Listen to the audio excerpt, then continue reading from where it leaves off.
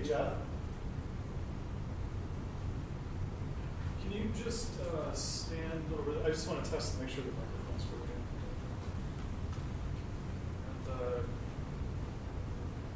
oh, just give me a couple, how now, brown cow.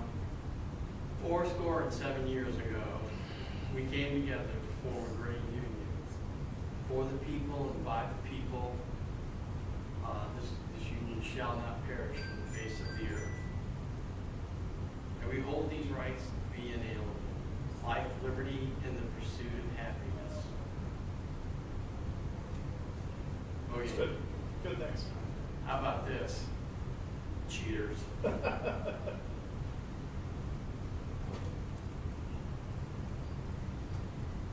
Oh, I'm sorry. We're doing a sound check at a school board meeting. So now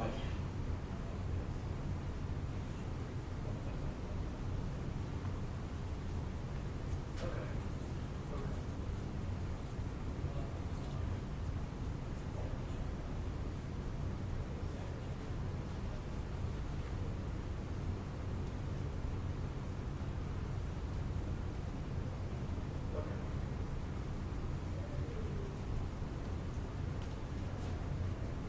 I gotta head out. Just sit here. Everything's good. Everything's good. okay. Everything's rolling. So. Oh, actually, one last thing to do.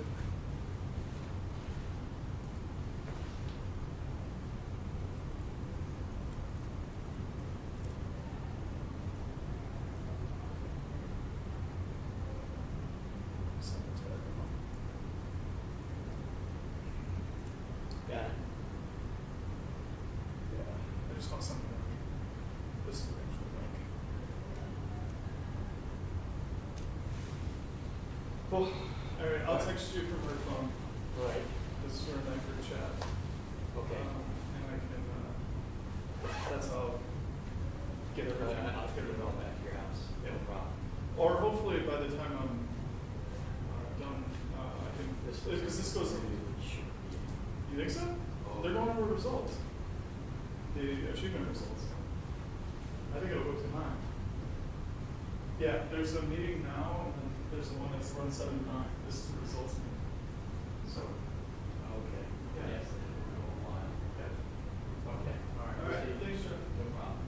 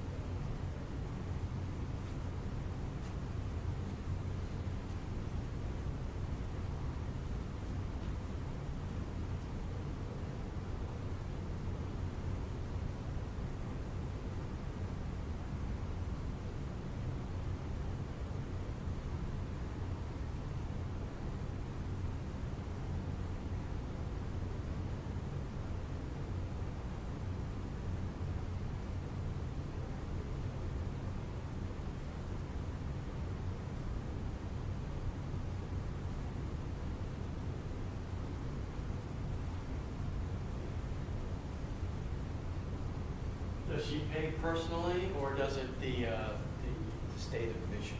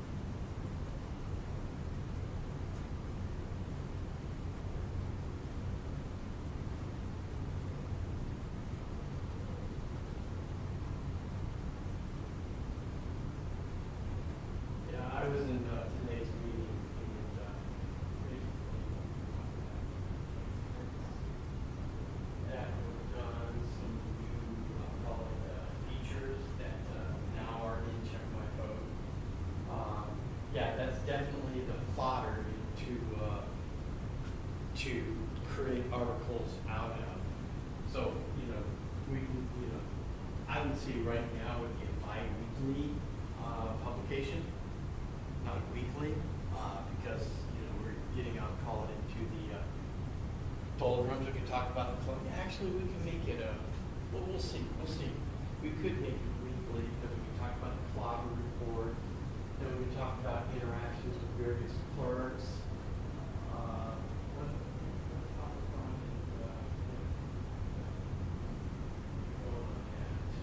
that is an idea.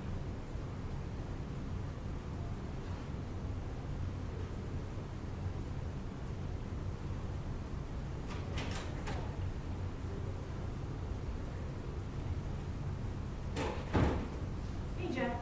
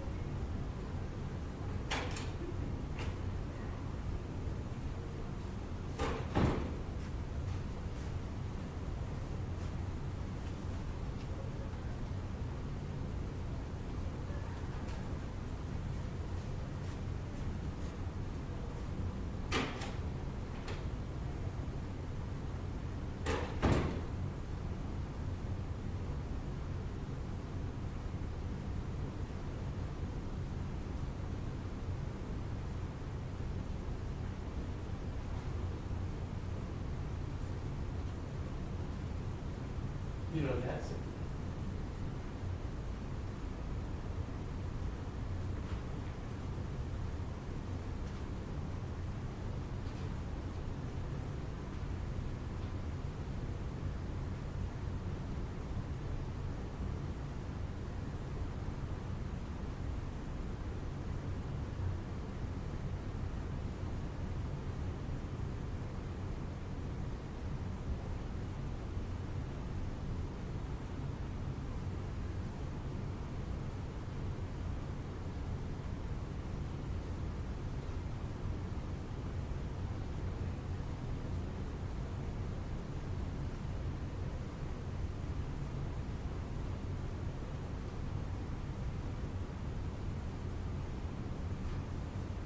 Yeah.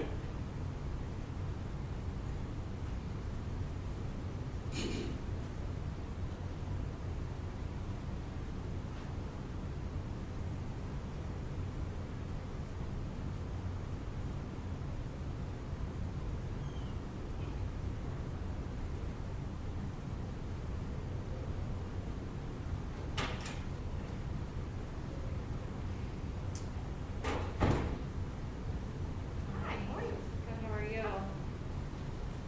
Good. How's dinner? Good. No, I'm good. Pasta, chicken something, veggies, salad. No, I'm good. I'm okay. You can always Has say. there ever been here? I'm gonna. Huh? I said we're gonna. Yeah, I've got it just a good thing. I'll figure out that I'm just stuck, you know? So. That's okay. I'm just gonna focus on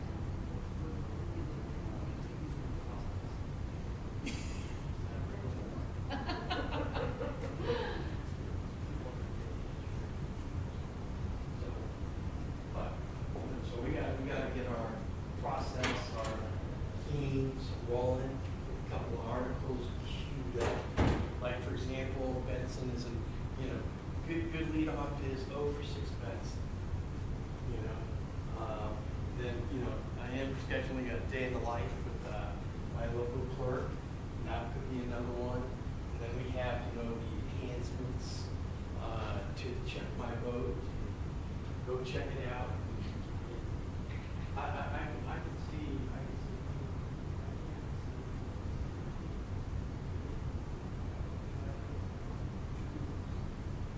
That's a big thing about doers.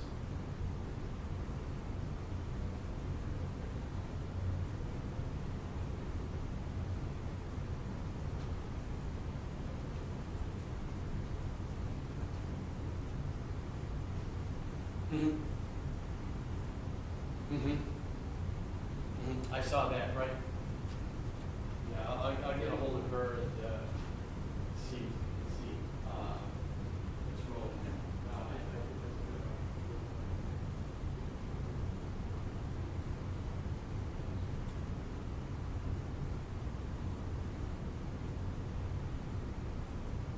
Roger that.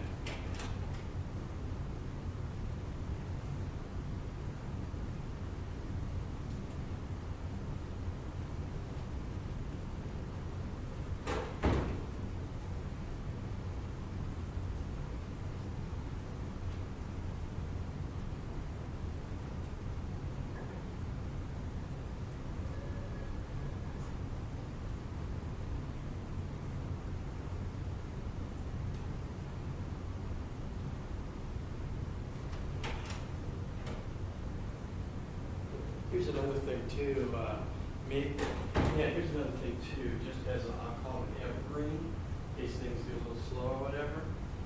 We could have like this day in history, some significant event for election integrity, like, just this, important dates in history or something like that.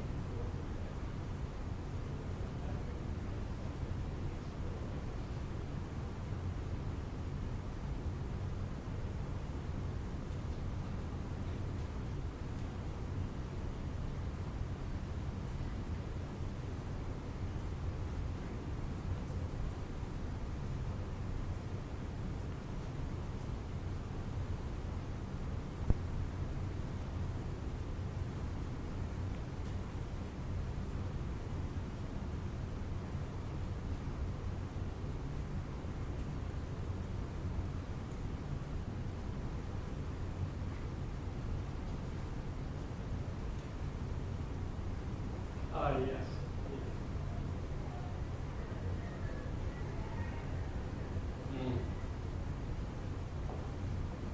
Oh, Bill, I didn't forward you yet. I found that in forward, yes. But yeah, he pops up in American Thinker, and he pops up in Gateway, he pops up in a couple other places. He pops up once in a while in Real Clear. Well, he's basically doing what we did.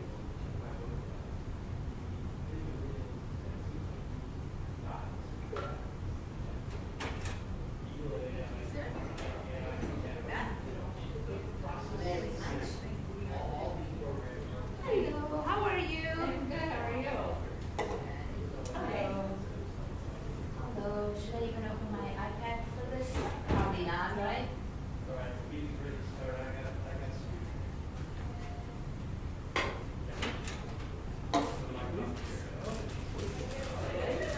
Yeah, I'll see you guys later.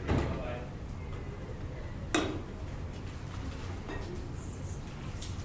The coffee smells good here. I can smell the Oh, yeah. coffee. Hello, Mr. Schaefer. So do we say happy Diwali Day or blessed Yes, you Diwali? can say either way. Okay, happy Diwali Day. Thank you. My neighborhood was good. Yes, Really the nice. last 3 days, yes. No, because the preschool's not there anymore. They changed the colors a little bit and whatever. Yeah. It's right in Christmas. They're doing, Sounds good. they're We also doing put up ESL our lights breakfast. for our house. For the ESL, and you were invited to the ESL, luncheon. Good, how about yourself? For the, I know, that's nice. the adult, the adult. We're gonna go into closed sessions. Yeah. Oh. So So, you, if you want to, you can come back in an hour. the meeting will start at 7. That's that, yeah. Oh, me. We're gonna, because we're just short meeting, go into closed session. Come Okay. back, end the meeting, and then the workshop will start at 7-ish. All right. All right? Okay, thank you. That way you don't have to sit around. All right. Meeting starts at 7. This is a closed session, real estate. Right, that's something else. Let's do that.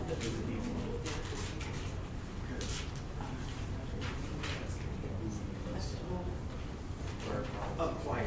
Yes, I saw that Okay. in the information package.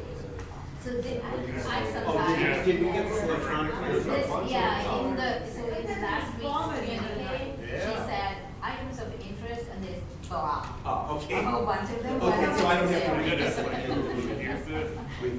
many different items in there. Well, That's different, So no, I was gonna say, yeah. Because we're not reading, we're just- Buckle in, yeah, buckle in Buttercup, because we're not gonna be out of here fast. Are you referring to my I'm just so tired that there's no self-control. Yeah, they said some examples. Like, Oh, I yes. mentioned I know, I was gonna say, and I know, you're not gonna make it faster, so I'm just telling everybody. This is, Yeah, we'll talk. we only He looks have at one this meeting side this and month. He looks at this side and I goes, know. okay. We only have one This meeting side. this month, so, it might be a little longer, that's okay. But it's still net positive, we just had this discussion. It's, instead of having to go to 2 meetings, you're still gonna be like plus 2 hours. Oh, yeah, totally. No, I told Karen, I'm like, we got a lot to talk about tonight, I'm not gonna be that early, so. Okay, are we good? Okay. We have to do pledge allegiance, on I pledge allegiance to the flag of the United States of America and to the republic for which it stands, one nation, under God, indivisible, with liberty and justice for all. We have no public communication. All right, that moves us to closed session. We still You told me it started at 7, so they want to see it actually starts at 7, so. Does anybody have your? We have it. You know, Okay,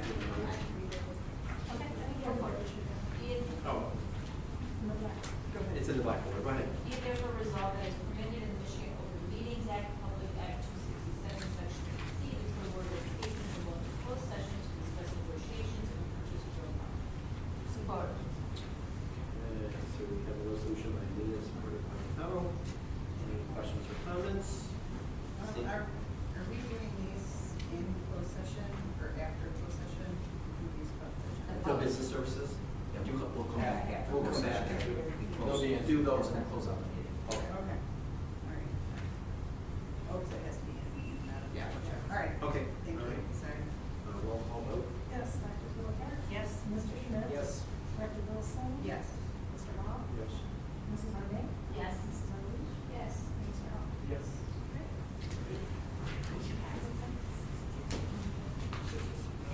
Okay, we did, Yeah.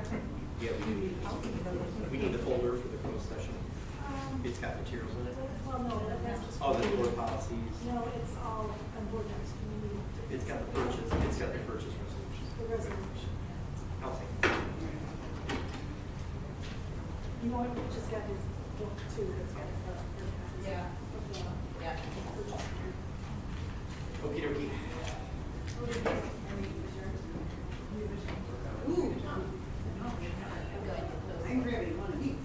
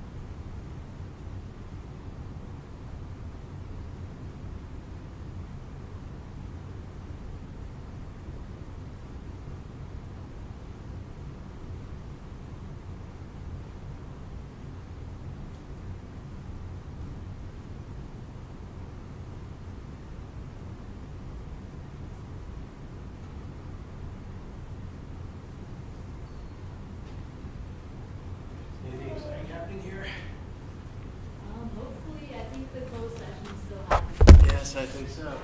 You a student here for your AP credit? No, I am one of the student representatives. Gotcha. Oh, you get to sit up there.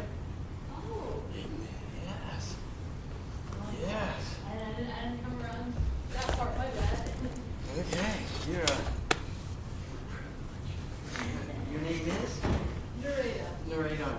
Nice to meet you. Nice to meet you. Yes. Yeah, you're right there. Oh, okay. See? Special desk. Yeah. Makes life a lot simpler, doesn't it? Yeah. Okay. I'll be right back.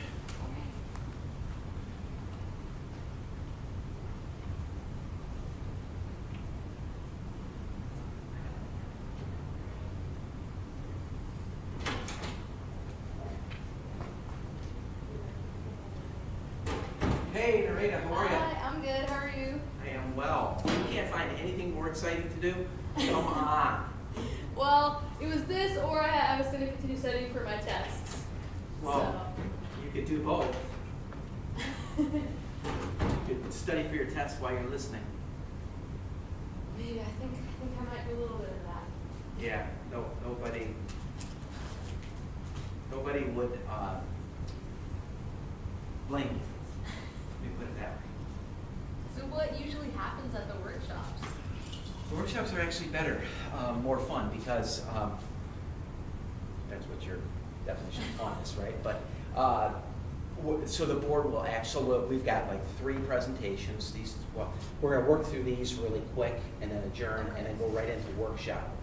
And in the workshop, these 3 will be presentations and conversation. Actually, all 3 will be fairly interesting. Oh. So the board will actually interact with one another, ask questions. They'll ask questions of us.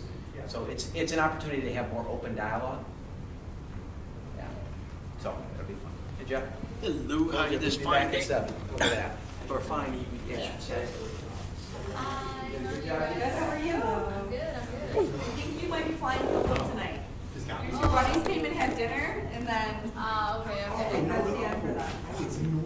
So know that this was so long, because we have quite a few presentations. Okay. So anything new is like, Okay. so there's like a time, like 9 o'clock or whatever, where don't feel bad. Okay. I think I have 2 tests tomorrow, so I think I'll try to be out by 9ish. But Yes, Dr. definitely. Tess said it would be interesting. It should be So- interesting. Hopefully you enjoy it. Yeah. You know what we talked about at dinner? So it was Tegan and Jayla. He was at the NASB, I just didn't have time to catch up. Oh, yeah, for you guys to go to each other's school for like a half a day. That would be so cool. Right, you could host each other. Yeah. We should set it up for this one. It was- So let's do Yeah, that, let's yeah. figure it out. That would be so I think it's so cool. fun. Yeah. So, I'd be interested in that. yeah, it's good. Was it? Really cut, yeah. But he's doing great. Do you have restroom before we figure out the first? Go to the other one, this one's full. Just letting you know. Depends on how much of an emergency it is. No, but save the time, sorry, that's all. They're worth the cannoli. They're worth it, yeah.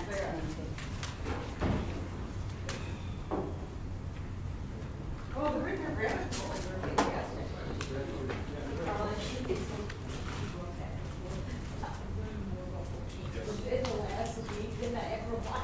I was telling Karen, yeah, I mean, it's like, you don't have an ability to, you said you don't have insurance on it, so you're gonna, are you gonna just plan ahead, just keep going and hope that So I told, it doesn't blow? we're gonna, Cause I'm more concerned it's gonna blow while you're there, that's no, what. this is the thing, this is what's interesting, so this one doesn't have an ice cap on it, so when it erupts, it'll just be magma.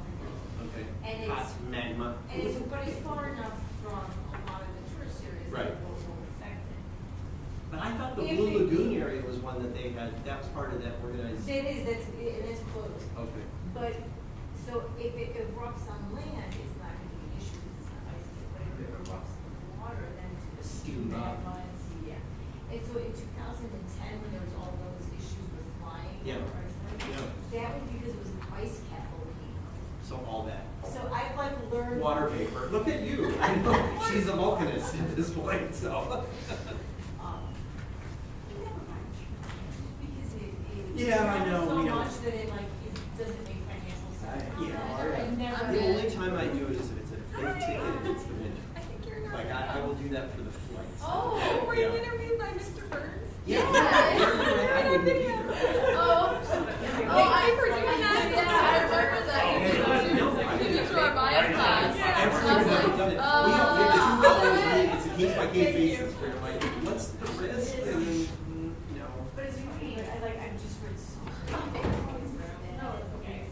But even last in August, there was one that was going very touristic, so it's just like, it's a normal, it's called land goals and fire. Right, I know, I was gonna say, you gotta kind of plan on that when you're going to your land of environment.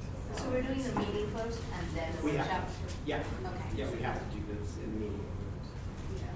And then we'll adjourn the meeting. Okay.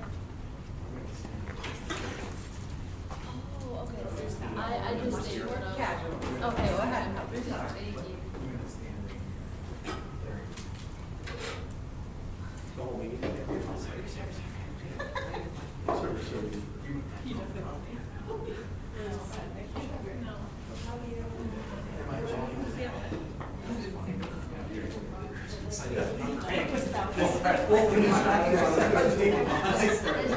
Yeah.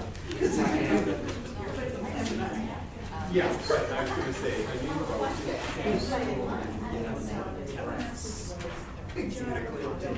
Yes. Greenhouse in the back for the winter. It was really a great session. That's really fun. I could just Google.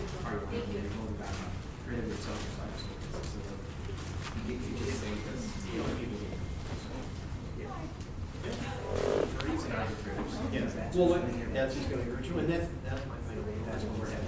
You just have to keep saying, over and over, when we're negotiating the TEA, now we have, you know, so. What's that? Okay.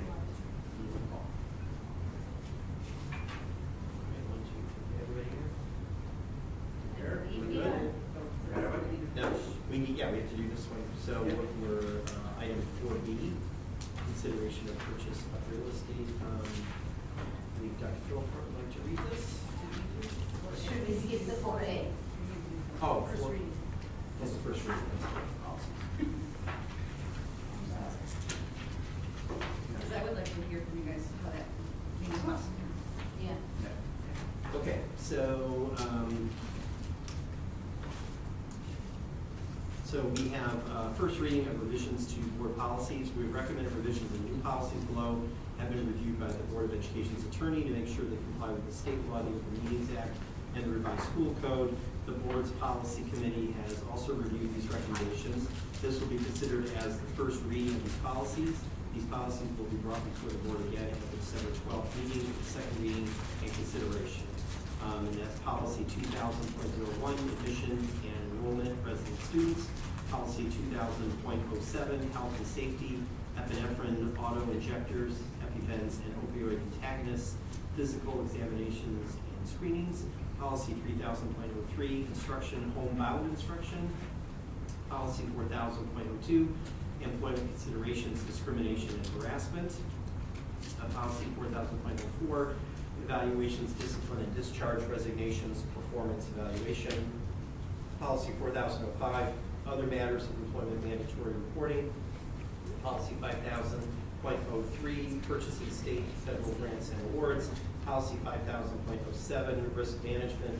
Policy 5000.12, use of electronic signatures. Policy 6000.02, safety and security. Policy 7000.12, school visitors. Policy 7000.13, engagement in outside organizations.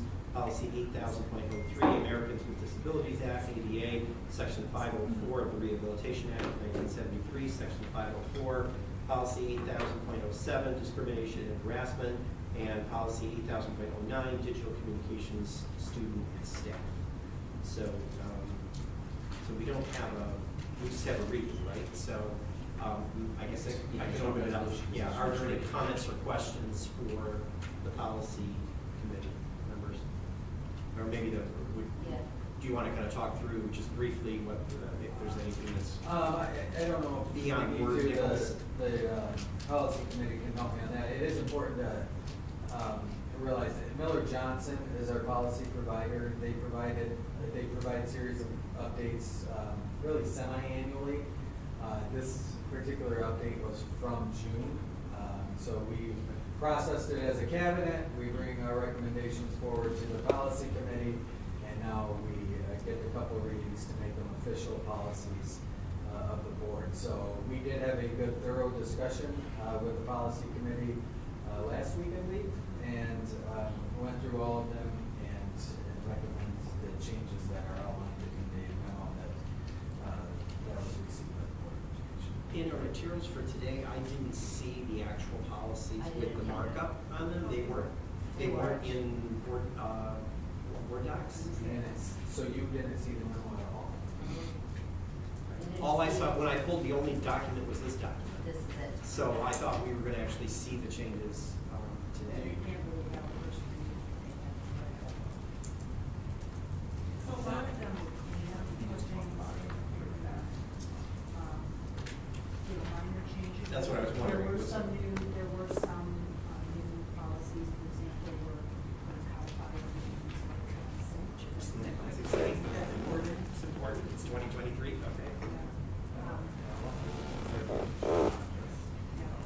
Beefing up the language, just making sure we're.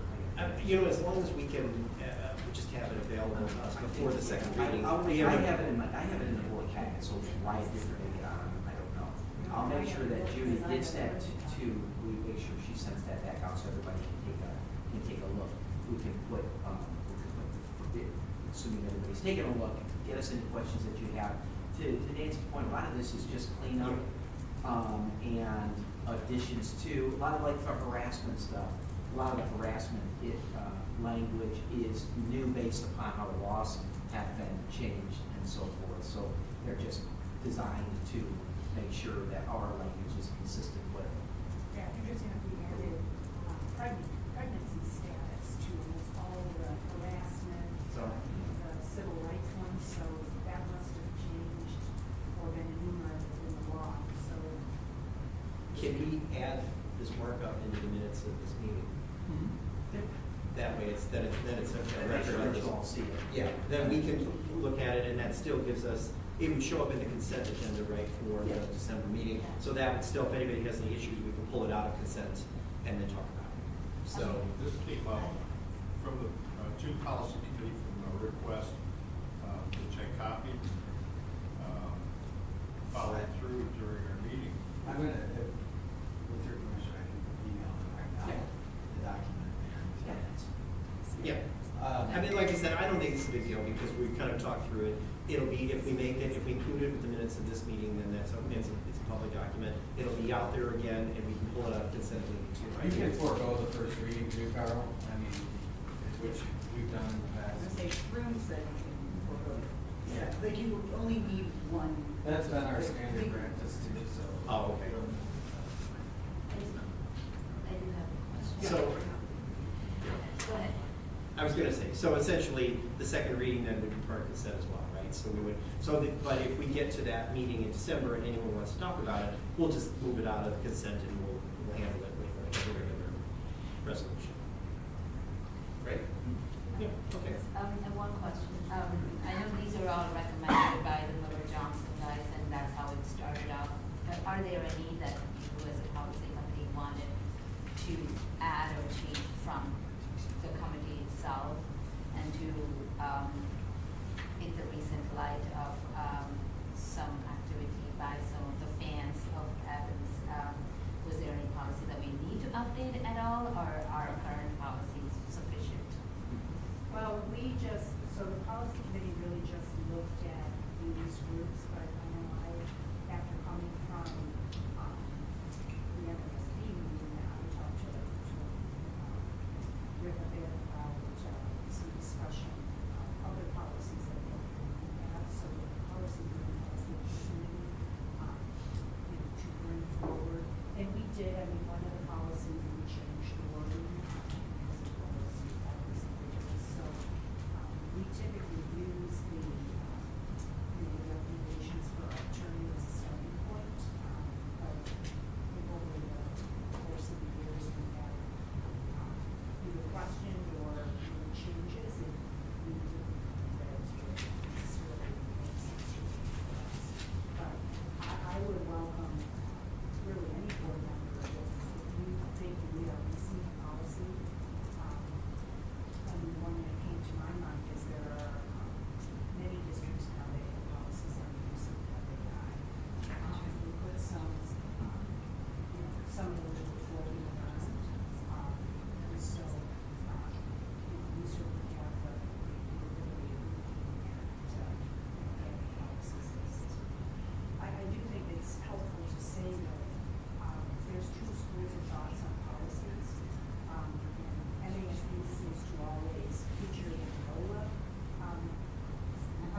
which is.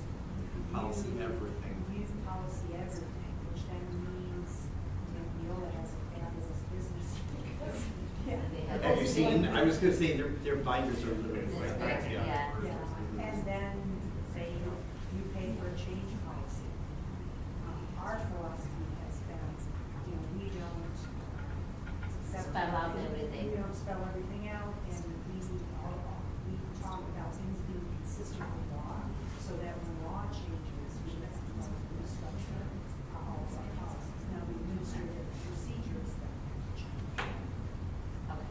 So as you get legal updates, go to conferences, and I think that's a good example. Yep. Then absolutely bring those forward, let us know, we'll add it to our list of updates that we get from Miller Johnson, bring that to the committee. And then if there's something that they don't have, we will take that to Kevin and ask him, what do you have as it relates to this, and what do you recommend? Right, what do you recommend? I was gonna say, yeah, that's And the.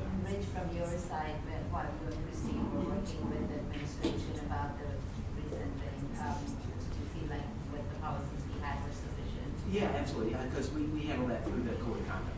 Okay, Student code of so conduct there's nothing addresses there. Okay. off-site activities. Yes. Yeah, a good example, and it just so happened to be in the June recommendation, is through our, and we'll talk about this next month, but our safety security assessment. It was identified that we need a visitor policy, explicit in our policy book, so June, we got the recommendation from Miller Johnson. Todd Gilovich has been working in tandem with our administrators in our cabinet, and we've recommended that policy. So that's one way. All of our work is always diving into policy, how it supports the work that we're doing. So there's different ways in which it comes to us, and yes, like Rich said, we're always looking to your learning as well. Yeah, when we went to Miller, it actually slimmed down what our policy was that they had developed on their own.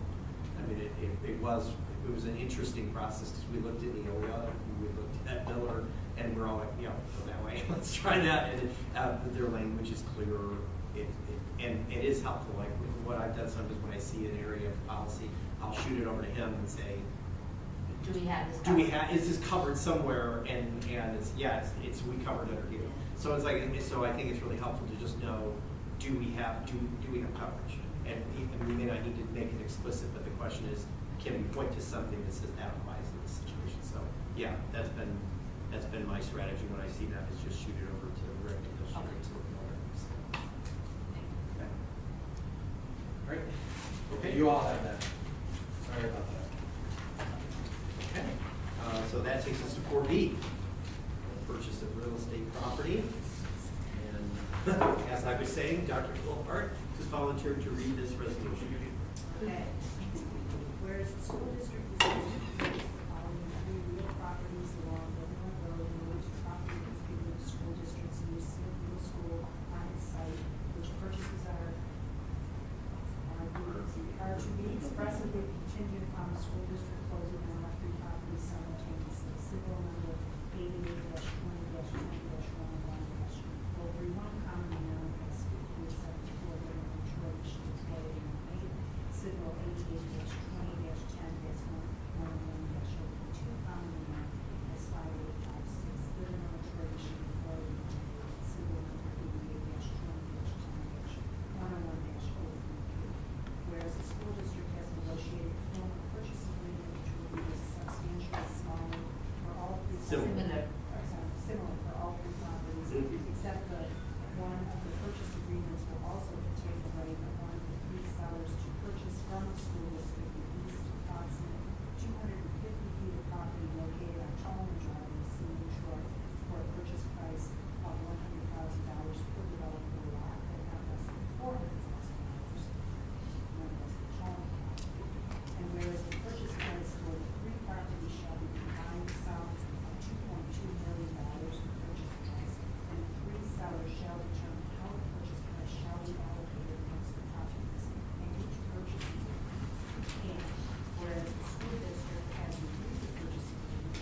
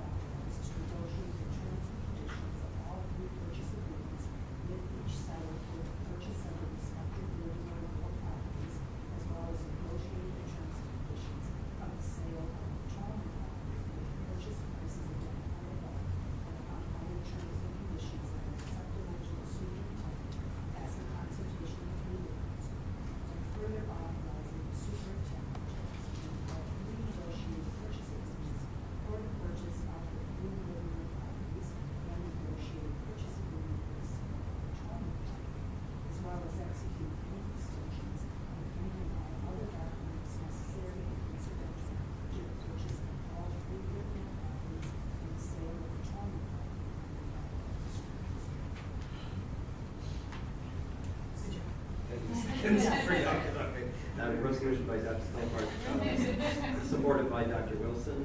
Okay, any comments or questions on this? Salish? So just to clarify, so it would be the purchase of the 3 properties, for the $2.2 million. And then that would be offset by the sale of, the Tallman property, for a minimum of 400, but potentially more depending on how many developable lots are on that property. He's willing to purchase.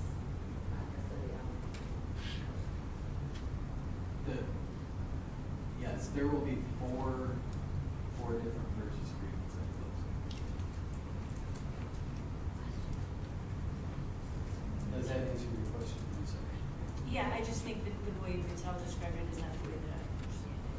So it's not, he has to purchase at least, it's purchasing the Tolman property. There are at least 4 developable, so for no less than 400, but it could potentially be more if there are more lots that can be developed. Correct. But he's buying the whole lot.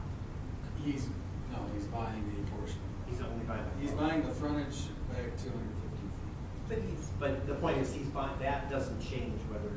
That does not change, no. If he can But build 3 I'm houses protect- or 5 houses. I'm protecting he tells me he can do 4 lots there, and if he can do 5 or 6 because of something I don't know, we're gonna. We'll get more. If he only chooses to put 1 on there, We still So get rid of for- it. Yeah, okay. Good. Other questions? In the purchase agreement, it only shows 2 properties, one right. so this is a draft because there's gonna be 3 different purchase agreements. Okay. Each will have a different Sidwell number, and an address, and a purchase price. Okay. So this is So this is illustrative, not, this it's is just an example. This is a draft of Okay. what all of them will look like. Okay. Okay. We ready for, well, we don't need a roll call. No. All those in favor, please say yes. Yes. Yes. Opposed, say no. Thank you. Resolution passes. Thank you, Mr. West. Progress. Okay, and with that, we will adjourn the first meeting. Thank you, I lost the word. I had that. Help me, something else. Okay. All right, so that moves us to our next meeting. So, welcome to the Tuesday, November 14th, 2023 Board of Education Workshop. We have all trustees present. We begin with, and a student. Thank you. We had 2 students come and join us for dinner and then leave. I said, the fun part starts at 7, so I was glad you're here. We do not have any public communication, is that correct? Okay, that moves us to board learning. I was going to say, I thought But I never really, that's all. We can make that. we'll move it Is to this that. still that red book that we read like Yeah. a million years ago? That's it. Just the first chapter. Just the first chapter. We thought it was. The articles were sent to us. Yeah, I sent you the first Oh, chapter. Oh. Yeah, It's the the book first itself, chapter but of the book that they got us reading. I will get a copy of that hard copy, like soft copy. I'll give it to you. Got it. Okay, and that was our, we didn't talk about it. I was going to say, I I'm didn't looking at talk this about it. going, oh crap, that was tonight, wasn't it? I was thinking it was next month, but it's not. So, yeah. So, okay. You did send out Yeah. something that. Yeah, and with a copy of the hard.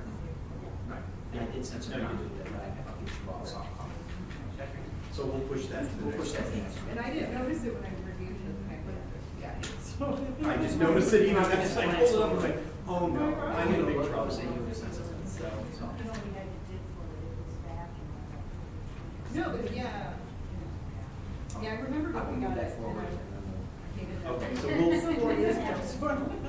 read this. Had it from several years. Yeah. Jennifer Gottlieb had us read it. We did it, it's red. Oh, look at that, Gary's got it with notes. Okay, yeah. You're prepared. Beyond testing, Yeah. looking at The alternative. grab it for first you, chapter yeah, was so you can see it. photocopy, picture taken and sent to us all. Yeah, scan. Yes, yeah. Got it. Thank you. Sorry, I completely flubbed that. Okay, let's move it then to number, oh, that is number 2, okay. We'll move to number 3. I'm not tired, not at all. Okay, we'll move to teaching and learning up. Are you ready for me? Hello! Hi. Hi. So, on behalf of our teaching and learning team, we wanted to provide you an update this evening to kind of circle back to a conversation the board has given us in several different ways, but mainly through our accountability plan last time in terms of giving us some feedback around our calendar. We're working to really be able to provide a really transparent process as it relates to our calendar, making sure we're really strategic with you as it relates to your priorities. And really the presentation is just brief, but to provide you just kind of it's sort of twofold. Just to, number one, provide you an overview of where we are in the process, and number two, to help you know how to be inclusive with you about kind of co-designing if there's something we missed or if there's something that you wanted us to reconsider as we go forward, just to make sure we're on the same page. So, and I know you had the opportunity to preview this, but just a summary of the criteria. Sometimes I know as board members, many of you have shared that people ask often, you know, what goes into designing the calendar. And there's several different considerations that we want to be clear with you, obviously, as well as our community. And those are listed here. I won't read every piece of them, but it is important to realize that it's not just an arbitrary process. This is obviously negotiated with our teacher group, but it is important to realize we have federal, state mandates and guidelines to follow, but also our superintendent priorities. Those of you that were here years ago, we were able to think a little creatively about how we could provide ongoing professional learning, and that was something that was a priority of the board and their superintendent to really expand those opportunities for job-embedded learning. In addition to that, we look at what's happening kind of in our county area and looking at different pieces again throughout what's recommended. What will be new this year for our calendar committee to consider is we are looking and hearing your feedback about honoring and thinking about ways that we're embracing the diversity of our community and looking at holiday observances. We will look at student absentee data as well as staff absentee data. We recognize that our community is all encompassing and it's not just about our staff. And so we, as you know, put out a survey toward our community in October, and we were able to think a little bit differently about that. So just to kind of begin with the end in mind, this lands with our calendar committee, and then our calendar committee will kind of chew on some of this data. We'll report all of that out to you, and so you can look at it as a bigger picture and see where we kind of land. So I just wanted to kind of, again, start with the end in mind and move from there. Yes? Who's on the calendar committee? It's not sure yet. So that's through the negotiation process, and usually what we do is break off and have a committee of people that, as sort of a subgroup, we want to make sure that we're very intentional about who we bring into the conversation and making sure we're doing some learning around that as well. It's difficult, but it's to follow up to that question. What groups are typically? So members of the negotiating team. So we're named as our cabinet team is the negotiating group, and then also our teacher group has their folks. Okay, so the calendar committee is made up of representatives from the teachers union, representatives from and this is because the calendar is negotiated between the union. Correct. So it's not something the administration can just set all by itself. Correct. Yeah. Good question. Christine So and in the Chris for previous- sure will be on there from our side. Christine and Chris for sure, because they'll cover it up. So in the previous slide, how come we do not specify that TEA also should be part of that? We put staff in the survey.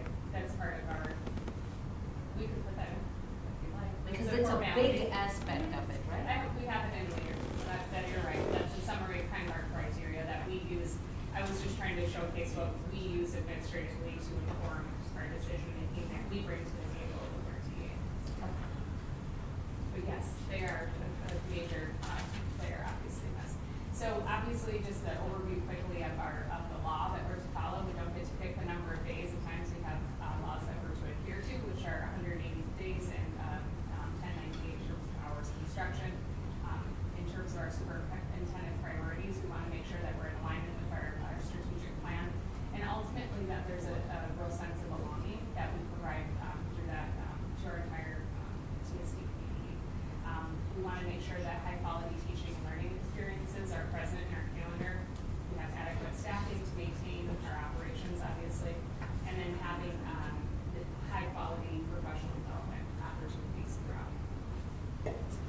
change, did the 180, 198, did it change from and to or?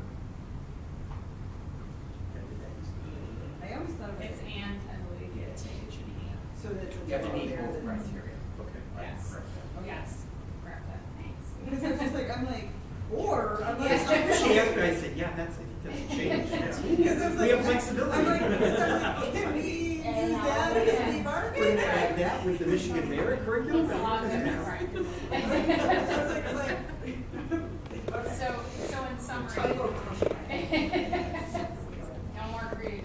It's very exciting for a moment. So we heard from you, and again, in various ways of feedback, and please feel free to provide, sort of missing another piece here, but a multi-year calendar allows for forward planning for families, and of course, alignment with some surrounding districts in general. The instructional continuity, we've heard a little bit about the choppiness of some of the calendar days and things like that. We also have an interest in looking at data objectively, and so that will be interesting to take a look at some of the student absentee data. And when I say that, I mean when we're looking at holidays in general, what students and staff where they're absent. I think you'll find that to be interesting. I thought that was a really good idea. It's like, where are the Very national breaks? People are objective. gonna take it anyway. Right, Yeah. very objective way of taking a look at it, so I Yep. think that'll be interesting to take a look at together. Obviously, we're following the law and we're being respectful and inclusive of religious holidays. So that kind of, in summary, one just quick glance, and again, I won't read this slide, but there are legislative pieces to consider as we move forward in terms of the common calendar in Oakland County. They have this broken out for, both for winter break, for spring break, and for, the February break as well. It's a recommendations and considerations for the county calendar that is built out for, until the 28-29 school year. So I just wanted the board to just, again, this is sort of a basic overview of what we have to consider and take a look at, providing, that overall framework. And we don't have to legally follow the Oakland County Common Calendar, right? It's their suggestion, and this is being cooperative, trying to, or do we Yeah. make that back happen? Well, we do have the ability to get a waiver. We can ask the county for a waiver. So you, okay. And typically we'll get the The one waiver, that has the. but you do have to ask. You have to ask. So I was gonna say, okay. But what advantage do our parents or our teachers have following that? As in, do we have like shared teachers, shared So we training, have teachers any who of have those? kids in different districts. Yes. That's- Yes. There are definitely some advantages to everybody having the same break, but. Except like midwinter break, ours is 2 2 days. days. West They have it. Bluefield Hills is 1 day, they just take. Right, that's why They it's don't just even have it recommended. break, they just have the 1 day, so we're probably more in line. January 1st, December 31st, like, that 27, 28 is weird, like, no one's gonna want to. I mean, I'm sure the first is a Friday, so. So this is just a basic where we start when we look with the calendar, again, just to name the process that we kind of. But if you felt we look strongly, at this. you could ask for. Yeah. Right. Oh, that's what I was Yeah. wondering. Okay. So quick update on the survey. We sent a survey out for the first time since I've been here, actually, I don't remember that. Yeah, we haven't done First time that. since I've been here. We wanted to make sure that our parents felt included in that process, and we really did want to hear from parents. In a real simple survey, sometimes we over-survey folks, and so we wanted to just get a general idea of where they stood, and that was just, again, part of the board's feedback, that we need to boost with that. So we had a great turnout, almost 3,500 respondents, about 2,000 parents, 890 students. We asked kids what they thought about this as well. We had 360 of our staff, and then 148 of both parent and staff.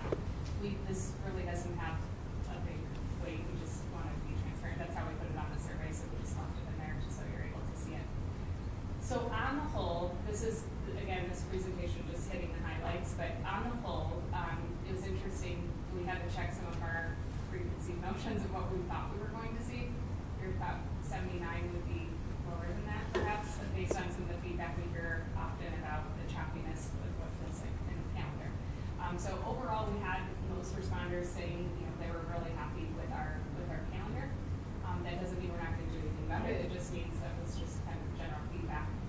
Students, 58%, and Somewhat. staff, yeah. Yeah, right. there's room for improvement. Right. I put someone happy in that, Mhm. really, so. So maybe. I was gonna say, you did, really? So we're so long, yeah. Great inflation. I'm not hostile. Yeah. So important to think about when we're looking at this, these things that we're asking, it's not a vote. So if somebody's saying we Yeah. prefer this, it doesn't mean we're doing that, it's just informative information for the committee to consider. And so some of the general themes that all groups were relatively happy with our current calendar. All groups preferred either full days or half days for professional development. And so that's something that we asked because we know that professional development is an important key factor in our strategic plan. But it kind of stepping away from like an early release or a delayed start perhaps is a consideration, and that's something that was in the survey. So that doesn't mean, I want to make sure that that's happening because these are negotiated items, but that was just a piece of feedback from all the groups that was in common.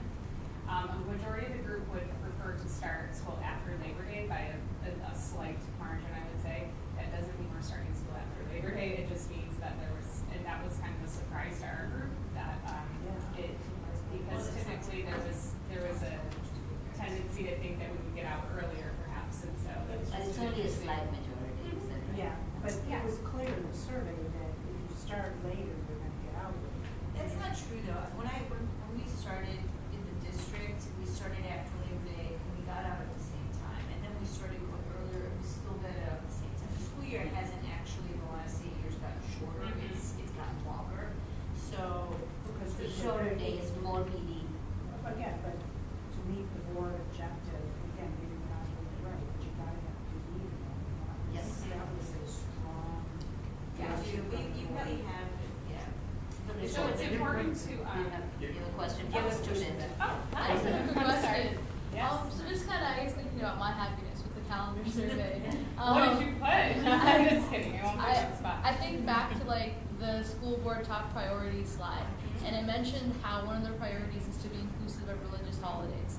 And I know I celebrate some non-traditional religious holidays like Eid or Navratri or Diwali.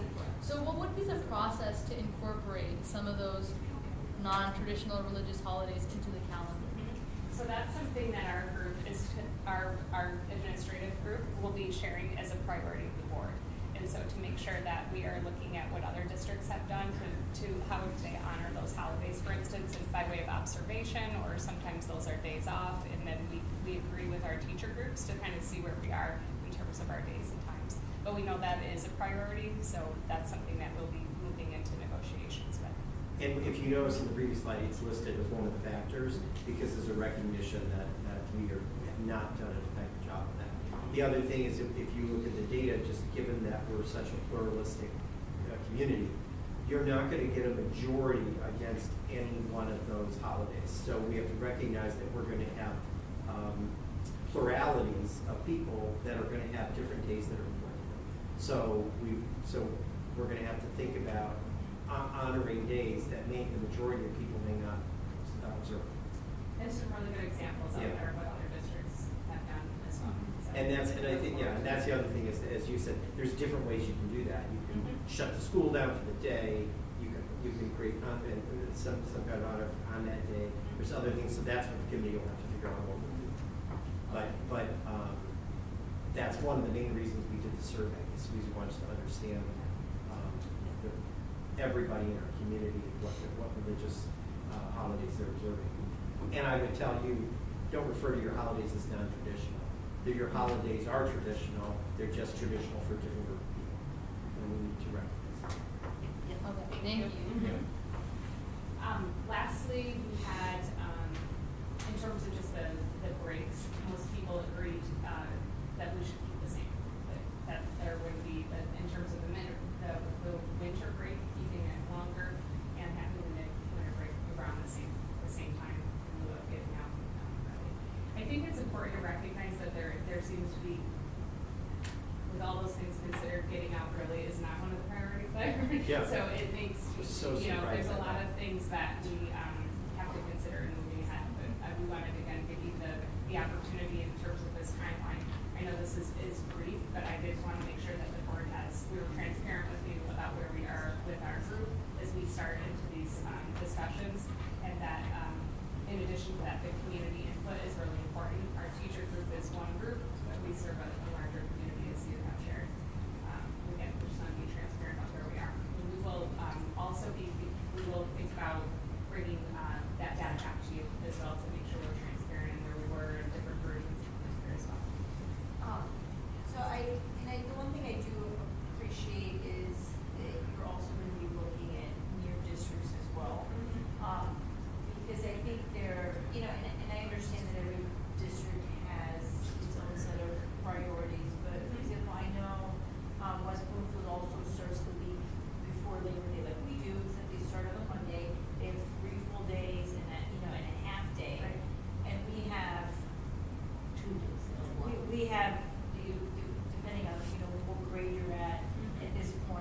So we're starting early, but we're not fully utilizing, but then they also get out a week earlier. And so we have really just extended the year and are not using the time. It seems We are that- using the time, we're using it for professional development. Again, that's back to superintendent priorities. So, Well, it was board priority. yeah, it's the board priority.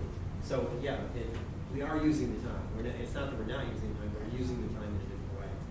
Well, and so I think that might be, once we do come out with a calendar, and I said this before, that information needs to be communicated to parents. Or to That's the what we're trying to do. to the community. But, even details like that of, why do we, start a week before, but then really not use a lot of that time? It's Friday professional development day, Labor Day's on Monday, it's not on a Friday, there's no need for that to be. and it might We're not be- allowed to have school on Friday, state, isn't that state law? I don't. Yeah, that Friday, you're not allowed to have, in the month of August, you're not allowed to go on Mondays or Fridays. That was the compromise of the tourism. That was the If you start tourism. early, you To can't. give waivers. But to your point, sharing what we're obligated to do by law, Yeah. and how, just being transparent with the process, I think there are assumptions or questions I think to share. But also looking at it in your districts and see what they've been able to do in terms of utilizing, reduced time, with the understanding that, to handle professional development differently. So, question on that, so we're not allowed to have school on the Friday before Labor Day, can we use that for PD though? Do we know? I don't know, I don't not think sure. we've yet agreed. Not on certain. that. I know, I was gonna say. That's Oh, where our let's attendance see how would it be. goes. Yeah, I'm not sure that would be a. Okay, just wondering, I was talking more from the perspective of the law. Right. Yeah, yeah. Sure. It's not necessarily, negotiation may not work out that way, but. Yeah, I think that's related to classes. I think kids can't do classes. Okay. That long weekend, families, travel. Makes sense. So, did we, is this a big enough N that we know that it's representative of our district, or did we ask demographic information to kind of get an idea of that sample is really representative of our? The sample's well above what we need to worry about in terms of non-response error. Yeah, I'm just a little worried that we know that sometimes some of our Immigrant families. Yeah. Don't respond. That's why I think, so that was more perception data, and then what we have with our own objective data in terms of student absenteeism and things like that is a really telling story. That's one of the questions we asked, we didn't share here, is what holidays do your parents celebrate? And it's almost exact when you look at the absenteeism. Oh, you know what, I think I So saw that's that. pretty, yeah, Okay, so got it. that's, it's really telling, so we're capturing the whole, to your point. Okay. Well, and again, that's where I'm like, this calendar can't be doing what the majority of people are saying, because we have these pluralities in Sure. our community. And now we have data to show that. It's like, you can't ignore a third of your population, and they say that's important. So the question is, how do you do, how do you honor? That's really important. This data, I think, is gonna allow us for the first time to tell a more compelling story in debt negotiations, which we haven't done in the past. Right, yeah. So I think it's gonna, and to that end, it should yield better results that work for everyone. Because at the end of the day, that's what we want. We want the results to work for everyone. No one's gonna get everything they want, but if everyone gets something more than what we had, then I think it's a. Following up on Nancy's about representative data, did we know that we get a good representation of all the schools or high schools kind of thing? 3,500 people is very, yeah, you're saying the. I guess, did we get all the schools? So we Sure, should we have that breakdown. Okay, Yeah. so We feel good about it, and I think it's best couched with, again, the objective look at the absenteeism. I think for us, that's not relying on people's final survey, so it's a really, it's almost a perfect match, which Yeah. is fascinating. And it's actually fascinating. The behavior matches the most of it. Yeah. No, I think that's a good check in. Yeah. Okay. So now the question is, our next steps. Yeah. So. Thanks, Chris. Appreciate it. Thank you. Okay, then we move to student achievement review.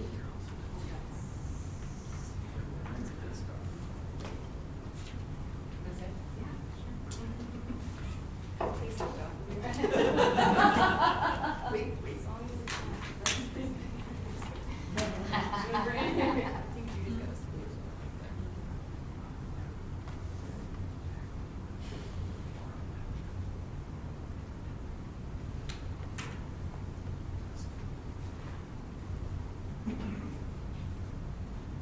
Maybe not everyone. Okay. Great. Good evening, everyone. Thanks for having us. All right. So, Chris and I are going to jump into kind of our annual review here of student achievement data. Throughout the course of these slides, we look at a variety of data focusing on our students in grades 3 through 11. That's where really our data is collected from. The last few slides, we look at some graduation-based data for our students as they're leaving the district. But we really wanted to, in this slide, kind of captures the data that we're focused on in this presentation. So throughout the organization, we have a variety of means to collect data. And not every piece of data is in this presentation.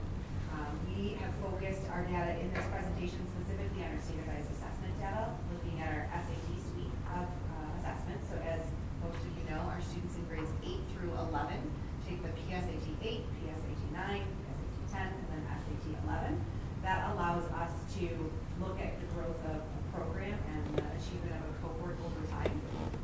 That's great data for us as an organization. It's fairly consistent data. We also look at our MSTEP from 3 through 7. And then some of our instructional and benchmarking data, which is, some of it's included in here. The Common Lit assessment is a new assessment for us as an organization that we're using with our 6 through 12 ELA. We had spent time talking with you as a board about having additional data similar to the useful functional data that K-5 has with Fondas and Pinnell. K-5, the Common Lit assessment, we began using this fall, so we're just emerging and using this data. It's collected in each one of our ELA classrooms with a classroom assessment that lasts 1 period, and it's standard aligned so that teachers are able to, at the secondary level, create groups looking at, all right, Christine's really strong at analyzing evidence, but she's not so strong in the language conventions. So when I'm working with her in the small group, I look for her to support her. We're also introducing NWEA, and that's something we'll talk about in these slides as well, for our math data. We're looking at implementing NWEA later this winter in our middle schools as we prepare for the school math program. What does that say for you? Northwest, that's one of the questions I can't answer. What is it? Northwest Educational Assessment. It's a fairly common assessment that's used in many, it's a state recognized assessment that many districts use for growth, to measure growth. Right. And it's national. It's right? national and So nationally the, known. right, and it's norms, so unlike the young stuff. Yeah, it's been around for a number of years. So the first data point that we're going to dig into is our SAT 11. So our SAT 11 is a nationally norm reference assessment. It is consistent in its content over time and its structure over time. So the SAT actually did change back in 2016. It went from a 3-part assessment to a 2-part assessment. But from 2016 until now, it has remained fairly consistent in its approach. It was one of the leading collegiate assessments that's accepted in colleges, so that's why it's valuable to us. We know that some colleges are stepping away from using those assessments, but this is one that has remained credible throughout. And as I mentioned earlier, because it is a suite going 8th grade through 11th grade, it's a useful data point for us. It's important to know that when we look at this is data that helps us look at our programming. Right? This is dead data to us, right? So this is data on a cohort that has gone past, like they've moved along, they're no longer with us. They've moved to their senior year, they're not active with juniors. This is not the kind of data that we would use to dig in to try and try to fix a student or try to identify a specific student. And right, it's not formative in nature, right? So it allows us to compare across county and student groups. So Christine, at some point, I'd be interested, we had a group of colleges come to, do speed dating tomorrow. And I was surprised that those 3 colleges said, students can elect not to share their SAT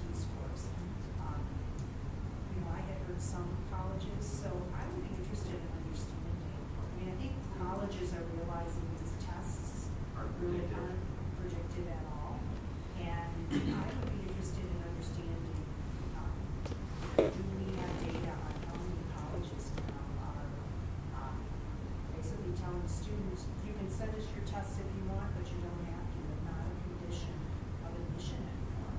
Or even which ones. Yep. So for example, I was surprised that Columbia does not require our test. It's optional. Test optional. Yeah, it's test optional, whereas I think U of M still does. I was gonna say, U of M and Michigan State, as someone who's just sat through the college application process, I can tell you U of M and State still want them.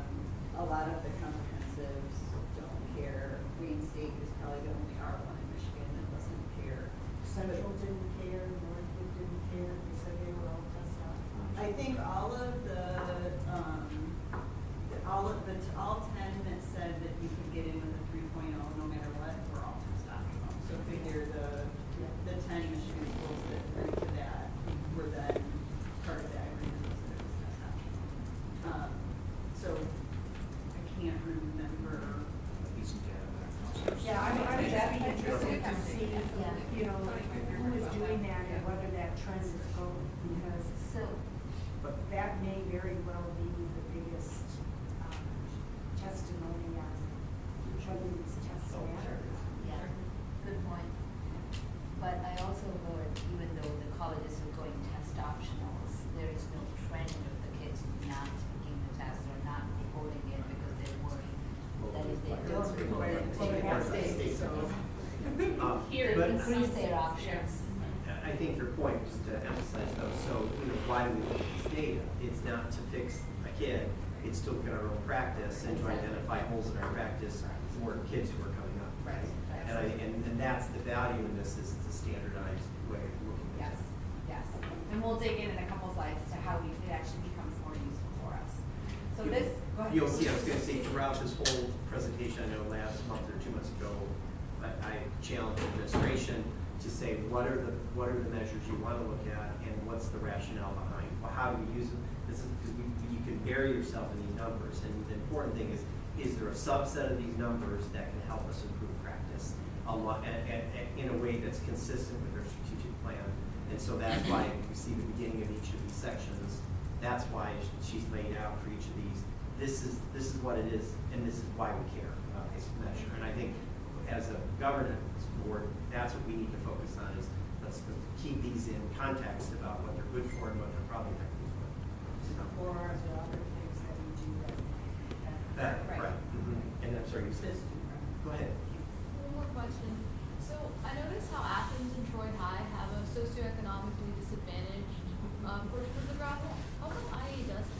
It's a great question, so let's dig into what's going on. So, our She wants us to give yeah, so our, great Get to the prompting data. question, I appreciate that. So, this data that's represented here is, summary data for the building performance. So you'll see the blue line is, International Academy East, the black line is Troy High School, and then the red line is Athens. At the bottom of the chart is the percentage of the total building that qualifies for free or reduced lunch, our socially economically disadvantaged students.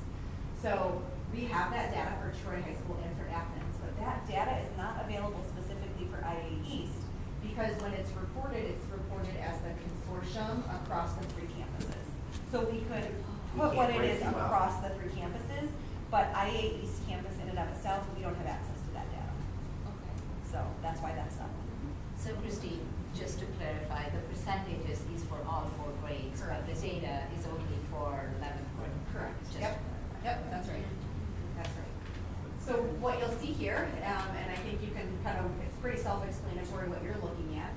In the 2018-19 school year, 100% of students at the International Academy East tested at proficient or advanced in the SAT performance, and I think that's pretty incredible. That's that one data point that's there. I double-checked with Jerome that he didn't just drop a point on there, but 135 out of 135 students tested at that level, which is incredible. I do think it's important to know that. Do you know what score that is?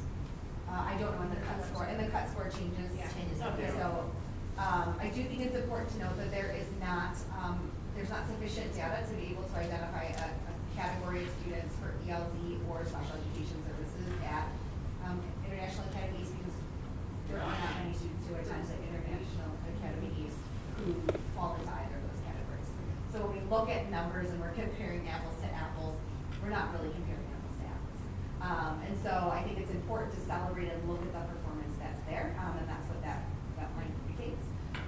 I think it's important for us to know that nationally, there has been a decline in performance in the performance on the SAT from 2019 through 2023.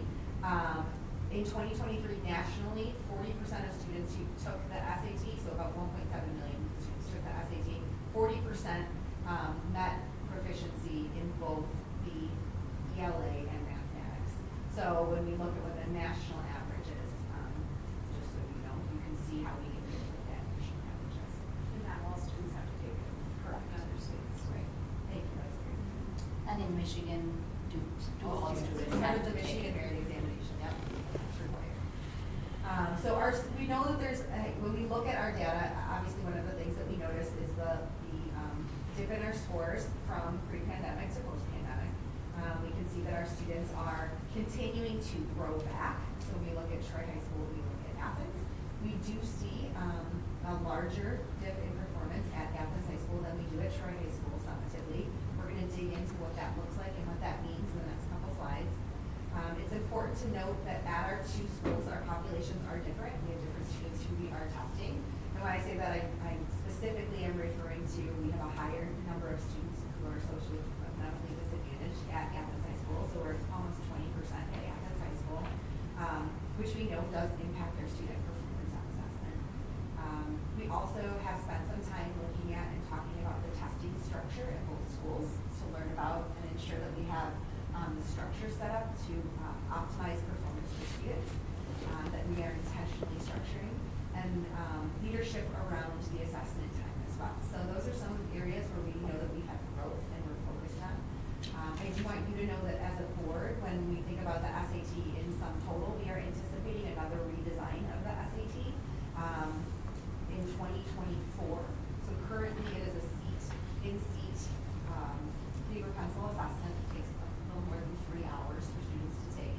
The SAT has announced that its goal is that everyone will take it digitally in the spring of 24. And their goal is to shorten the assessment significantly and have it become digital in spring of 24. So this year's juniors. This For this year.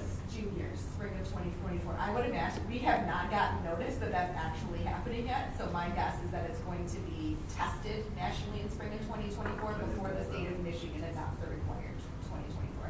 What we've seen in the past, Chris has lived it, Rich has lived it, as we've gone through when MEEP went digital, leaders, right up on the. Well, because the PSAT was forced digital this It was, year, yes. pretty short notice. Right. So I would not be surprised if it's So we would do the same probably lesson. Right.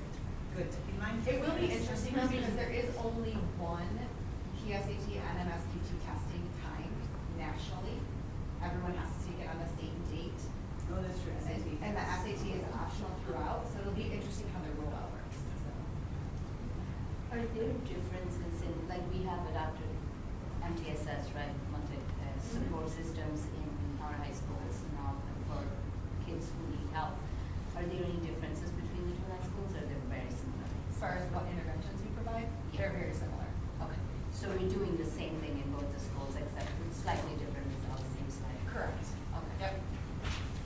So, on this assessment, what you'll see is, on this data chart, what you'll see is a deeper dive into kind of the differences in how our two schools are doing. So we look at, this is specifically looking at ELA and our students' performance in evidence-based reading and writing on the SAT. I think it's important to notice that from the 2022 to the 2023 school year, we see some positive growth back after returning from the pandemic, and our anticipation is that will continue in the right direction. Our students at Troy, and you'll see this as a pattern throughout, have been significantly less impacted in ELA post-pandemic than they have been in math.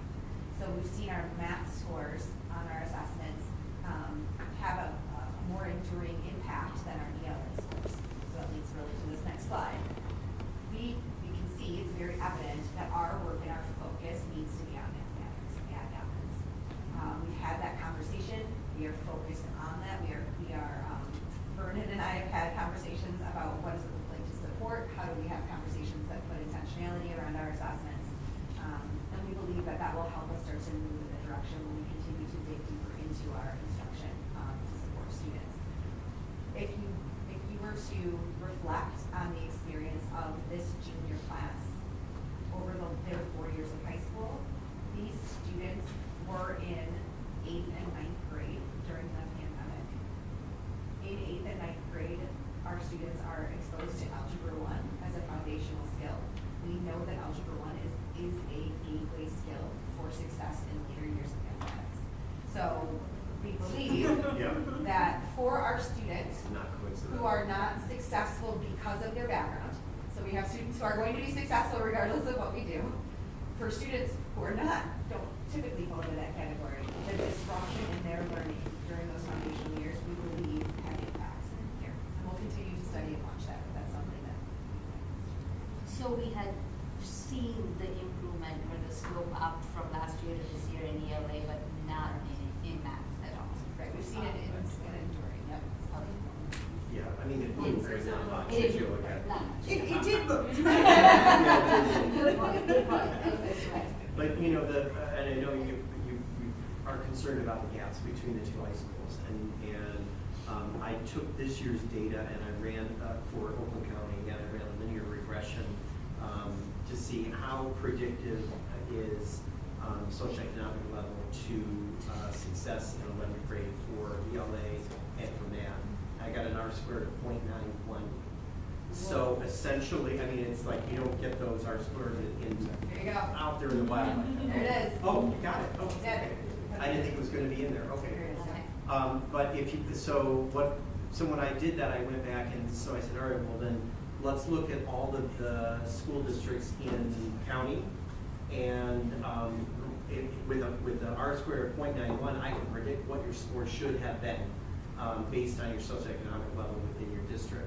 And then after I did that, then I looked at what were districts' actual scores versus the predicted scores, and then resorted our typical, we usually see top to bottom performing. So I resorted it based on how much are you out of whack from where you should be, either positively or negatively. So you can see the black bars where we are.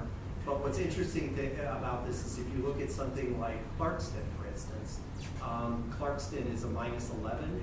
They have the same socioeconomic level as we do. So we are overperforming, they are underperforming. And so there's a couple, if you look at like Bloomfield Hills is either at or below where they should be based on their socioeconomic level.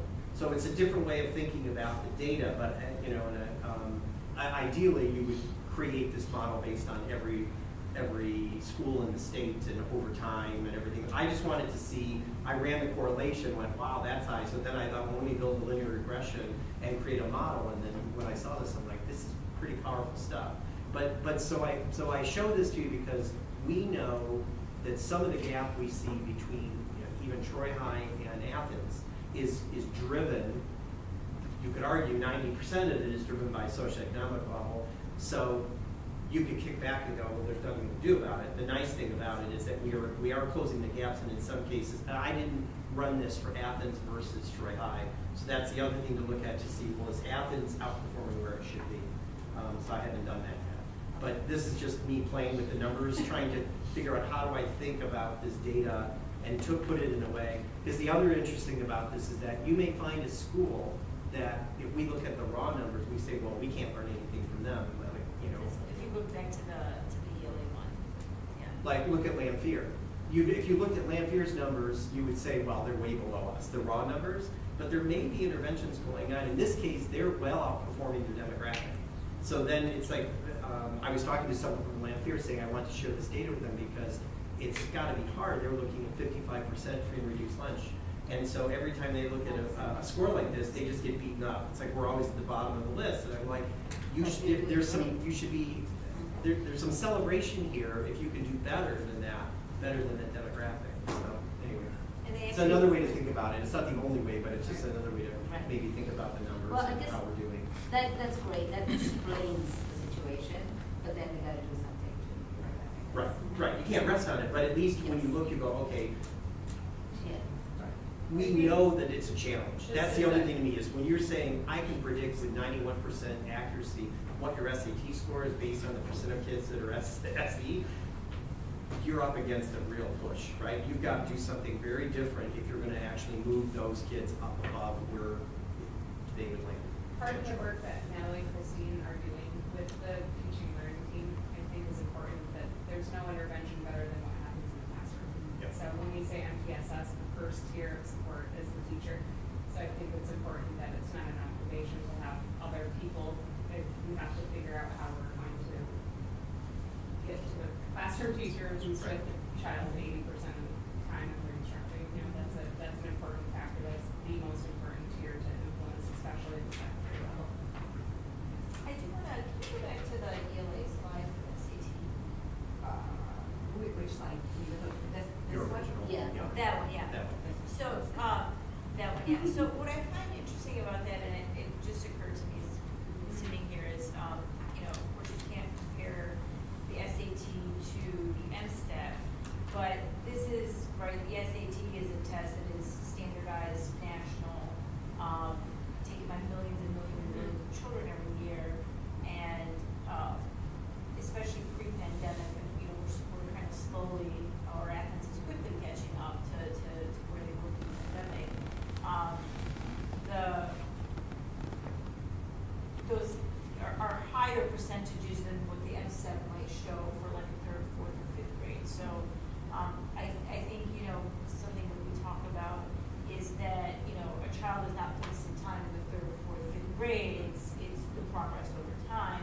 And something like this, is showing us that that progress is likely happening between third, fourth, sixth, seventh grade, and by the time they get to. It's the continuity of your curriculum and focus on instruction and practice over time that helps the students make that. Well, yeah, so we shouldn't look at data in isolation. Yep. And I would say the 22-23 cohort, they were the first group to get workshop in middle school. So like when we talk about the value of workshop model, like that cohort was the first group to get that and look at how much higher their scores are than the year previous. So as we look at the trends that, And I think if you go to the math too, I think back to their point about, yeah, we're not recovering in Well, it'll be that, right? interesting And that to to me see is like, that's where you go. So That that is is, see where this is gonna Yeah. change. so, It's really Yes, hard to we're- relax when you see you're 50%. I, You know, it's like 70+%, you feel pretty good. I understand your point though, but from my perspective, let's say for Athens, about 19% of our kids are socioeconomically disadvantaged, but only about 50% of our kids are doing good. So there is a good 30% that we need to make up for, which are not explained. Which goes back to, The foundations, the algebra foundations. Yeah. right, and an acknowledgement that there is work to be done. Yeah. And this data demonstrates that and then challenges our team to what are those specific interventions necessary around instruction that target these areas, and that's. And what you've got we're data showing that, committing to. right? Some of the studies that we've done, and as a board, I know we talked about a little while ago, probably pre-pandemic, was the impact of tracking over time.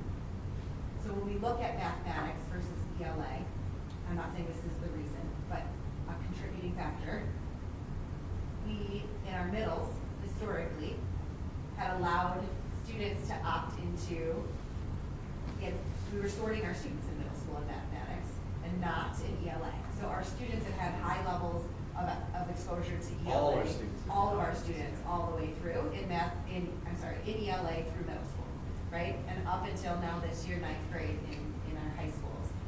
And so, I think what Chris just said a few moments ago, the most important intervention is the core instruction in the classroom, right? So how we are addressing the level of instruction in all of our classrooms is the most important first step for us. And so our belief, and what we are going to be holding ourselves accountable to and studying, and we'll talk about this again in a couple slides, is how has our new programming enriched the experience for all of our students, and what is it showing us in our data, right? Like that is really what we're. And that's not gonna be overnight, it's gonna be Right. over time, so as the middles, there is the elementary middles, and it progresses well with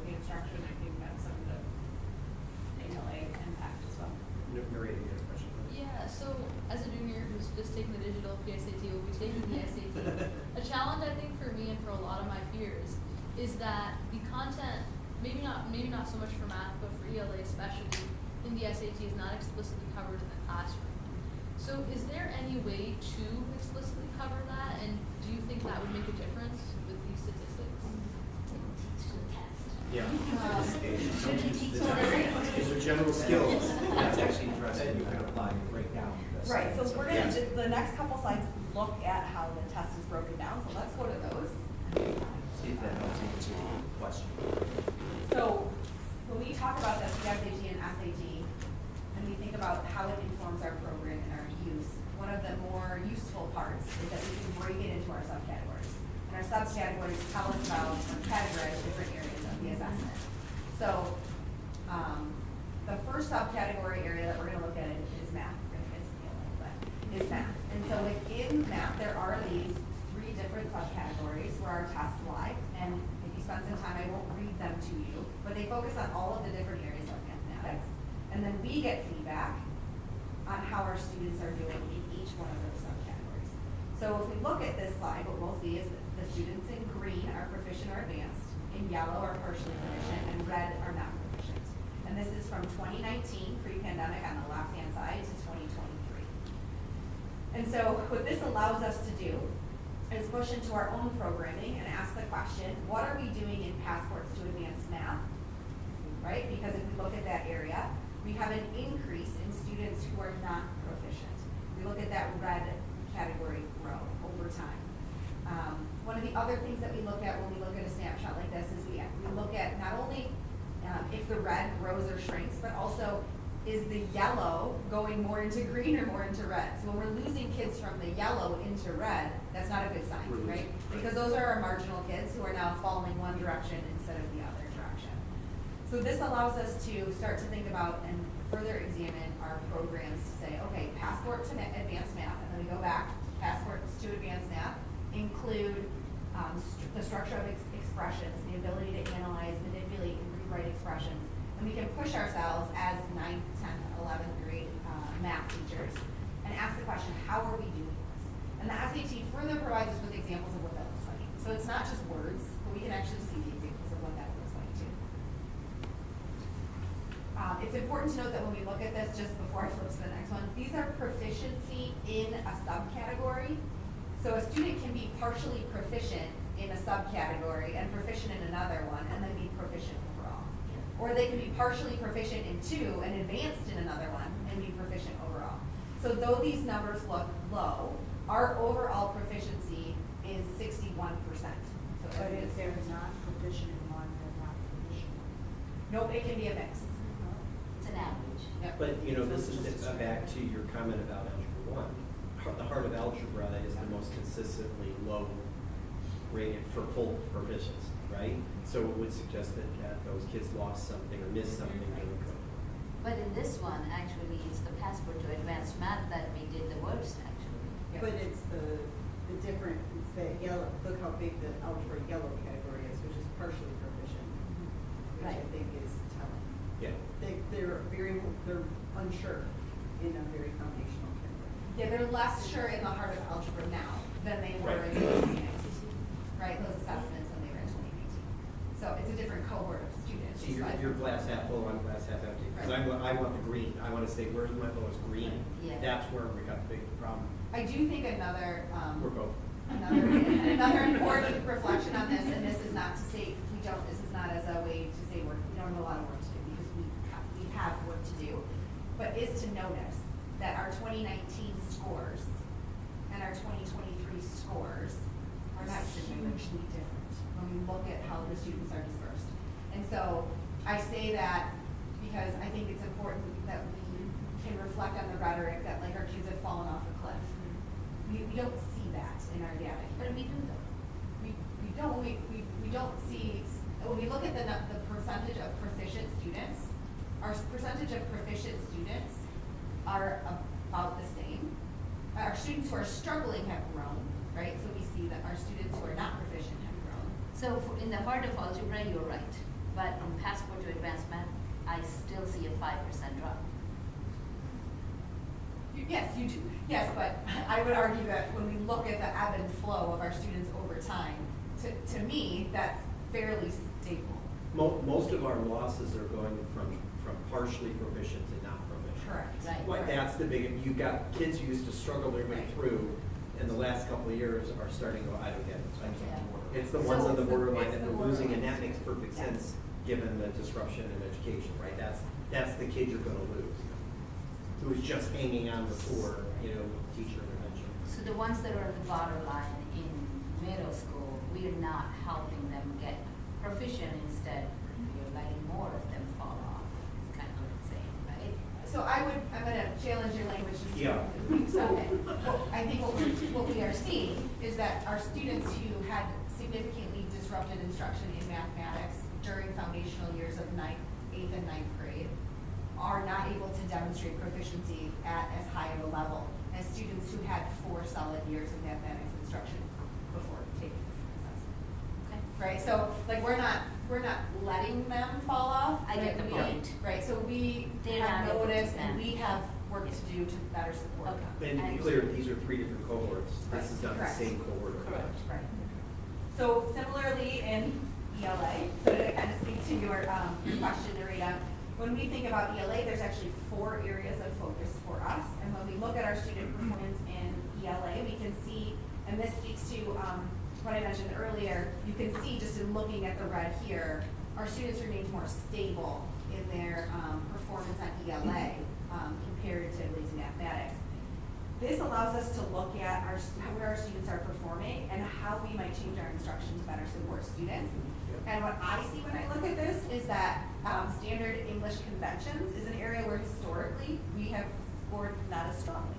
So when we think of standard English conventions, we're talking about structure, usage, punctuation, which actually doesn't surprise me very much as a former high school English teacher, because as we move into grammar and context and the study of literature, there's less of a formalized focus on conventions, but that doesn't mean it's not important. My tongue-in-cheek response to you, Narita, is 100% of our students at IA East tested proficient or advanced, and you are at the IA East, I think we're getting a very superb experience. So though you're challenged, I think what we can do is provide our teachers at IA East with support when they're thinking about these 4 subcategories, but I have confidence in your strong performance in that sense. So the idea is not to teach to the test question, it's to teach all the foundations so that you hit the test question and you can tackle it. You can ace it. You know what to do. That's we want to go well beyond what the test requires. And in the process, you become proficient at the test. And well beyond. Narita, I have a question for you. Are your classmates taking Princeton Review SAT prep? So, what's more popular at the IA, if you guys are familiar, is Kabir Test Prep, or that's really the main test prep that a lot of students take. And the thing at IA is we have a very competitive school environment, and so usually what happens is if one child takes this test prep, gets a good score, everyone is like, okay, we have to do the same thing. And so right now, some students do use Princeton Review or Khan Academy, but really everyone just kind of goes to Kabir Test Prep. They have an online system, I believe, and also virtual classes or in-person classes. And Is then that free? no. No, It's, that's big it's money. anywhere between 800 to 1,000. Yeah. Yeah, And that it's is, around grant. yes, that kind of goes to my point about, the fair test kind of thing.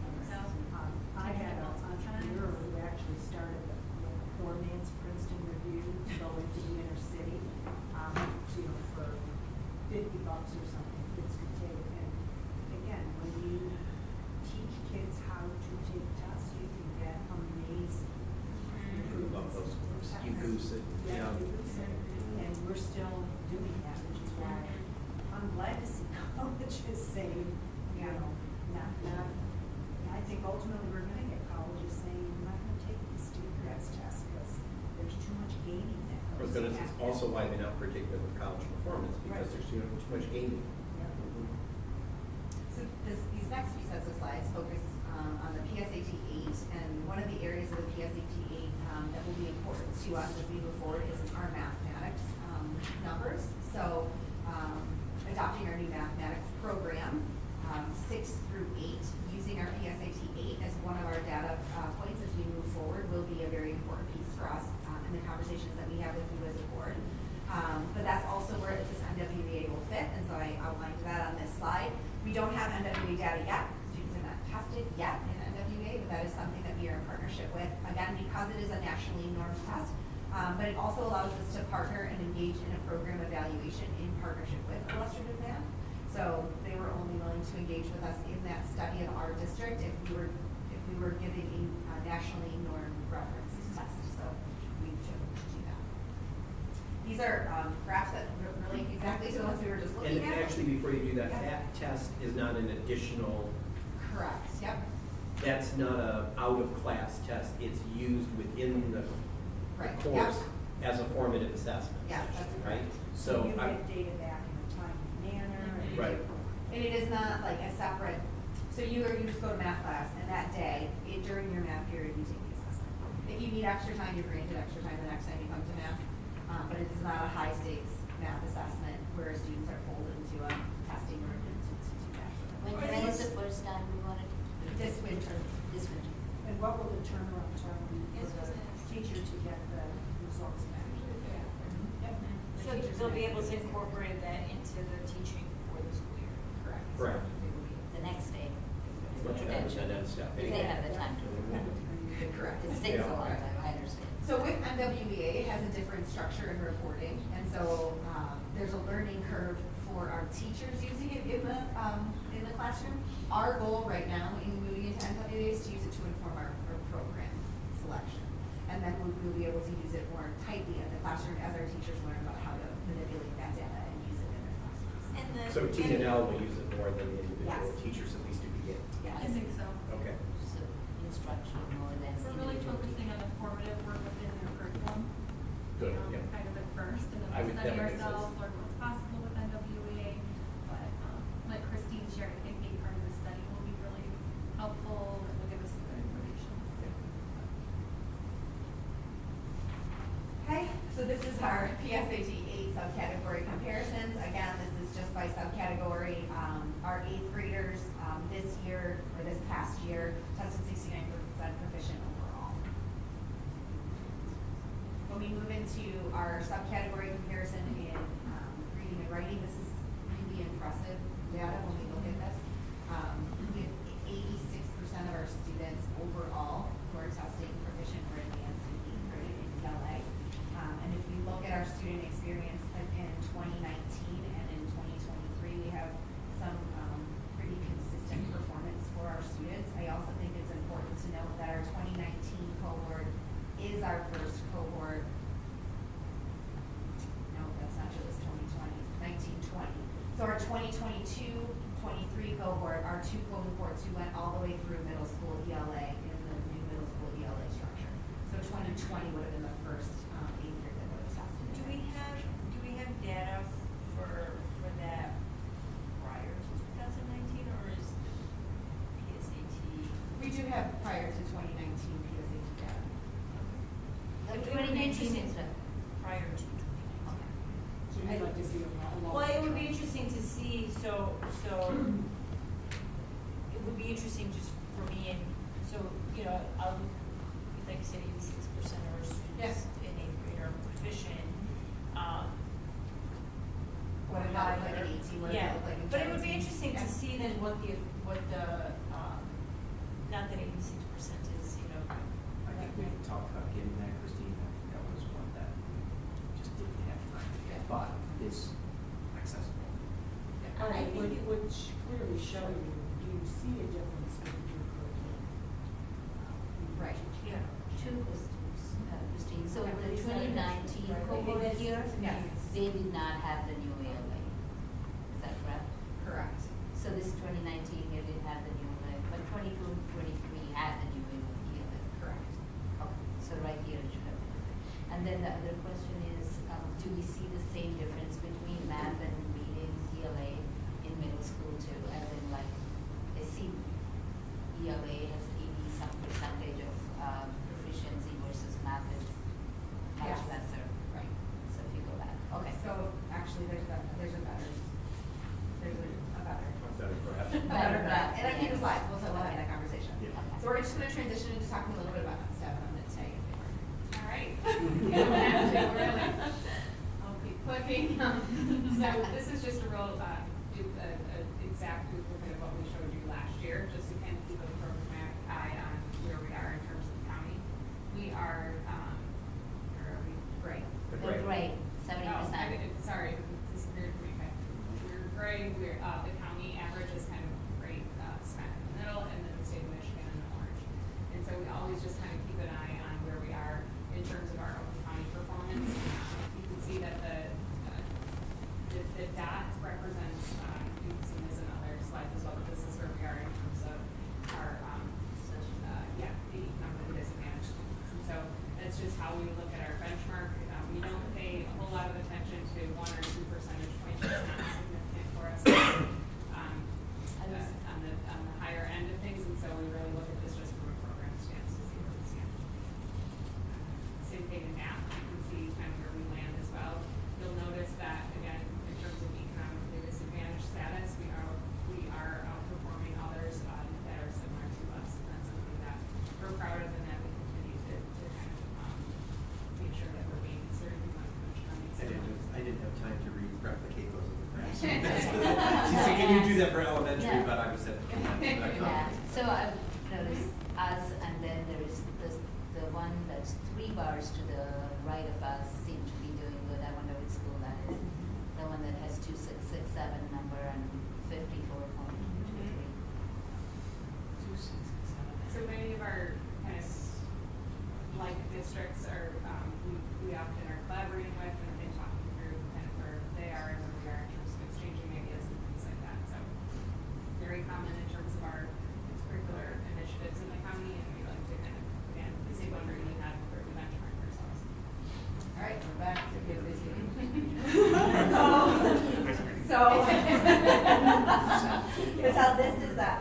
This I think shows a much better graphic representation of across the county, the performance in mathematics and in ELA. So there is a gap in performance between those two assessments across the state, across the county, and Michigan. And it's interesting to see, with Novi, it's relatively close together. And are we similarly situated as them in terms of our economically disadvantaged? No, we are slightly higher. We're 9, we're 17. We're 17. So this is just how we compare across the county in PSAT 8. But it's interesting when you look at the 2 data points, the difference for all districts is somewhat similar in terms of ELA. I mean, for some, it's a much bigger district, but it tracks. That's been true every year since I've been in Warren County forever, that we never hit proficiency, nobody hits proficiency in math as well as they do in ELA. Well, except nobody. Says something about, the math. We're gonna change that. Yeah, the reason why we're changing. Yeah, I know, that's what I mean, is it really does support Yeah. a dramatic change, right? Let's rethink this, so it's really, this will be very interesting to see what happens. Yeah. And then you'll see here, this is our county performance in SAT 11. I do think one important piece, at least from my perspective, to note is when you look at the proficiency in our 8th grade in reading and writing, we talked about how it's 86% in 8th grade. And in 11th grade, it's 76%, 77%. 77. One of the things that Natalie and I have been studying with her team, and I know that we spoke about, again, pre-pandemic with the board, was our study of ELA over the last 4 years has helped us identify that our student groups from 8th grade to 11th grade start to fall below the average proficiency mark year by year. So most of our student groups are above the proficiency average in 8th grade, which is how we have 86% of students. And then what we see is at the end of 9th grade in PSAT 9, we start to see some of those groups fall below the line. And then in PSAT 10, we see more of those groups fall below the line. And it's not a huge difference, but we believe that our choices in the high school right now are impacting our student performance in 11th grade. So for example, our current structure of course options in 9th grade, 10th grade, 11th grade is where we introduce electives. And then in 12th grade, we have a required college-based ELA course. So we're having conversations about how we change 11th grade to be a required course for students. And because of the way our schedules work, we have students in our district who don't take English during their first semester of junior year because they take 2 electives their second semester of junior year.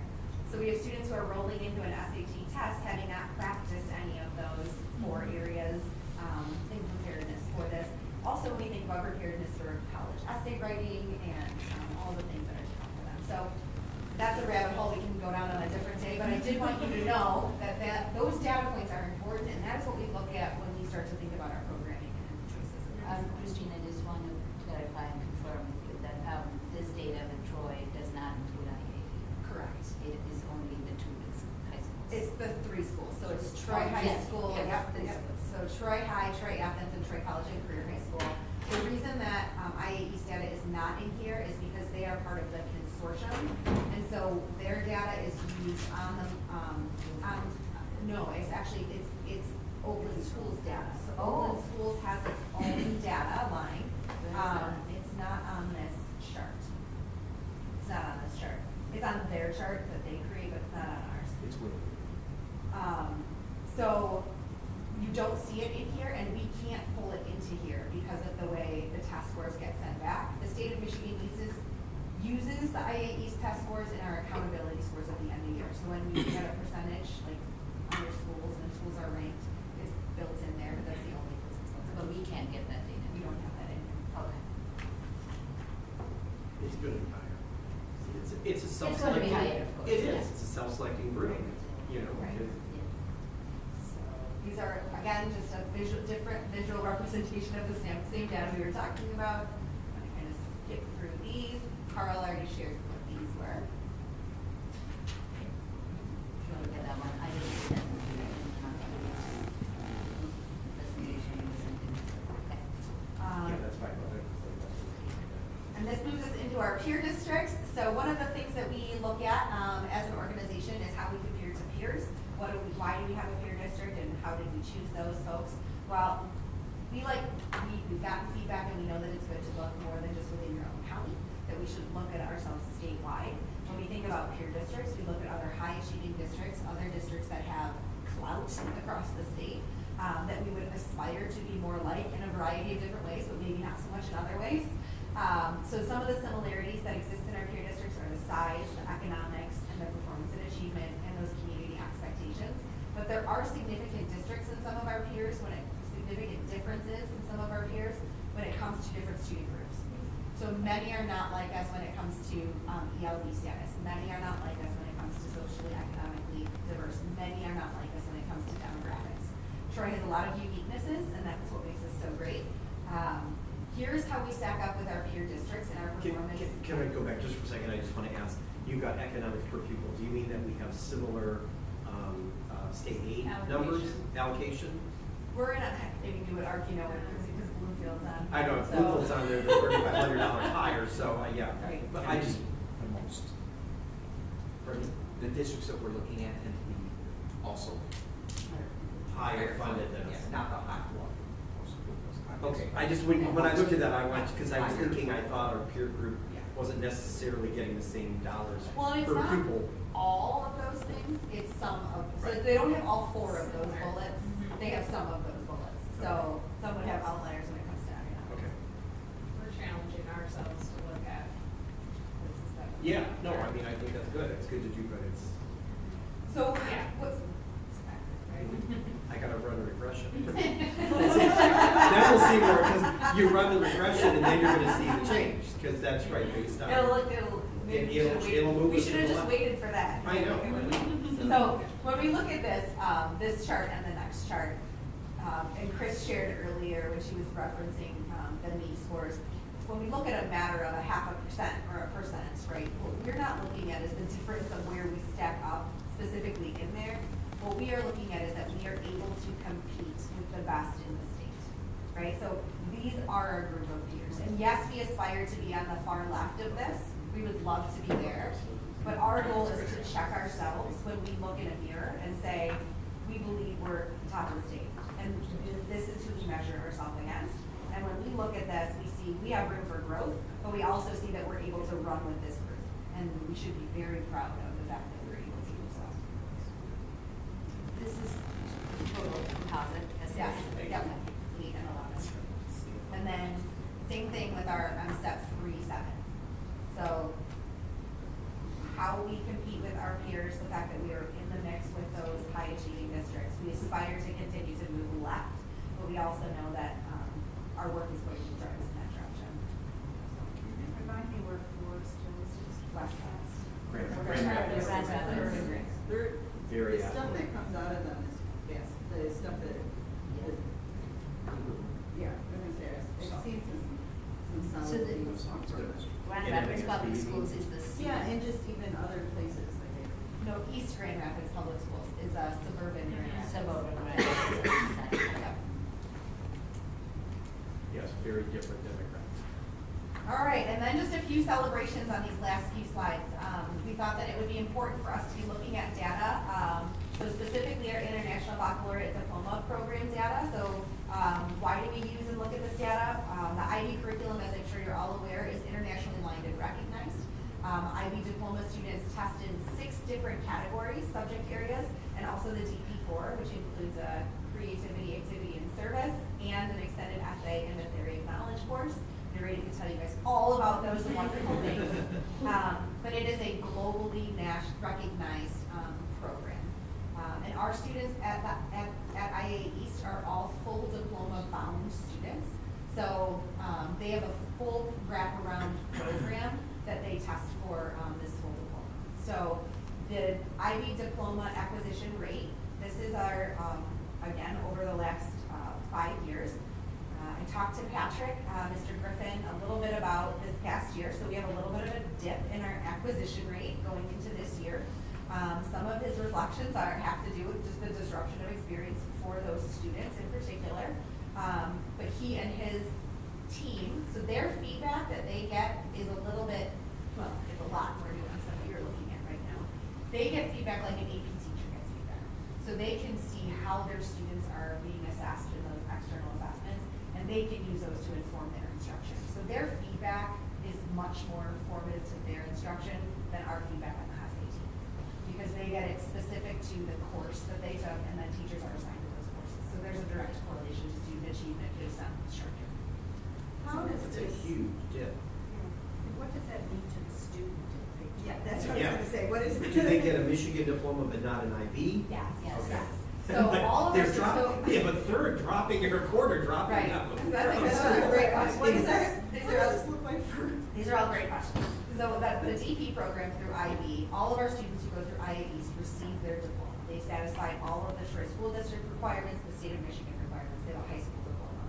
They often don't get feedback on whether they passed with their DP, with their IB diploma until they're in college, because it takes time for that assessment to come back. What students also have access to is a certification, so they can be certificated based on each one of their tests. So they test in their content areas of either a standard level or a higher level, and those scores can be used similar to AP scores in order to earn college credit. So you have to have a certain number of points as calculated by a very detailed rubric in order to earn your diploma. So that includes all of your tests plus your completion of those DP4 things that I had listed on the last slide in order to get the full diploma. But you also get your assessment results on each one of those areas that you tested in, and you can transform those and use those in your college if you so choose. Is the reduction in acquisition from, because they didn't take the test, because that's not an option for our IA students right now, right? Correct. So this is the percentage of students who required a diploma of those who tested.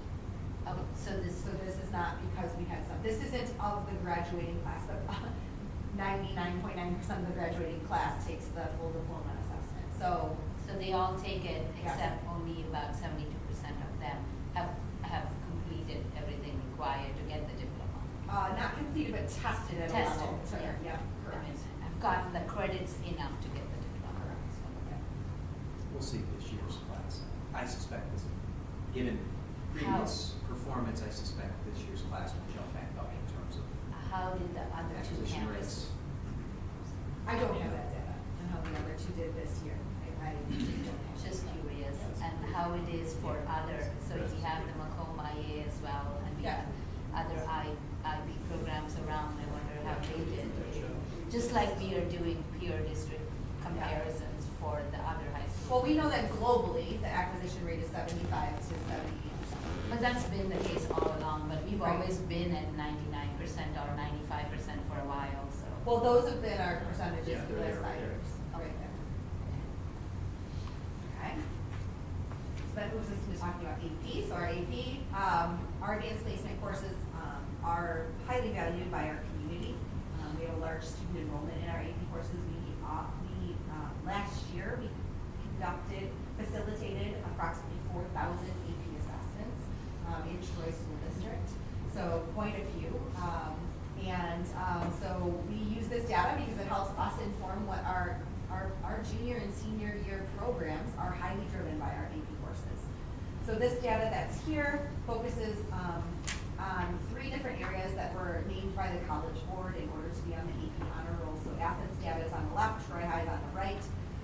When you look down the column, the N that you're looking at, the 378, the 378 in the Athens column is the number of seniors in the graduating class of 2023. And then the same thing, the 527 at Troy High School is the number of seniors in the class of 2023. So Why did they only measure the seniors considering the AP? Because the AP honor roll is based on how those students The 4 year. matriculate through. For the 4 Oh, years. It's a okay. consolidation. Yeah. Combination. Gotcha. Because they want to look at your experience over time, because College Board has a belief that students should be exposed earlier to AP in their 9th or 10th grade year, so that they get a taste of what the experience can be like, and then they take a couple more throughout their time. The college culture category, that row there represents the percent of students in the graduating class who took an AP at any point. So I think that's pretty important to look at. So at Athens and at Troy High, 61 and 69% of our graduating class, those students sat in an AP course. So those numbers are not that much different.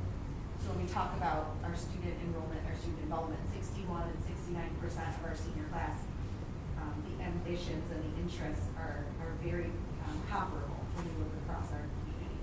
And that was very different probably 6 or 7 years ago. There was a Yeah. big difference between students taking Class taking AP, experience. yeah.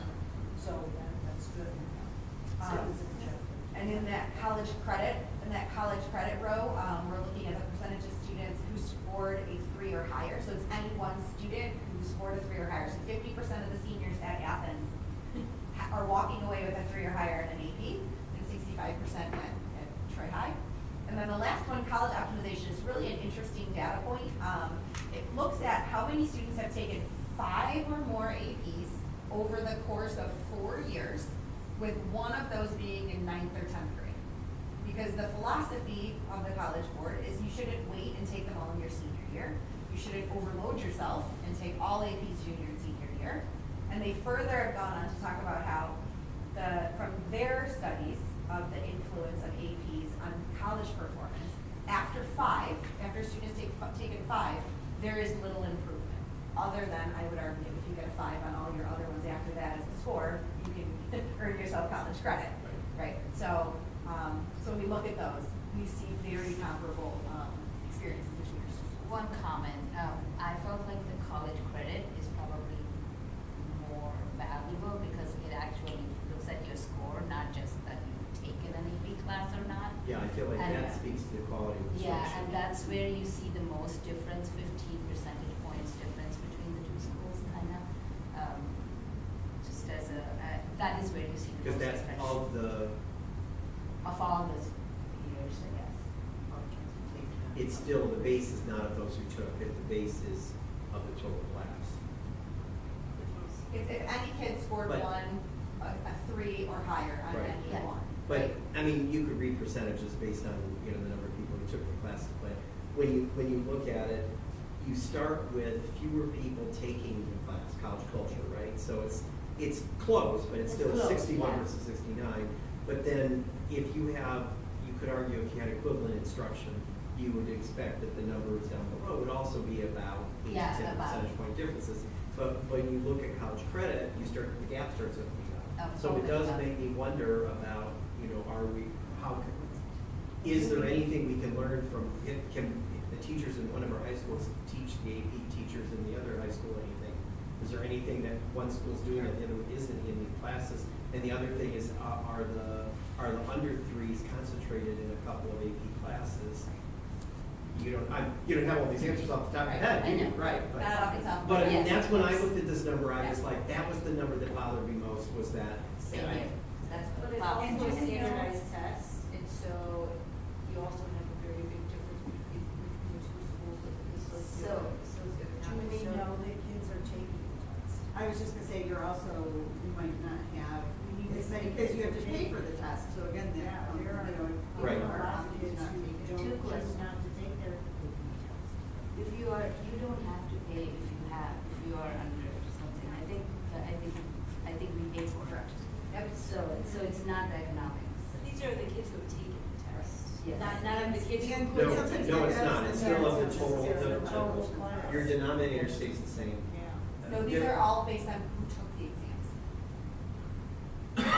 No, the denominator is the same, that's the graduate class. Yes. 378, 378, that, just Not, use. okay, but Yes, not but okay. The numerator is who took the exam in all of them. So there were 232 I see what you're saying. students who took an exam, Right. at least one exam.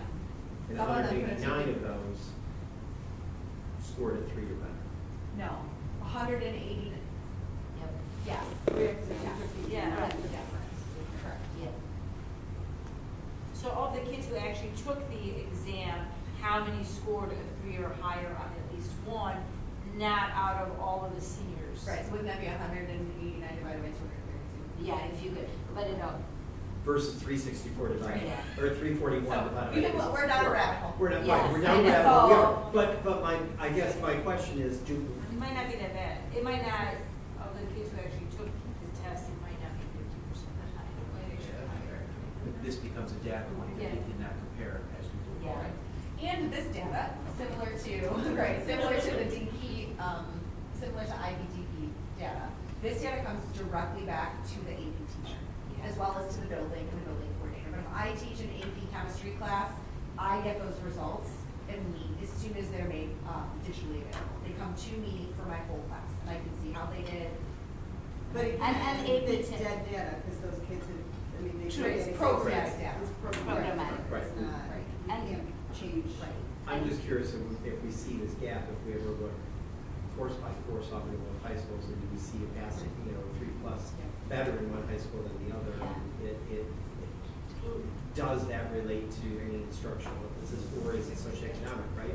It's like, it just begs the question, are we doing the same thing? Are the teachers together and they're And some of it sharing is practice? also, some of it is also that if you have veteran teachers teaching a class over a period of time, right? Yeah. And do you have a shift in teacher in a couple of classes in a building? Right. So as you get a new staff member in, there's that, and learning that needs to take place in order for them to get to a point where they're. And do we provide opportunities for, say, a new teacher teaching an AP class in Athens to sit with the AP teacher from Troy High, or do we tend to only master a novice within the same building? Or vice versa. Yeah. Right, and I think one of the things that's important to know is the AP tests change year over year, right? Like the content remains consistent within the categories, they do change year over year. But when you have experiences like we're fortunate enough to have, where you take Brian Glenn, who had an AP Physics C student who tested a perfect test score, we recognized that child last year. Like, that tells you that teacher is very in tune into what is on that assessment, right? So that would be a great mentor for what that looks Right. like. We had that again this year in AP computer science, so So great areas to the go. idea here is that we track this, that we will now start tracking this. We'll be able to track this data as well moving forward. And last, And but- maybe you see no difference. I And Right. that maybe when you go in, this is just looking for, are there ever any low-hanging fruit that we're just not noticing? You know, Right. Is there something we're overlooking? And reason to celebrate when you look at those college credit and college optimizations, areas are the highest areas are both Yes. platinum, which demonstrate, which suggests that We're when doing you something compare right. that, we're doing exactly that organization, we're doing a lot right. Yeah. Those are the highest scores that you can get. in Yeah, comparison we to probably, we should flip back and say, this AP is, testers flip across the back to the United previous States. slide, right? Yeah. This is a cause for celebration. Oh, it's a huge celebration. Right, but we didn't say that. Yeah. We didn't say that, we just started It's a throwing arrows huge at cause you. for But this is a huge, this is, I'll also tell you this that, is very exciting. Mr. Burden, our new principal at Athens, the first thing he said was, Oh my God. no, 4%, I just need 4% and I'm gold. Right, if you look at the difference, the Yeah. only thing that is different is the 4% Right. of the students who are participating, and he was like, done. We're gonna, so I think there's like that, belief of, okay, what are we calculating, how do we gain that? Great reason to celebrate there. All right, and last but certainly not least, our Troy College and Career Program. And for those of you who, so when I was fortunate to come onto the team in Troy, we were having a lot of conversations in 2019 about Troy College and Career. It was the year that we were talking about whether we were going to be purchasing the new TLC building. We were talking about how much did it cost to run an alternative ed program. Why are we investing? How are we investing? There was a lot of conversation. And over the last 4 years with Bill Turner being a part of the team and now Angel Milano, there has been new leadership, new facility, and a new vision around what that space is. There was so much learning that was done during the pandemic and transitioning from that Niles Center and what Bill and I walked into to what is now over at TCCHS. It has just been incredible. The elevation of student voice. I mean, Tegan, I wish she was here, could tell you probably better than anyone else, really how students are able to grow that program and own it over there. So this data is data that I'm super proud of, and you should all be very proud of for your investment as a board. We see over 4 years a graduation rate increase from 38% to 63%. And as important is the decrease in dropout rate from 23% to 3%. Because when we think about our students, it's really just great. And what I also have is the 5-year cohort, which shows actually 79% of graduation by 5 years, because we have flexibility in our LTED. I think what's important here is the team that Angela is leading over there is committed to seeing kids through. And that is a very different philosophy than what alternative ed looked like 5 years ago.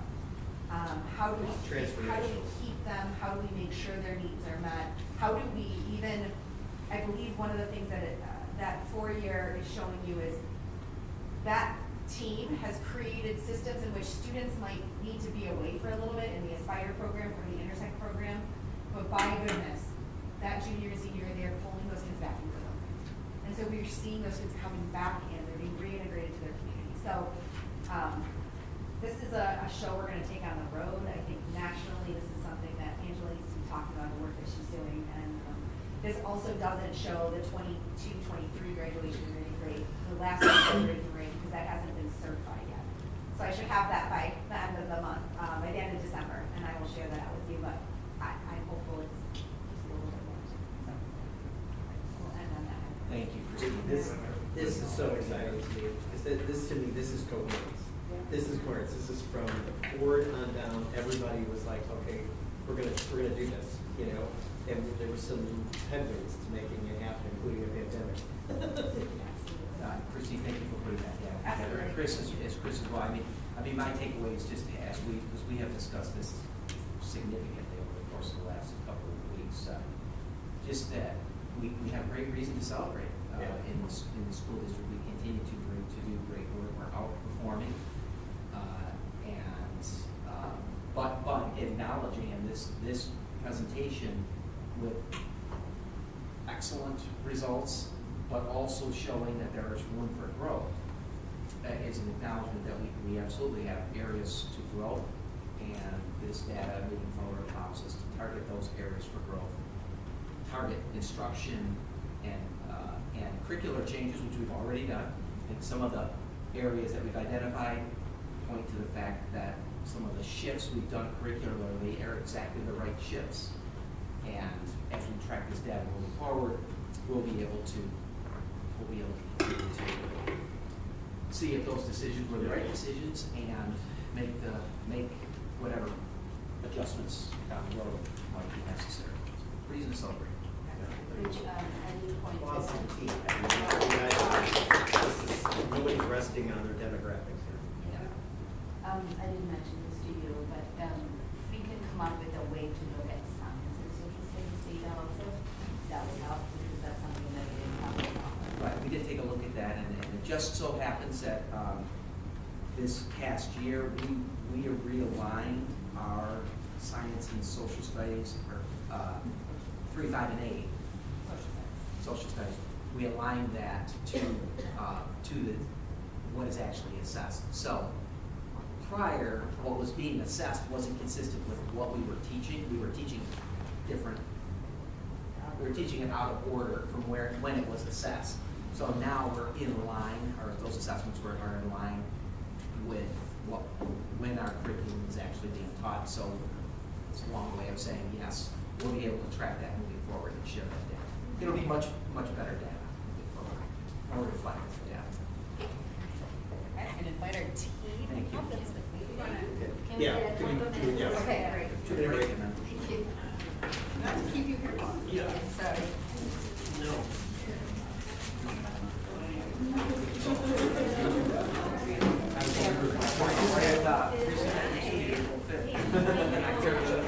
Another chair. Will you pull that chair that way? You, as you should. Go study for yourself. So this chair, if you're Alright, thanks for coming. yeah, very interesting. You make a cameo at the end, you know, you video that you recorded. It was just about, making sure, like, so you're in it. Sit in the middle. Okay. Well, take care. There you go, from Lansing. It's a really cool place. I ran over and did a tour of it. It's across the street from Lansing. But it's a super cool hands-on museum, lots of space. Some really interesting. I'm gonna drop Have a it off. blast. I didn't see your video. It was too interesting.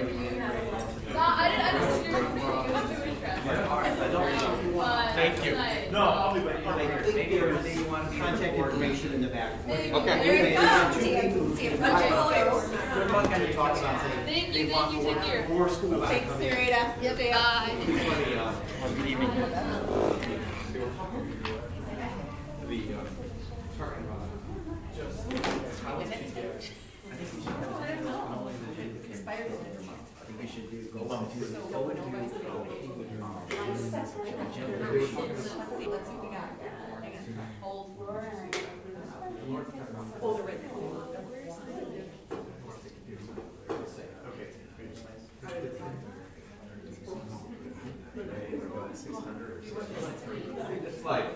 It's like, oh, you know, that's the killer. Because the Lord was like, it's free. Oh. I was like, great. Cost was just trying to put some there. And we couldn't do that? I don't know, they're working on it, okay? But I'm hopeful. Just use our bus to go to do No, that. still, that's, What? that's, Yeah, no, it is. That's what we have to fly our own buses. Isn't that why we own our fleet? So that we can. They went right into storage and not even used. I don't use it another time. Yeah, those are the ones that were like going. Terrible. Why did they get?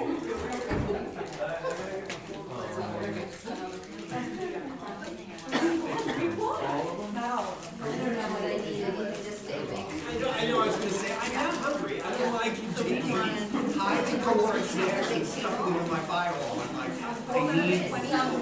Yeah. Must eat this. Look at me. Look at me.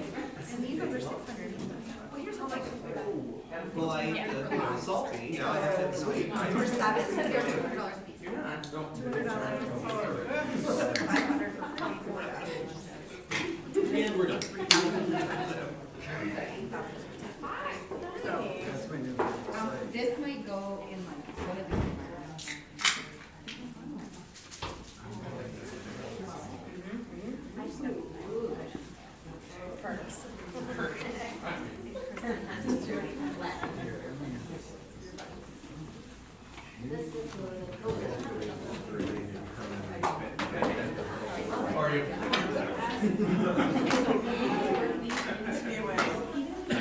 Everyone might, let's stop for a second.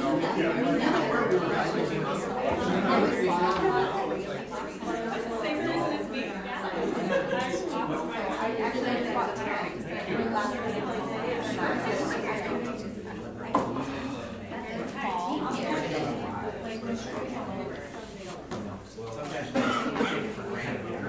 We need to take a step back. Yes,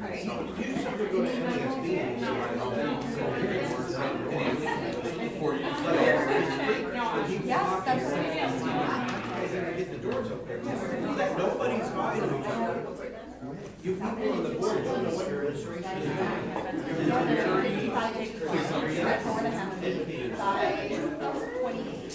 Everybody's on the right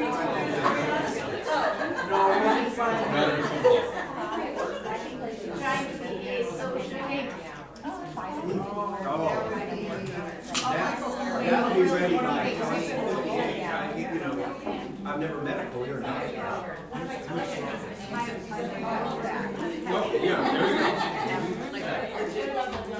there you go.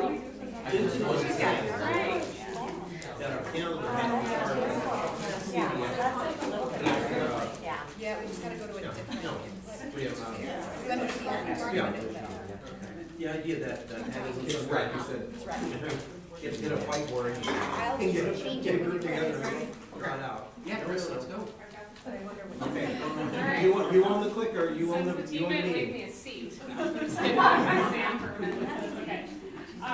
As you well know, we've implemented the structure with our new renewal to our strategic plan a couple years back. And I think it's a really helpful opportunity to just elevate the work that's done. The real work is not done in central office, as we well know. It's really done by the work of our team kind of in the middle, if you will. So this group is what we refer to finally as our pillar captains, and they're really able to lead the work. So I just want to thank our group for being here and introduce them before we get started. So this is Sarah Young, as you well know. Dr. Chantal Nancy, who's So Sarah and Chantal represent our red pillar.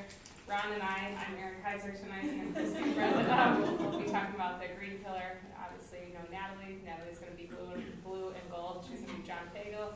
And Marie is here talking about some of our furniture, and obviously Christine and I will talk from our level in terms of leadership as well. So just to kind of give a quick overview, we showed the slides about objectives and key results. I know it looks like a lot of words on a page, but it brings the board back to understanding that we really do have some kind of guiding objectives that really lead our work in terms of what we want to have happen. It's not just a list of tasks, but it's important to recognize that we kind of measure ourselves and the teams that we work with in the building to be able to implement that along the way. So again, lots of words, but when we talk about our pillars, it's important that we are reaching this was the work of many hands, and the work of being world-class is, again, far-reaching and kind of aspirational, if you will. So, again, I'm Erin Kaiser this evening, so we'll talk just quickly about some of these objectives. I just, in the spirit of time, we'll kind of hit the highlights. Our format has really been, it's gone well to say, you know, some celebrations that we have, some challenges that we're having, and then some ideas for next steps. We'll be back to talk with the board again in June. We kind of reset expectations and talk about January to June and kind of where we go from there. And so again, just as before with the calendar conversation, we're open to your feedback as well as some things that we can do together as well. So we're talking this evening in terms of the green pillar about early childhood to career. So this is inclusive of our kids and our investment in our high quality experiences from early childhood all the way expanding into our college and career pathways. And Ron will talk a little bit about that piece this evening. Some of our key results, which is exciting to see, is the increase in access to the high quality preschool. We were able to focus on a meaningful transition from preschool to kindergarten. I want to make sure that this other, okay, no, it's in here. I'll talk about that in a second. But we're looking at the impact of our programming going from about 220 students to almost 550. And so from a variety of lenses, we're able to see Not only that. That's we're from when to when? 2020 to now. Yeah, so it's phenomenal to see, and I'll talk about where those programs are just briefly. And then this is kind of an overview slide. Ron, I don't know if you want to talk about the other pieces. We've talked about Portrait of a Learner, little thing, little project we've been working on. Yeah, like you mentioned, Portrait of a Learner launch. You guys had I think on the next slide we'll see, and the other two we'll talk about in a second. Yeah, so this is just kind of an overview of what our key results were. And so, not to be read by I know, I was gonna say, I couldn't read it in the handout, I still we can't talked read in it. our Okay. previous data presentation. So the bottom chart, if you look at the line graph, just really shows how we measure our various programs over time. So you start with 2020 and you look at 23. So this is a snapshot of our kindergarten class. We look at our programs such as GSRP, our early on programs, our tuition. So that top line and where you see the most growth in the yellow is our tuition preschool. We'll talk a little bit about specifics with those numbers, but just for the benefit of the group, we just wanted to show how the increase is happening, but also that we track programs over time. The other program that we track or thinking is kindergarten waiver students, people who sign up early, and those waivers have gone down over time. We'll talk about that in a bit. And is that related to the pre-K? No. No. Is that These are people who want to sign their child up for kindergarten when they're 4 years old. But now, has that changed because they can do the? Yes. Good. Oh, so that's fewer people are starting their Correct. kids at 4. Mhm. So that downward trend is a Correct. positive thing for us. Right, Okay, exactly. great. Yeah, because we used to have to say, hey, here's $9,000 Right. the access. Right. Now we have several different options that are advantageous to the family and provide less of a barrier. But hugely important and something that we're extremely proud of. And it's huge credit to Erin. She works extremely hard with our staff over there. We have over 100 staff members in our preschool, between aides and teachers and support staff as well, is the impact that group is having on our children. And so one of the things our team wondered is, just again, by way of looking at color, the greens are good. It's either at or above proficiency level of our children on our universal screener.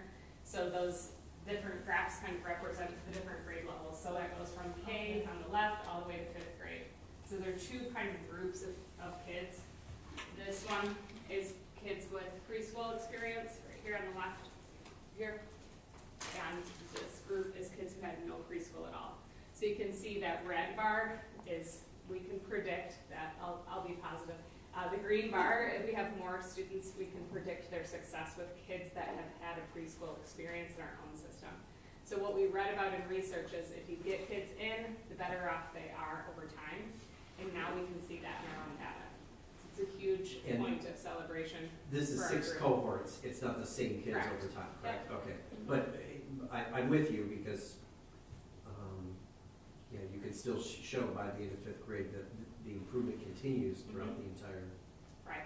So again, at a glance, it's to be Pretty able exciting. to be able to see that and to acknowledge that with the group over time. Just before you go, which is the kindergarten waiver line? This one right here. Oh, is that one? Okay. Yeah, so you can see where we're trying to drive that number down.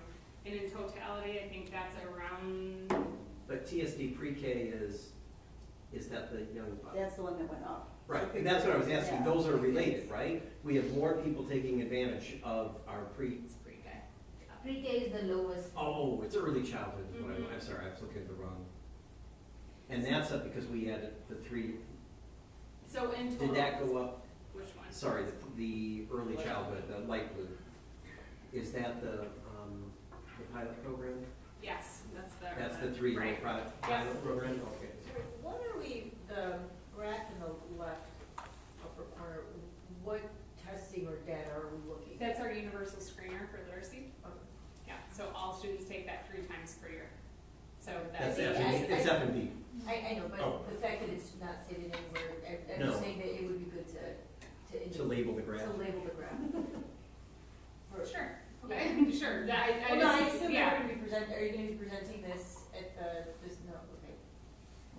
Just to it's just a glance at how our group is looking at our programmatic impact on our I'm just laughing, it's students. surely good advice, because that's what I kept sending notes back to the team, going, you need a legend on that, put a legend on that, I mean, put a legend on these graphs, because you So- guys see it all the time, but we're looking at it Yeah. for the first time, it's like, what And is? we might ask those questions. Yeah, so just don't apologize for asking, that's, So again, those are just two hugely important celebrations from our point of view.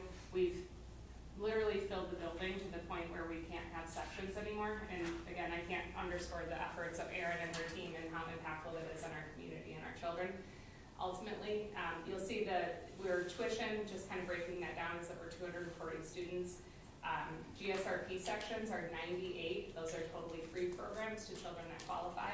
So we increased that again this year by 16 students. We launched those programs at Hill, Morris, and Trey Union and Watts. Strong Beginnings, you get the idea. There's 100 students in pre-K and increasing that, and then 96 students in ECP. So again, the access and the achievement data, we can see a direct correlation. Those 5 buildings are progressing really well, and we're excited to be able to welcome those families that way. Mm-hmm. Does Erin supervise the preschool, Yes. the JARA, so she has to travel with you? She works with our principals very closely, but ultimately she is the program supervisor of those students, yes. Because you have to have certain qualifications to do so. You have to have a preschool background and basically a PhD in Oh, So yeah, how- no, but I mean, licensing. I'm thinking in terms of when you think about how many staff she's I was about to ask, supervising, yeah. like, and the structure, and when you think about, like, does she need an assistant principal, an assistant director, Mhm. like realistically, like, what are we asking of her? Mhm. Because she is one human. Yeah. Quick question, in the previous graph, Mhm. if you go back there, you mentioned that we doubled the numbers, but from 2000 to 2023, right? Is that 2020 to 2023? So But how that's come not the all graph the. is not showing that? Because those are students in kindergarten that we just monitor we monitor so these are like, for instance, students in this class that had this class here, like these are students who, this is So shouldn't our yellow somehow show double? no. That's tuition only, but all of them together should somehow show an upward trend. I'm seeing more flat, most of it. Well, you have, if you go from 2020, you have, you're down at 20, you're moving up, those are up, those are Our up. building doubled in size, but the amount of kids who got preschool somewhere else might not Oh, have doubled. right. So like, Right. that's also the, just kindergarten. that's the kindergartners who had Kindergarten. preschool. It's That's not saying that one they grade had level. preschool at Right. our Not place, they Not had three, four, preschool, and period. Okay. So- these Yes. are kindergarten. Kindergarten numbers only. went- Had preschool. Right, so the numbers went Okay. up, Yeah. That's what it. the numbers went It's a up good for question. kindergarten, but they didn't necessarily always Because I was correlate. trying to look for Yeah. an upward trend. That's but I not didn't all see of it. preschool, That's just kindergarten. just one kindergarten group, Okay. so So the kindergarten. kindergartners in 2020. Can I go back to her question, because it wasn't rhetorical? So like, so as we've increased the number of kids in this program, we're double the number.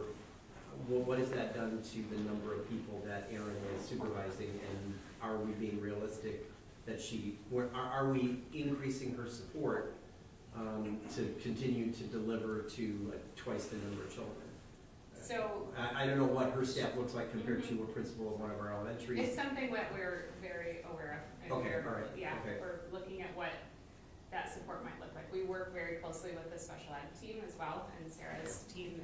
We have various staff there. There's lots of staff doing lots of, so we're trying to look at coordination of efforts, and we always kind of have our ear on exactly what you're sharing. I don't want to kill Erin. Yeah, we don't either. I really like Erin, I don't want us to kill Erin, so that's. But I don't want Erin to leave, because we are overworking her. Sure. We like her. That's Yeah. something just like with our buildings when we have additional kids in first grade, for instance, we staff the classroom and we have to keep an eye on kind of where we are with Okay. appropriate staff. So you guys are talking about, Mhm. that's, I just wanted to make sure you moved down, I was like, wait, no, I really want to know, because I'm worried about that, because it's like, we don't want her to be a victim of her own success here, so. Sure. Okay, Ron, you ready? Right.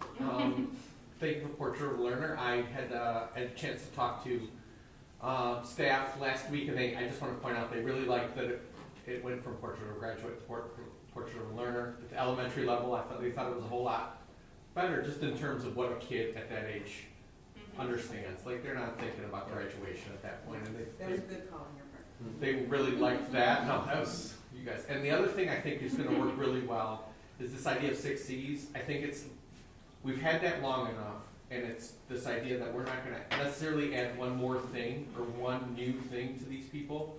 They kind of understand the 6 traits at this point. So I think when we roll that out through the portfolio and all these other programs, it makes sense. So I kind of feel like it was an easier launch to make because it was something that was kind of familiar to them. So I appreciate that.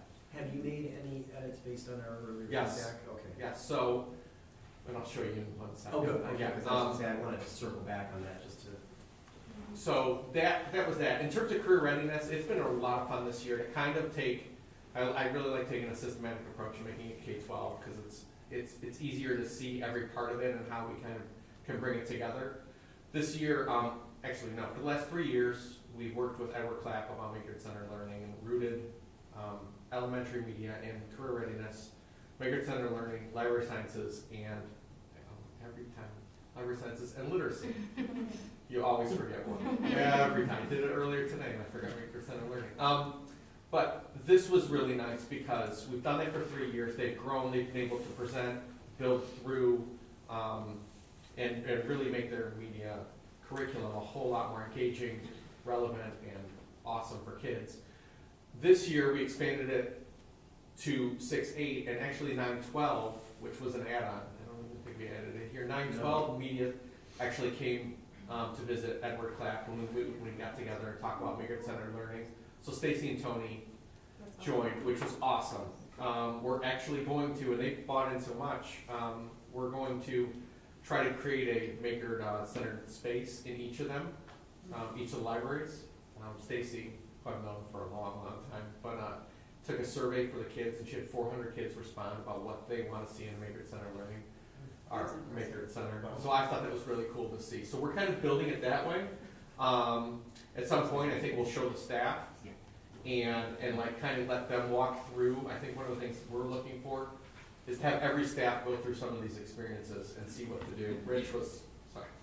Rich walked into our thing when he was here, and we were doing a whole construction build on, and it revolved around like belonging. So I think it's kind of cool that we can take this stuff and attribute it to a lot of the other big like ideas that we have in class. So that's that part. How does the work we're doing in Makerspace, how is that getting shared out to parents, or in what ways do kids share out their work? Because the more we see about this, the more important it is that I be able to demonstrate and explain what I'm doing and walk through the process. I think, and that was interesting, we were talking about beyond the electronic portfolio. And this is maybe talking about, I'm going to jump ahead, Okay. Computer science to come back to Just it. come back to it then. That's No, fine. it's this idea, and I think we really need to, like, not only telling our staff about it and having them run through experiences, because when you get to, and like Rich, sorry, I'm calling you out on this, like he's cutting up cardboard and making like this football, like,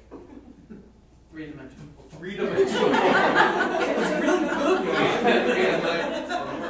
and like they were doing that, and it was like great to see because you could walk in and instantly feel like validated and like get to show off your thing. I think we have to do the same thing with both computer science, which we'll talk about in a second, and that. Like have a parent night, have them do it, and just build, create, construct, and talk about it. It's a blast. I think it's very different than noting it in your electronic portfolio. Like I think that being able to present it out to somebody and walk through your reasoning and demonstrate that to our parents, if the parents see it, I'm super happy to hear that. It's, and this is just, I don't know, this is just one, but I think this idea of what media could be, I think kids are looking very forward to it. And they want to get in there and they want to, like, it's just see it and experience it. Like I was even walking through Barnard yesterday and like all these different, in the main centrum there, all these different setups of what's happening is just awesome to see. And they're relating it to the curriculum if need be and if it fits in. And I like the idea of the parents and the kids getting to experience it. I mean, it's exactly how they talked about the learning they love the most. when we did our interviews for Portrait of a Learner. I mean, you're describing exactly what the kids said was most valuable to them. And I think I'm gonna jump ahead to Zello, which is our career readiness thing, and I do wanna, can I try to do? Yeah. While you're doing that, so we had a chance this morning to do, we met with the computer science facilitator from Oakland Schools this morning, and she kind of helped our elementary staff, our elementary media staff think about what's the current state of our programming. And it's pretty cool how they're connecting it back to our curriculum.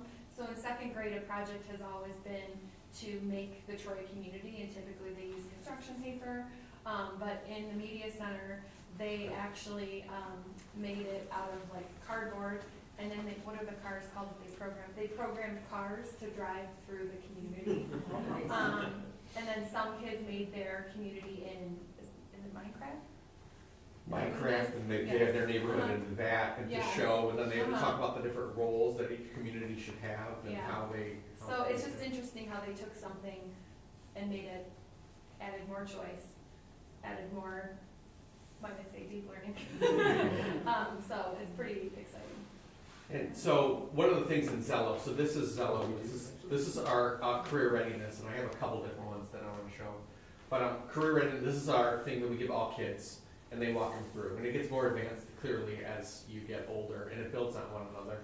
And I thought it was very interesting what you were saying there, Carl, because one of the tests that all 7th graders take is how do you learn? And they have this whole quiz, the kids ask all the kids questions, and then it turns them out an algorithm. So I always guess, because when you're walking, you're guessing like, oh, what's everybody gonna learn? And I'm thinking, okay, everybody's gonna be visual. Like in my, like visual, you know, oh, they watch YouTube and all that. Overwhelming. Like over 70% of all kids are like tactile. When you ask them and they raise their hand, it's like using their hands and like doing. And to see that is just amazing to me, because then it goes back to what Maker-centered learning and what the media center could be, like the kids doing. Like not just talking about the neighborhood, but we're gonna construct it, then we're gonna code the car to go through it and not hit any houses. And I like that. And this is what, to jump ahead a little bit, this is what Zello looks like for the kid. So one of the things we took is, this is a 12th grader, so clearly it's more built out. I'll show you a 7th grader in a second. But they take a thing on personality, and this is a little thing on auditory, what kind of learning they do, and then their preferences, what they want to do after high school, what sort of careers clusters they're built through, skills, interests, volunteer options, experiences, careers they like. They always put way more skills than they should. And interests, but that's good. And then places they've been, but also here, what careers they're interested in and what schools they're interested in. To me, if you look at this K-12, like listening to the stuff you guys were talking about before on what comes next, Zello is incredible in what it provides kids, and like it gives you such a breakdown of the schools, the careers, and everything else that I told the kids, don't Google things, just go on here, you've used it every year, and dig in this way. It tells you how to get in, cost, kids per class, what it's even like, quotes, and I just like this idea of it grows every year with the kids. Like, just to give you an idea, I know it's gonna look not as fun, but this is a 7th grader, right? They haven't done the personality test yet. They've done the visual. He's a visual auditory learner, but they add stuff and it builds throughout. So there's that, and this kid is showing me, like these are the things they're interested in. They give you little algorithms of what it like, what you might like. It kind of churns out a thing that says, you might like to do that. And then the schools they can get into, or they can find more information about. And it's all built right in. Like let's take adult ed teacher. If you click on adult ed teacher and scroll all the way to the bottom, it does salary, what your job's like, what you do every day. I'm like, yes, it's always depressing. You're not gonna like it. But then at the bottom it goes into majors, and then the majors click over, so you can go to the school, click Central Michigan, and then it'll explain that major, how hard that major is, what it would take to graduate, and it's just like a completely robust program that builds over time. in terms of career readiness, I just think it's a great program that we can kind of build upon and like expand on. So my challenge on this is that in listening to the kids talk, they see Zello as this sidecar. It's got nothing to do with what I do in the classroom every day.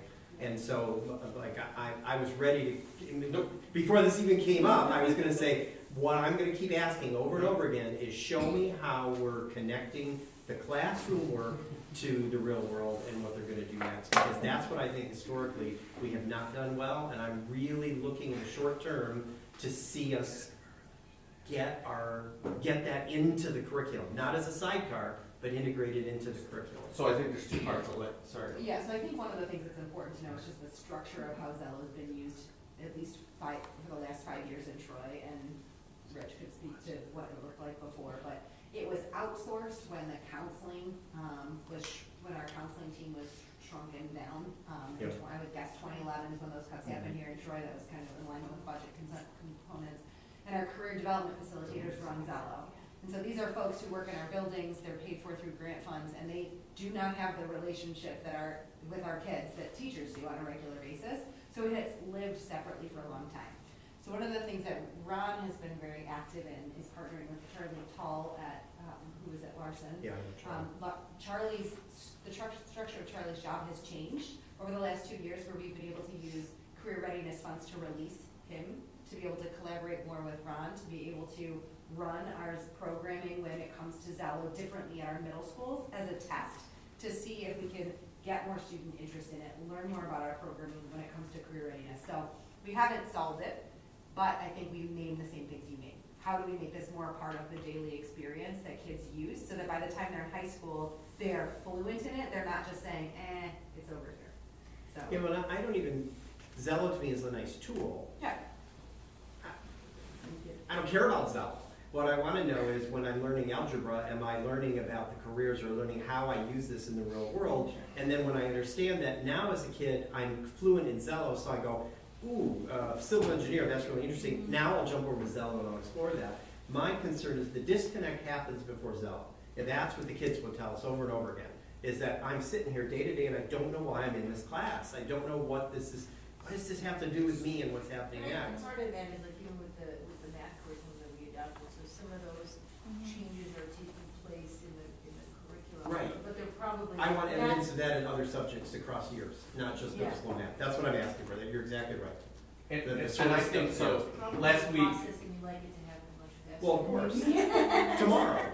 No, but that's an area where I feel like we should be able to move quickly on that. Like that, knowing that that's so critical, that's an area that shouldn't take us 10 years to figure out how to. Our teachers should be able to tell our kids why they're in their class, right? That seems like a really basic thing to me. Go ahead. Yeah. No, I want to add on to that. When we talk to the kids in high school about the portrait of a graduate thing, they were talking about, I want to get here. Like if Zello tells them that that's what they want to go there, and that's what they're thinking of going there. But how do they get there? As in, like, what classes should they take to try and get there, kind of thing. So is that something that Zello, if it doesn't suggest it, if a student says, I want to be a doctor, does that have the ability to say these are the important steps?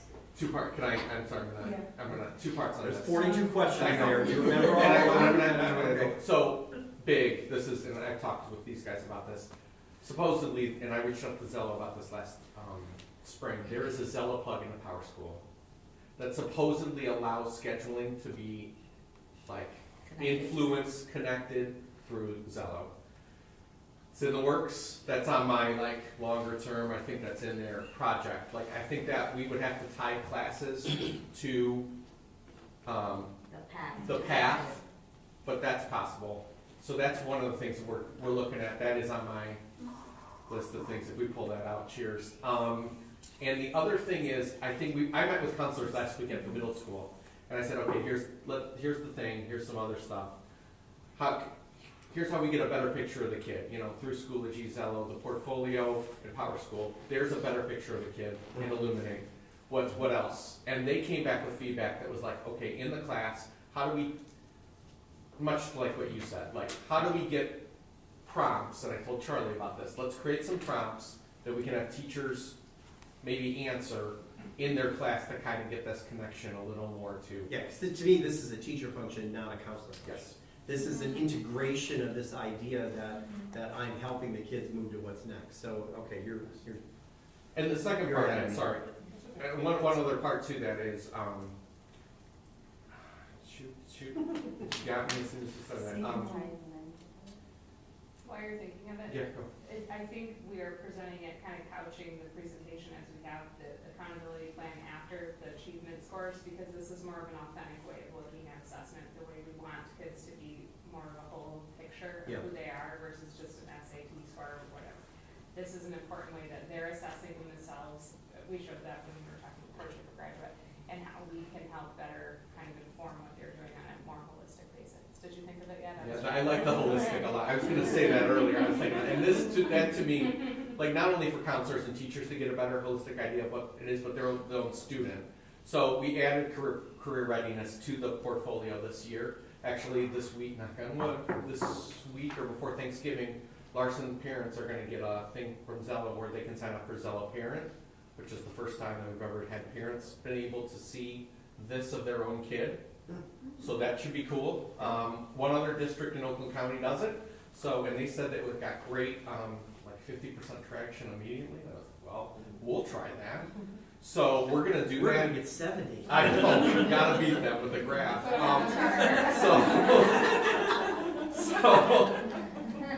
So that's one of the things we're gonna do. We're also gonna tie it to their little portfolio. We're under kids, and we're doing this in middle school. Career readiness is under All About Me now. We're gonna have them add that shared portfolio, or I'm sorry, shared profile to the portfolio as well for the kid.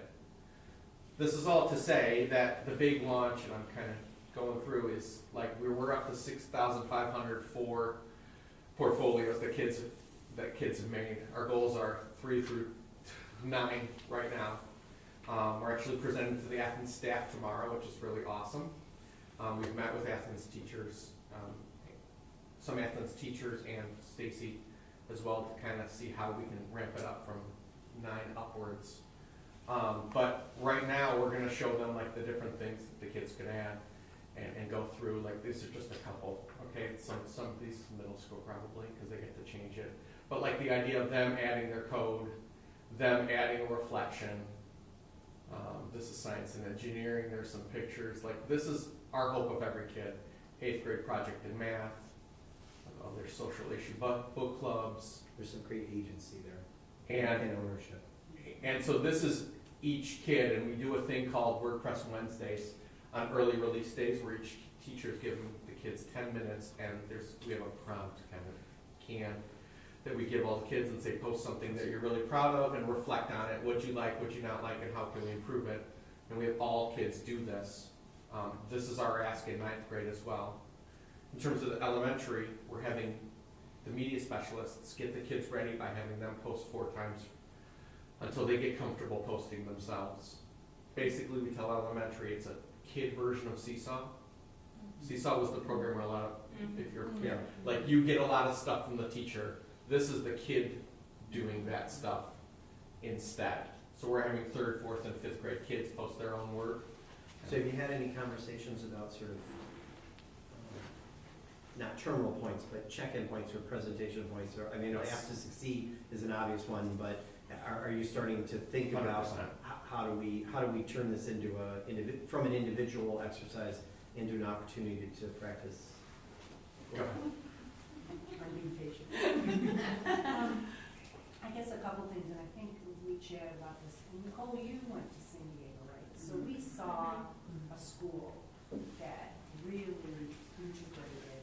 They didn't have the electronic Zello. They were using cards and that kind of thing. But to me, where we go wrong with this is that, and I think Amina brought this up, kids too much focus. I want to be a doctor. I want to be a fireman. And the piece of this, to me, that is so powerful, and I guess I'm interested in how we do this, is that the kids' understanding of kind of what their own inclinations, skill sets, and interesting competencies are.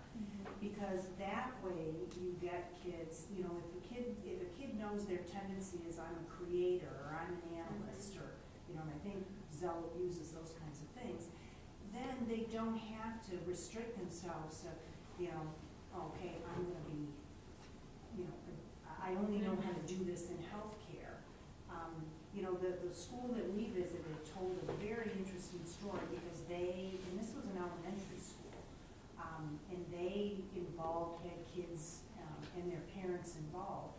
And so, you know, there was one child who really assessed, you know, towards the leadership, you know, I want to be a leader, kind of a director type. And again, you might have naturally assumed, well, that kid's gonna go be a CEO in a corporation. He job shadowed his superintendent and all of a sudden realized, you know, you can be a leader in education, you can be a leader in business, you can be a leader in healthcare. The problem that I had, we did a little exercise with this. Danielle Clifford came in and we did it with Women of Tomorrow. And those girls immediately, you know, jumped to an occupation. And it's an occupation because it's an occupation they heard of. Yeah. And we, I think, do our kids a disservice if we jump them too quick into occupations. They need to understand what is, and I think Zello does this beautifully in terms of those archetypes.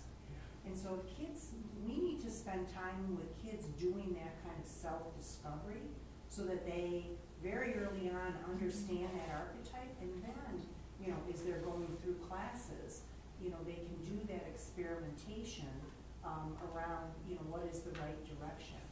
You know, I think about this would stop many parent paying college tuition for a kid who thinks they want to be something, only to find out after they've been trained or well into their, you know, college education, I don't really like that stuff. And, you know, we can meld it in with the you know, the internship program, but I really think it goes back to spending the time early on, letting kids go on that kind of self-discovery journey about what are the archetypes that, you know, and not everybody is only one, but what are their preferences? And I think Zello does a really good job. When we ran the Women of Tomorrow girls through that, that was really insightful for them of, you know, hey, I guess I really do like to do this kind of thing. And then there's, you know, 20 different directions you could go. So my interest is how do we do that kind of upfront work with kids? In this school that we went and visited, kids walked around. They did this day with their parents where they had a little badge on that said, you know, I'm a creator, or I'm an analyst, or. And I think the hard challenge, I didn't put this on there because it's so minute, but like one of the things we've tried to do is, okay, skills. And so the 6 C's, the hardest part of the whole thing for this minute, and my thing is getting the kids to reflect on what skill they did in that assignment. That is hard. Like to ask, we were asking 4th graders 2 days ago, all right, so you did this, what of these, you know, I can't even imagine my own 5th grader being like, well, you know, Dad, I was communicating and problem solving. Like, and that to me is the thing that we have to get these kids accustomed to. Like, what does it mean to be a communicator, and kind of breaking it down a little more. Ron, I think that's the point though. That's Yes. we paired Zello with the 6 C's that the board has identified, and they will begin to reflect, will begin to reflect with them about those traits and those assessments that we've had in place are really thorough, and it helps them to think about themselves as a learner and their next step. So I think it's situated appropriately with that. With Zello just being a tool, our key result, our objective is not Zello, to your point, I think. It's about, you know, having those students kind of self-reflect. But I do think Zello does a really nice job with those, I don't know, there's 7 or 8 archetypes that, you know, over time, as kids start to go through some of the assessments, you know, about where their interests are and so on, they will start to get a sense of, you know, I'm more of a creator than I am an analyst. You know, and that is really important for them to understand, because if I'm a creator and I think I'm gonna go be a CPA, you know, that may not be a good job fit for me. I just also wouldn't start this thing too early. I don't like this idea of pigeonholing even a 5th grader multiple things, and they do that assessment over time, so they can kind of see how they grow. But it gives them a framework to think about instead of saying, I'm gonna be a doctor. You know, and then they go all the way through and they find out, I don't really wanna be a doctor. Well, they said, You wanted to jump in too? Oh, I think Zilla was a really cool tool. But I also think sometimes, like when we talk about not wanting to add on to the staff, I think sometimes we have to be really careful because kids feel like it's just there's one more thing I have to do, I have to have 85 posts. And so I think allowing there to be the glide path piece, like, and I know that's your vision for it, and so, just as we continue to, just so that it doesn't, like, this is. I don't want it to be not fun. Yeah, Yeah. and realizing too, like, even like, we get kids, so many of these kids are tactile, and then they're like, but I have to keep doing all this digital stuff, and so, like, allowing them to have some room so that there's stuff that's getting archived is not necessarily always. Yes. And I'm not. No, we had that conversation with saying. Well, and that's, I'm sure you're having it, so I just wanna Yeah. kinda voice it here, as you make decisions that maybe. I think, complicated. and I want to go back to one thing. I think the goals are, somebody said, like, I don't want to say the capstone, but this kind of really started with 8th grade ELA teachers that did interviews, and they still do interviews, and this has kind of just gotten bigger than that.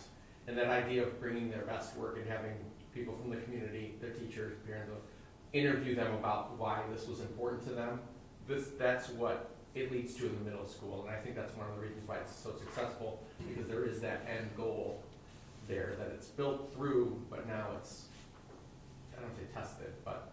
No, but they get to talk about it and present on it. Yep. That's, I mean, I don't wanna lose sight of having it, the purpose. 100%. And I know that that's your heart, so I know that.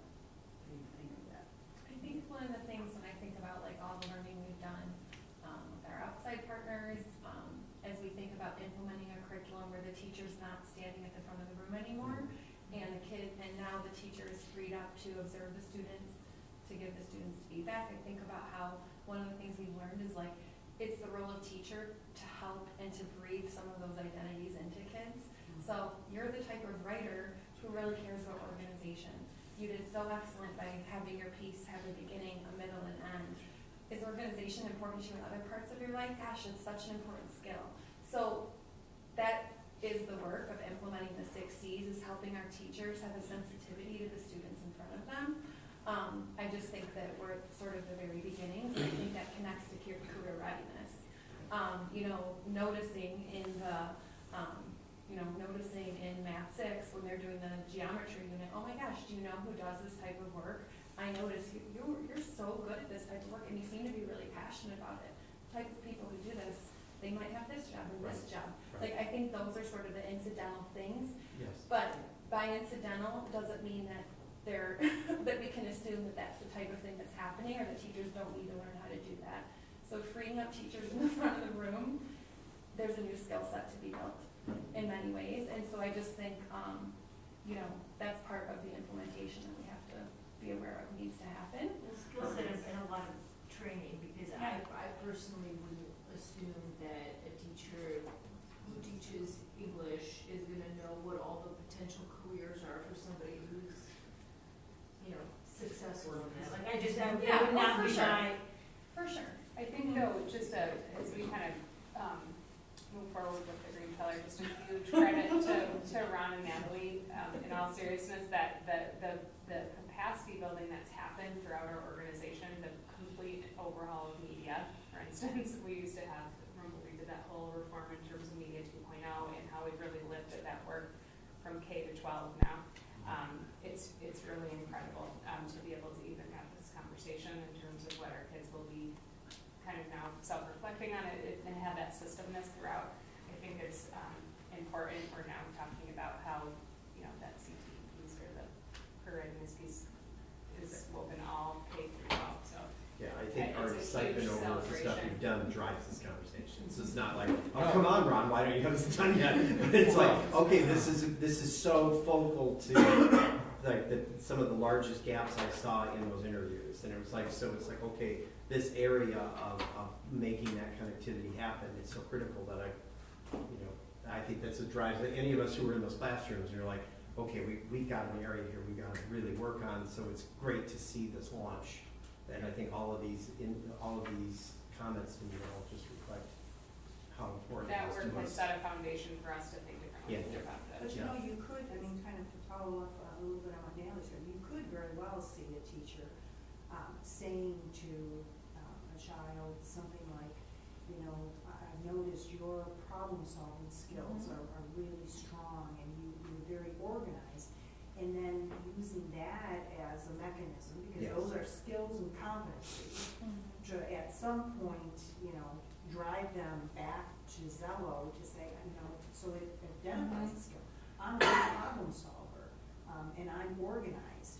And then this system allows you to search on competencies instead of Yeah. immediately assuming I'm a good problem solver, I'm gonna be an engineer or whatever. Because then you can go in, there's a Right. ton of occupations that, you know, you need to be organized, you need to have good problem solving skills. So I can see the teacher, you know, as they're as they're working more one-on-one with students, of helping them name skills. Yeah. They don't need to tell them careers. Right. But if they help the child understand and get a sense of what skills they see being demonstrated in the classroom, and then through this a child said, you know, I really am, I'm a good problem solver.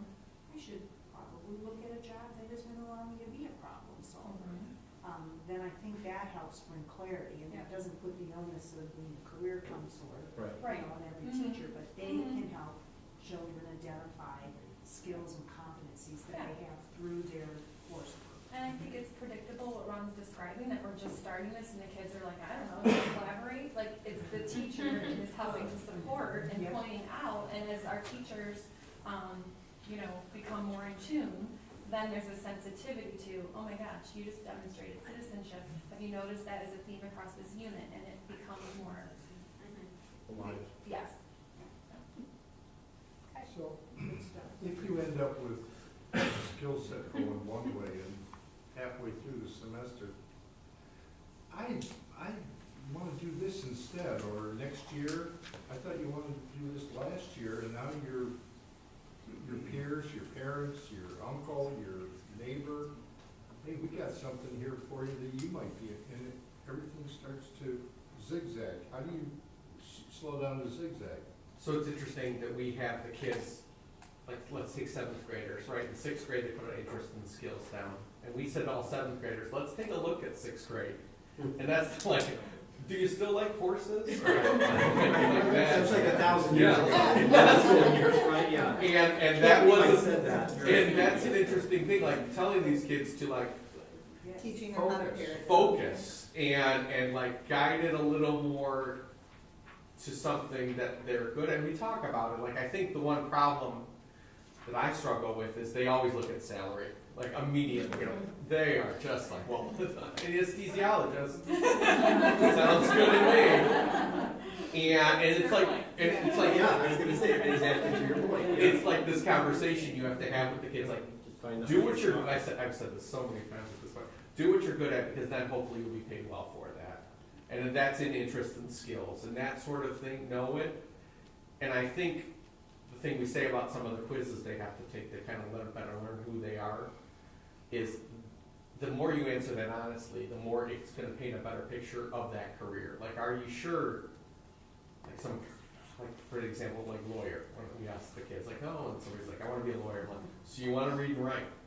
Like, let's, you know what I mean? Like, let's make sure that that is the kind of skill and interest that you have. But my dad's a lawyer, my dad's a doctor, my dad's a house painter, and that's what I want to do. Now you're getting kind of boxed in, but your focus is now, here is your skill set, not your mom and dad's, or their desires for you to be a doctor or something. What do you want to do? And this is how you raise that. Yeah, you know, we I see think that in. there's so much we can do so if a parent is insisting on a particular thing, then that's what they will pay for college, I think there's a balance, right? There's a limit, between, realistically parent expectations and I'm not saying that it wouldn't be ideal that every child is completely aware of themselves and when they leave our schools are then free to go and explore whatever they want, they're gonna be fully supported. So I do think, I understand what you're saying, but But Well, if you know your archetype, I can tell you, my mom says I have to be an engineer. But if I know I'm a creator, or if I know I'm an analyst, I can, you can go get an engineering degree. But you can, there's enough variation in most of these fields that, again, it's really knowing about what you want to do. I'm not saying we shouldn't pursue that, but we do always, there is gonna be a limit to how far we Sure, can go. but we don't- Sure. Yeah, right, But so. But it's something Yeah. versus Helping a lot of students time, yeah. understand, what their interests and capabilities. I think the tap in of the parent module is really cool because that's a subtle way of helping the parents understand that maybe their kids are not like them. So we'll report back as we move forward.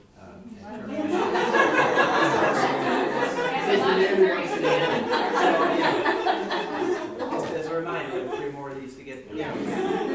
So. All right. We should probably mix up the order, because I feel like the poor green pillar gets it, because we have all of our energy. And then my last pillar, we're all like, yeah, it's great. I have to be on the table too, so I'm good. Yeah, honestly, like I said, I think green pillar, I attack green pillar because that's in the interviews, it's like, that's where I saw our gap as an organization, was like, it's. That's what we're working on. And that's really cool to it's see all this A and lot of energy understand- around, yeah. there's a lot of potential, and just to acknowledge that, Ron, thank you for the work that you're doing with our groups. It's very exciting. It really is. And I mean, even to that, to Gary's point about even having the parent module, to now having a possibility of a parent being able to actually see. So I love it. Okay, we'll move on. All right, so welcome to Sarah. Run, all Sarah in her new role, and Chantel probably feeling that she's still new in her role. Sometimes I still feel new here. So Yeah, thanks. all right. So Chantel and I kind of took over the Red Pillar captains the middle of last school year, and we've been working on just continuing. You've seen those 3 objectives that are up on the screen before, just focusing in on how we're attending to the needs of the whole child consistently in alignment across the district. Some of our celebrations from June until now are the SEL curriculum expansion. So last school year we started a pilot. You kind of see the triangle up there representing MTSS. So you'll see Tier 1 has been a focus for SEL in terms of working with our principals on some curriculum. We've been using everyday speech at the elementary level. We had we had 4 buildings who piloted various teachers, gen ed teachers, elementary level last year. This year, we have about 25 who we've actually purchased the full year of that curriculum for. They wanted to use it for all school years, so that's great. We also have several other teachers who are piloting it across the elementaries. At the secondary level, we have purchased Navigate 360, which has a system called Suite 360 that kind of our principals have been using, are just starting to dabble in that, but it has some nice components that they think they'll be able to use as, it has some Tier 1 teaching components, but it also has some tiered components, for example, for like an alternate to suspension for a student in terms of disciplinary or consequence for certain behaviors. And then we've continued to do some restorative practices with our students and with our staff, and Chantel has led a lot of that work. So that, go ahead. I was saying, how do we define restorative? So when we talk about restorative, it's really about doing the work around mindset shifting, but also having those conversations with students, as well as looking at what that support looks like for our buildings, our staff, our building leaders, our teachers. And so when we talk about our restorative practices work, we're also thinking about what that looks like along the lines of restorative justice work as well. And so it is about making sure that we have clear definitions about what that looks like, communicating that out to families when we talk about disciplinary things and thinking about alternative ways to approaches to talking to students when we have harmful things come up in our buildings, if we have incidents where maybe harmful language was used, or there have been some, which has been kind of an uptick in some of the areas, we'll do like informal conferences around that, but they're more so restorative sessions where the students feel like that they are in spaces where they can reflect and lean into the learning, having the conversations of why this was harmful, how we can move forward with that, and what they can do to be agents of the change and of that restorative work. Also thinking about ways to streamline this for training for our building leaders, our teachers, and then thinking about how that continues. So not just stopping at 1 year, but thinking about how that continues every single year. But defining it does start first with that communication part of what that looks like. Do we have any room for restitution practices within restorative justice? Because I feel like so language, right? Like if a kid uses derogatory language towards someone, and then they have to self-reflect and learn and all of that, which is important work. It's important work. Yes. But I don't know that that necessarily does anything to make the victim of that feel better. That's the restoration So part. to me, restorative means that I'm actually like doing. Repairing. I'm making effort to repair. Like, and I'm not just like, yep, I learned, but like I have to take a step that might not be comfortable for me to restore, the restitution, to restore, to repair, to bridge build. Like, I'm worried that we're limiting, and I do, as someone who spends a lot of time helping people do their own work, I'm not minimizing the effort that goes into doing your own work, but I don't want to give kids the cop-out of like, yeah, but I used a bad word, like, and I mean, I watched a teacher in action last week where a situation happened and the kid was like, I'm sorry. And the teacher was like, that's great that you're sorry, but I'm much more interested in considering how this is not going to happen again. And so how are do we have steps in place to really make sure that this isn't just about doing your own work matters. Yes. But if we really want to, I think about all of our schools if we're trying to be national schools of character all over, it's not just doing your own work, it's also putting it out there too. So are there conversations that are happening about how to take it to that next? There are definitely conversations happening. One thing that I do want to share is even when we're having these conversations with students, for example, one of the last pieces, which is still a beginning piece, is how do we move forward from here, right? What is our next step? So it's written, there are written reflections that we have. Students are also thinking about that. We are sitting with building leaders and talking about what that looks like, and then we're having larger conversations about what is our next steps, like how do we not only implement the learning, but to also implement the change, right? So intent matching our impact. I think it's is that getting codified into our codes of conduct? Yes. So there's 5 key areas there's five key questions in restorative practices. So when you're trained, if for the person who caused the harm there, what happened? What were you thinking at the time? What have you thought about since? Yes. Who has been affected by what you have done and in what way?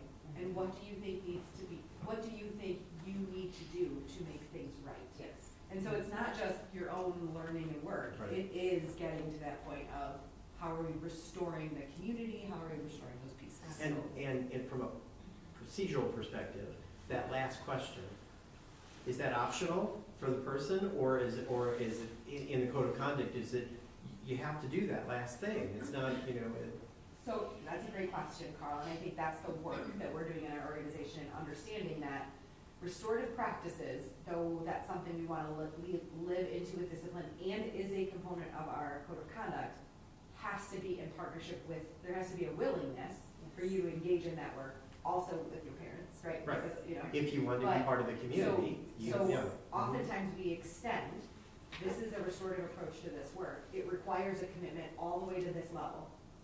And families may say, I'm not interested in that level. We then engage in punitive consequence, right? So like, that's often what happens, right? So you engage in a fight, this typical traditional consequences for fighting are 5 days of suspension, out of school. We'd like to engage you and Marie in a conversation about why you go through this process. Are you willing to do that? We can reduce that number. The number probably doesn't ever go down to 0 when it comes to things like that, but we reduce that number. We try to repair the relationship. But sometimes that doesn't happen. So if we have a discipline issue and people refuse to participate in the restorative piece, we can't force them. Right, I mean, we have to create safe environments. So yes, Yeah. there's a certain level of where it's not optional, but at the restorative level, it might not happen. Right, there are times in which, Sure. we have students who have no interest in That's repairing Troy the Youth Assistants, relationship. people get Right. referred and the kids are like, no, I'm not gonna do it, Right. you know? Okay, but that's codified, that's what we have, okay. So I, in the staff, I have this might be or might not be the place, so I'm wondering how and if we look at curriculum and what and how we're teaching kids as it relates to equity and well-being. So there is there's the things that set a general tone. To me, looking at well-being in these issues, and this is something that I brought up. Looking at, for example, it's Thanksgiving, right? And I'm sure still at the elementary level, we still have kids coloring sheets where there are lovely Thanksgiving scenes of Native Americans and pilgrims celebrating, right? We actually worked really hard to take those pieces out, and we do share with teachers about the week before, remember do's and don'ts, just for that specific example. So that is. Yeah. So I just use that as a specific example because it's that time period. But I think as we're looking at our curriculum, especially at our social studies curriculum, as things are changing. And so the one thing that is also, very timely is there are big events that happen that are outside of the control of our district. So how much work and focus, and specifically, right now there's a war in the Middle East that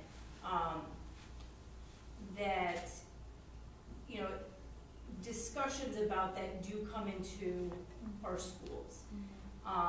And they are not, do we have, and they do impact the well-being of a lot of our students. And there's gonna continue to be big events that they're gonna come. Do we have a way of dealing with that? I think there's one particular example, and this is, middle school building. This is a media class. This was about 10 days ago, where the teacher was doing a really, a well-intentioned presentation about showing how a particular video of Gaza being bombed was fake news, right? And so this video happened to be a compilation of a video game and actual footage, but it was not put into context. So there was no explanation that this is actually something that's taking place. There is no comparison of a video that says, this is a fake video, this is a real video. So it's not the showing of the video, it's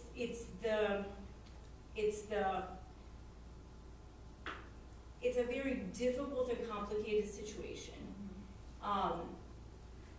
that can leave a lot of students feeling very uncomfortable.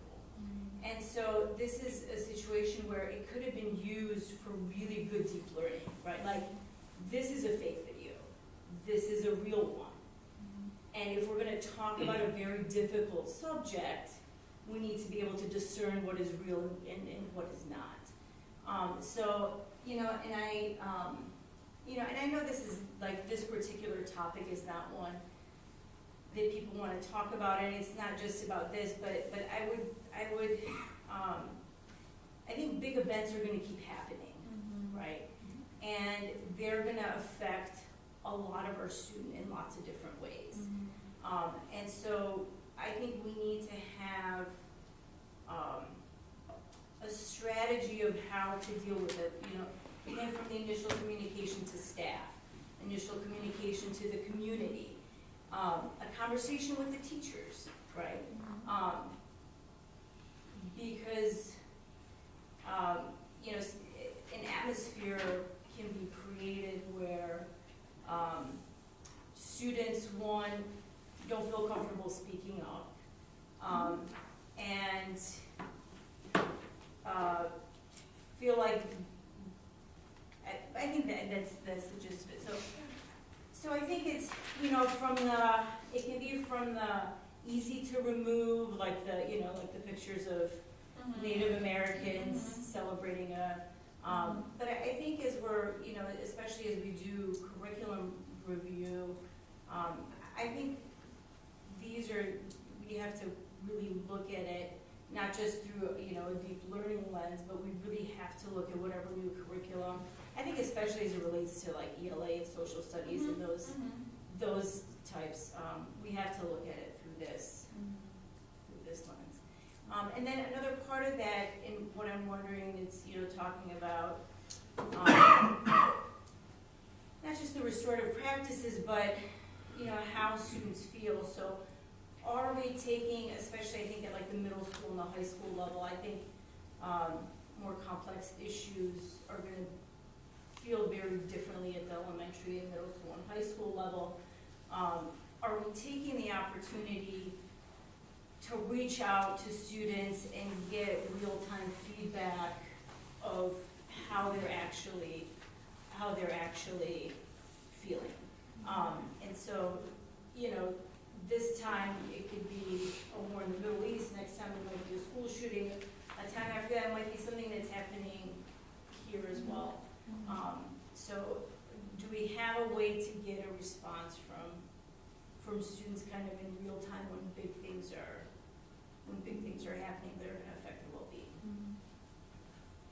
I know there's a lot to, yeah. I do want to elevate the work of Chantel and Maria and Evan when we worked on those are things that bubble up, right? We have to help our staff be more culturally responsive. That's our work, you know, as a group.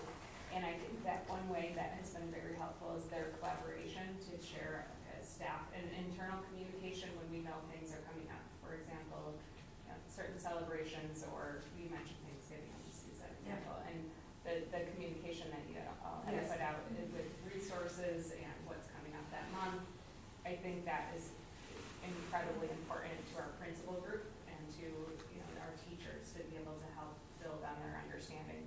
And in addition, we take deep learning and equity work. All of our work is ensuring equity for all. And I think that we take that into consideration in all of our curriculum that we're electing and that sort of thing. So I don't know if you want to speak to that. No, yeah, absolutely. So our most recent TSD Inclusive newsletter starts with a very beautiful statement about these very things. It kind of gives like this overarching view, and then it goes through, and it's a very culturally responsive newsletter, and it talks about the very things, that even lists the things that the teaching and learning department highlights specifically for this month, and the do's and don'ts of thinking about Thanksgiving. It gives a wonderful spotlight on Diwali. It talks about just culturally responsive things. It highlights the work that we're doing around unearthing joy. That's another piece. And then it goes through some other parts. So there are elements that it's showing up, but I am definitely taking note to think about when those times do arise and there's something else that comes up, how we can definitely incorporate incorporate that in and I know there are conversations happening across the board with that. I do want to jump back because it's going to speak to this part too. So the street data component that we're focusing on and IoT, which is something that we're going right into tomorrow morning, also speaks to. We might still be here. I promise you But the work that we're doing with our instructional leadership team speaks to those very things about looking at that street data, which are those lived experiences, and really the forefront and focus of that is elevating student voice and student agency and belonging. And so, now we can jump back to that other slide. And so this piece, what this is that we've spent a lot of time too thinking about the data we've already captured, but how we can bring our students along with us and thinking about how do we take, for example, the equity analysis survey data that we captured over the last 3 years. This right here is the most recent compilation of an infographic that Hanover put together, which specifically looks at student-specific data and their voices, and then working alongside the Student Equity Council, for example, just using that leadership to say, here's the data that we've collected over the last 3 years of your peers, working alongside of you, what do you think, or where should we begin the work? Because we cannot move forward until we actually had the opportunity to look at that data and then actualize it into thinking about what they've already told us that they need and what we have not either touched or have not touched enough to really make sure that we're speaking to that. So this is why we. Has this data been shared with the board yet? I haven't seen it. It looks like it's new. Is it? It's November 2023. So this is an infographic piece. So this is actually something that was already shared in our longitudinal data that was shared out back in June. What we've asked them to do is just to synthesize it to only pull out all of the student perception data, so that when we're looking at it with students, we're saying this is what you said, and we're looking at it alongside you and with you. Can we develop some projects and initiatives to I love this. I just would like to have it. That's absolutely. Yeah. I would So share is those. because this came up at a couple of us wondered. So is this the Student Equity Council is active? They are active. Yes. Okay, so how often do they meet? Is it How many like, kids are how around many it? kids? How are they So right chosen? now, All of that. Yeah. so majority of them came and kind of sought out. The council right now is comprised of our high school students.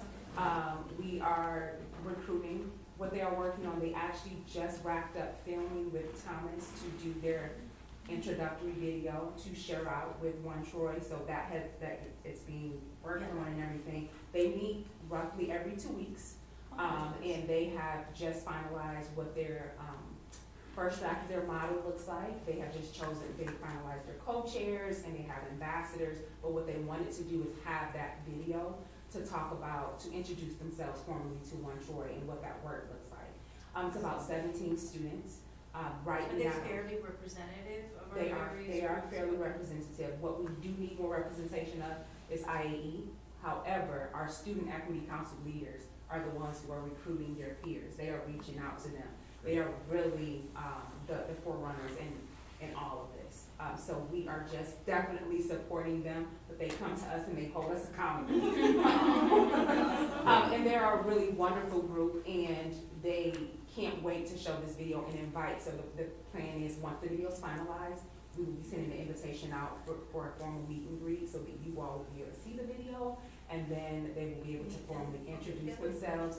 You all will be meeting them, and then we'll share that out with One Troy. So we're developing what that process looks like. But all of the building principals know that the council, every time I have front-facing time, I'm like, hey, the council's doing really great things, and they can't wait to meet with you and to really introduce themselves. And they are excited too about what it looks like to be partners in this equity work with middle and elementary students too. So they're peers and also.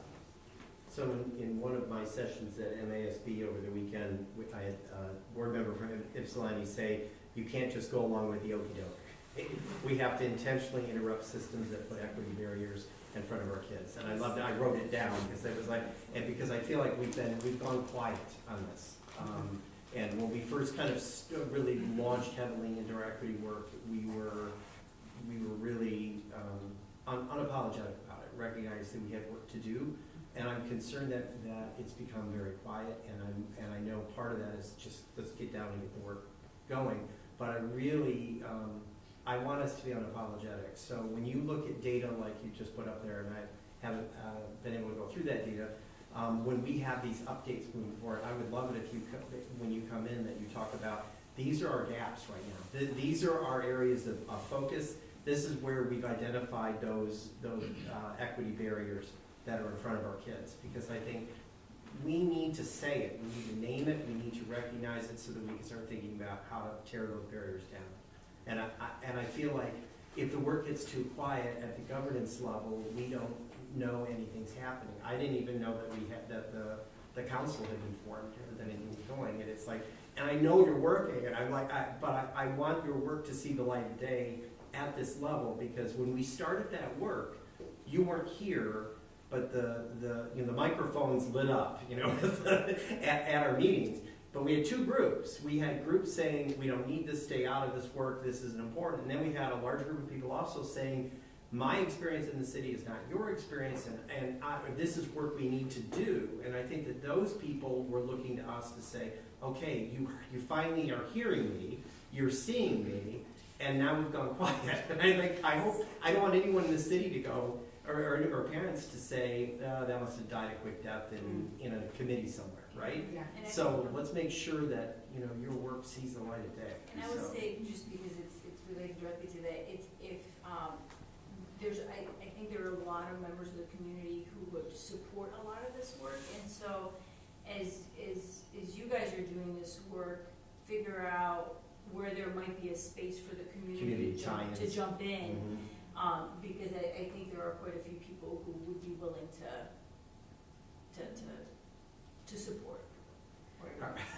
Your little hand is barely staying out. Yes, I have a quick question, comment. One of the things, you mentioned that part of the council is people seeking out to you and coming to you. One of the talks I listened to was from Dearborn School District. This was at NSBA.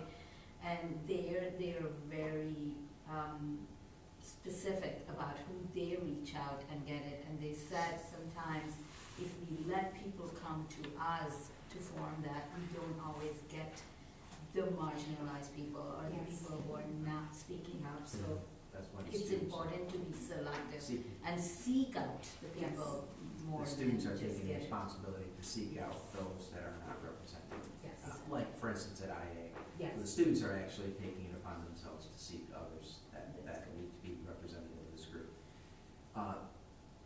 We need to get rolling. Sorry. So can we go to the group? I want to be respectful, I know we're getting out early tomorrow. Let's jump to the gold pillar and She's blue. I'm sorry. I was like, You're on, go. Do your thing, Marie. Do your thing, Marie. So Marie, I'll tee you up. Okay. Thank you, Marie. What time I is do it? want to. Okay. Man, we can wait for her now. I really want to just thank Marie for the work that she's been doing with our, this work will impact ultimately every single school building. That, and this is the beauty of working with our teaching and learning team, as you can see represented here. But this work is very complicated, and working with our spaces, both with, she's going to talk tonight about building out our process. We wanted you to see how inclusive our process has been in terms of playground and with furniture, and she's working at all the levels to do that. And so it's a lot of work to work with teacher groups, principal group, and with the bond folks as well. So Marie's going to talk about how inclusive our process has been, but she won't give herself credit, so I wanted to do so. Nice. Well, thanks for this year. So yeah, in addition to all the fun science things, this has been like my favorite thing to do lately. So we've had two simultaneous projects working from last year. So because we have the first 6 elementary buildings getting new playgrounds that are gonna break ground this spring, we have engaged a group of, interested stakeholders in that conversation. And then at the same time, we've also been having the same conversation with furniture. So in furniture, we have the first 6 elementaries that are not getting playgrounds are getting new furniture next year. So that'll be installed and delivered this summer. And then we also have new furniture at Baker and at IEs.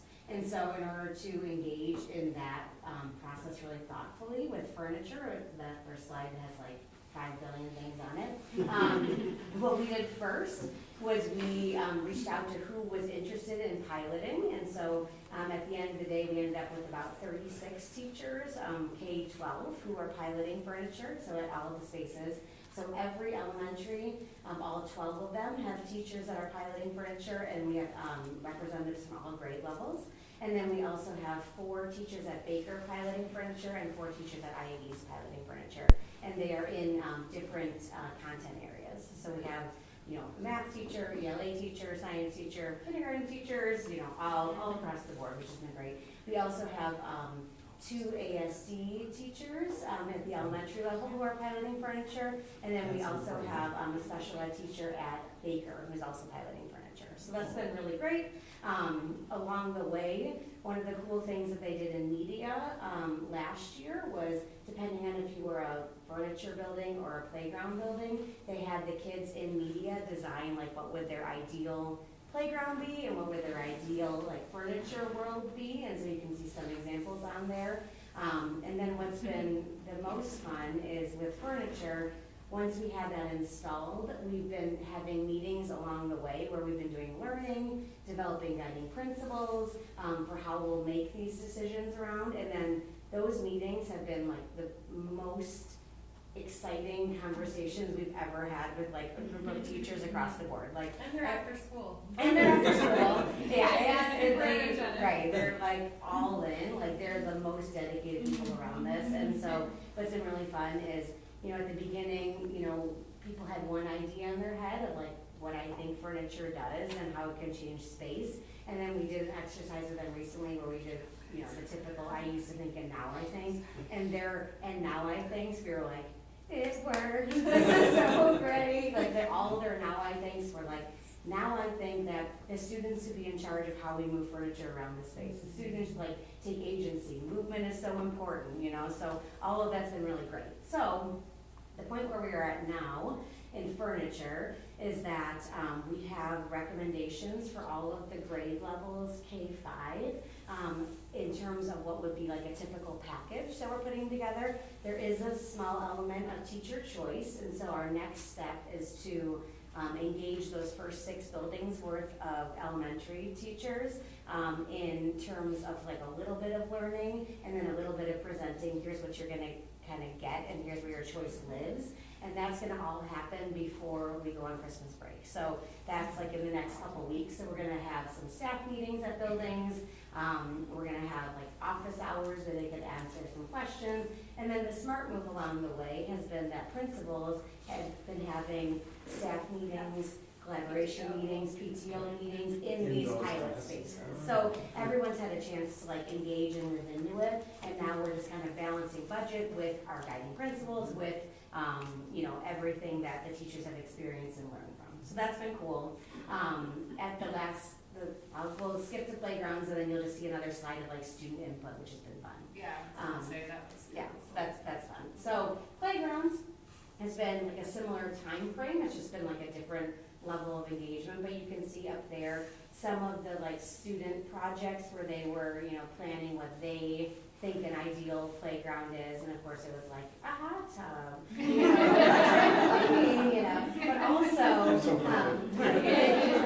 they did a really smart move of engaging students in how to learn what does accessibility mean, because that's one of our like key guiding principles. And so the things that the kids came up with were just like incredible. Like they were like, well, I know I have my one friend and she's in a wheelchair, so we designed this so that she could go up here and she could access this, and it was really awesome to see. And they presented these to the architect team, so that was really fun and cool.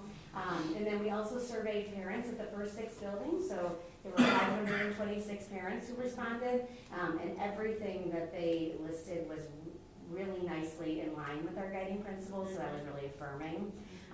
From here, you know, we had the playground architects, after we did some learning and some recommendations, they designed around what we thought were important guiding principles, and then from there, they cross-checked with principals, revisited that playground committee, and now at this point, they have some final designs and things to cross-check, and then those will also go out for bid.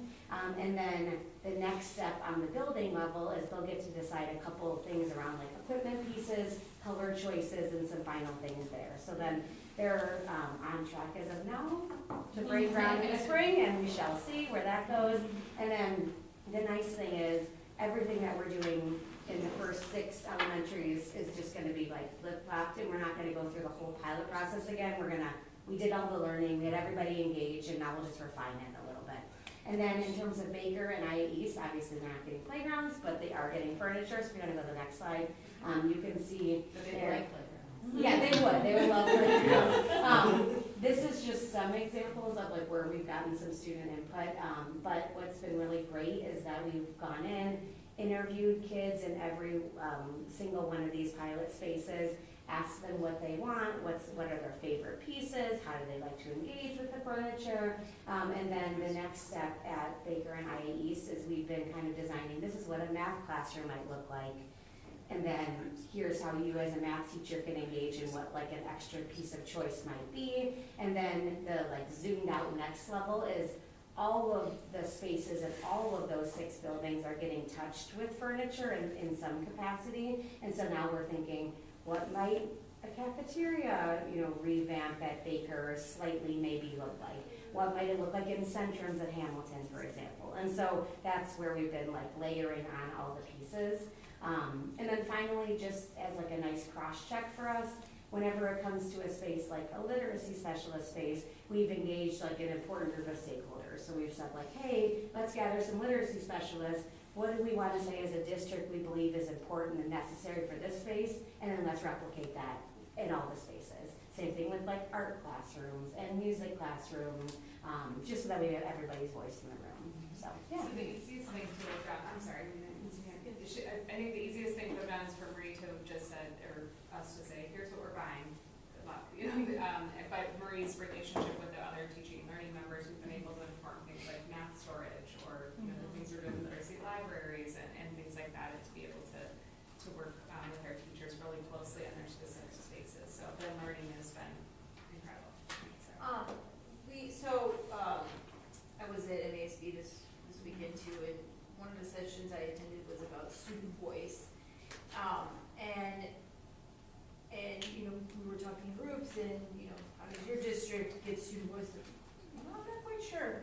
And so what I'm hearing a lot tonight is that we actually do have a lot of student voice. So I think it would be, and this might be a job for Kimberly, I think that this is something that, from time to time we should find a way to share with the broader community and with the parents. Yes, Thomas made a video of this process. So we have a furniture video. So There you go. And we're looking at actually making another one. And here's actually a great point that you bring up, Amina, is so with our first 6 buildings with furniture, or first 6 elementaries with furniture, Baker and IA East, and then also with our playgrounds, we have decision time that's like, really intense right now, and then we have from now until the end of the year, where every one of these people who have been involved in these committees and these pilots have been really thoughtful of like, how do we get everybody else on board? And so what we think that looks like is, interviews with students, videos, having a PTO meeting where we, at this point now, here's their new playground, let's engage in some learning around that, and so we've been really thoughtful of like, right now we're in the what phase, like here's what we're getting, and now we're next going to live into the how phase, and that includes in our dream world, engaging parents, engaging all teachers, engaging the community in general, because we want to say, hey, you voted for this bond, look at how well we're using it and taking everybody's voice into consideration. And parents, sometimes might not be be aware that all of these things are taking Right, place. right. And so parents love it when they feel like their kids are contributing in a Yeah. meaningful way to, Yeah. you know, to a big project or, you know, something like that. But so I think, it would be good for all of us, you know, Yeah. myself, just to be more aware of Yeah. how our students are contributing.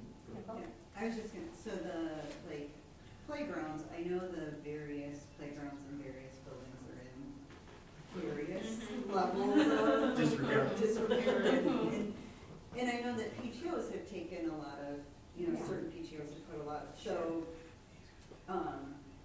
is there a, like, is every playground gonna now look the same? Is there some movement and then just? Yeah, do you salvage some Yeah, pieces? so- Yeah, like They newer did- pieces the Yeah, PTOs have so put in. they did like a playground audit where they went through and they actually went through every single piece of equipment and they saw, does it fit with, you know, all of the new standards? Is it up to date? Is it something that's long lasting? So if it's something that's brand new, like I know there's a brand new climber, that was installed at Martel. Like they're gonna keep those existing ones. So, and they're doing a really nice job of like taking input on like that location, you know, every layout is very different. And then also taking in the voice of all of the stakeholders, including PTOs and parents. And then one of the nice thing that we're doing as like an add-on here is because we know PTOs are so generous and they always want to contribute something and they don't necessarily know like what's the best thing to do, we're putting together like a, hey PTO, should you want to contribute to the new playgrounds that you're building, here's a list of some great things that fit within our guiding principles. And then Okay. Oh, here's that's the good. same That's thing a with great idea. furniture. So like we were able to furnish all of these spaces.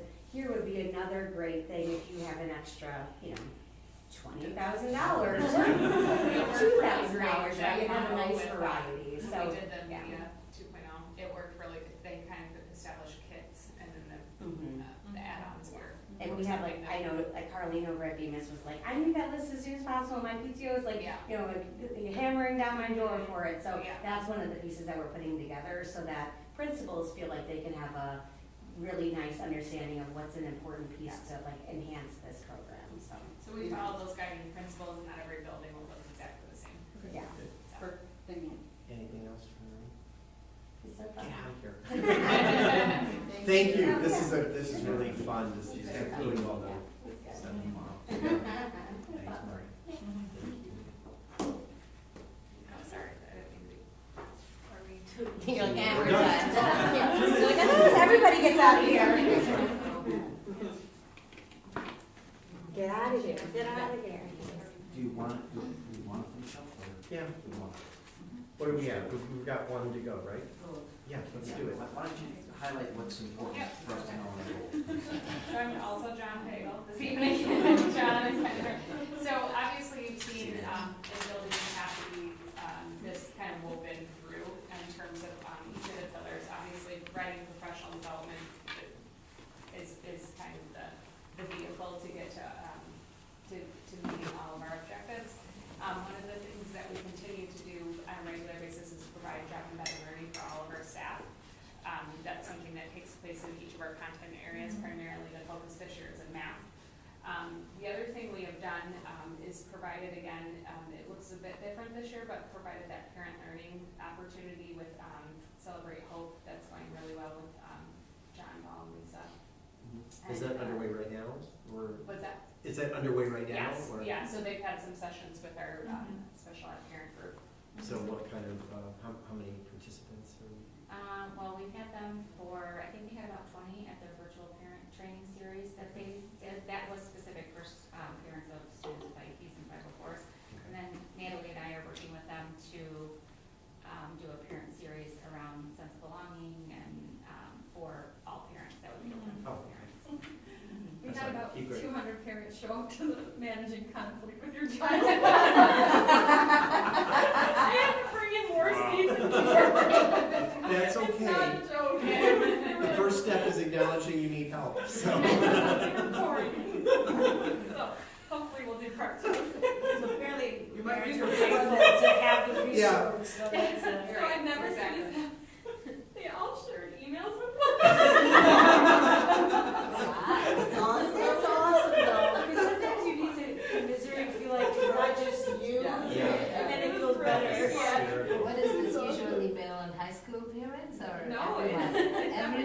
activity? Oh, wow. You're clearly on topic, okay, all right.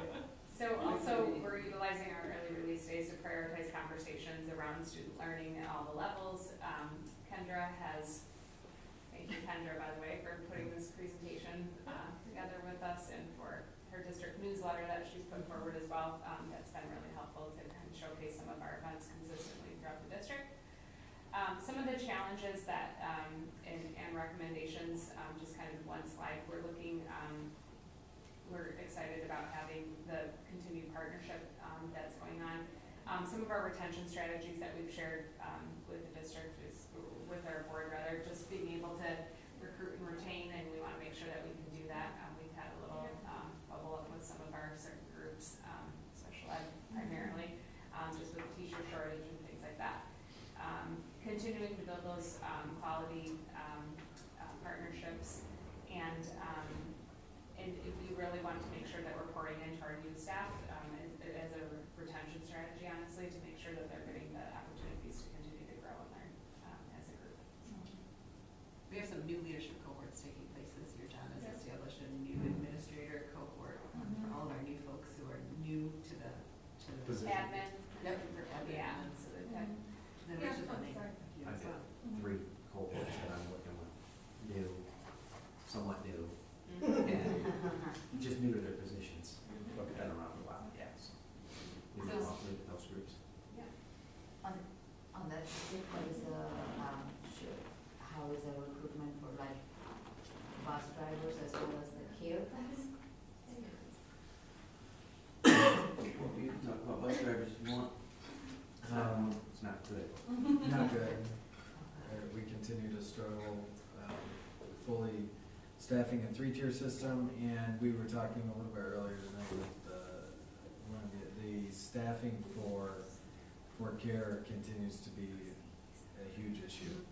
We monitor that by the day, quite honestly, to figure out or to decide whether or not we can remain open. How far down are we from where we want to be? Do you know how many positions we're shy? No, it's by building. I don't know how. If you have the number, I just. Specific. Don't worry about it. But We've adjusted the wage rates for I was gonna say, don't we have sort of, We've advertised in a multitude of different areas. A couple of you have shared, have you considered this, and you indicate. And so we're sharing those avenues to reach out to and advertise on as well. so we have bumped rates, rates. Yes, yeah, that adjustment has been made, so retention bonuses and so forth. Okay. Referral bonuses, retention bonuses and so forth. We're down about, what, 4 bus drivers right now? 4 or 5 bus drivers right now.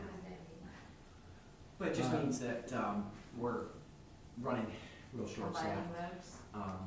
Well, we have 8 standbys in our contract. Okay. 8 standbys, so our daily routes are being covered, but we don't have the standbys. So it's a juggling act.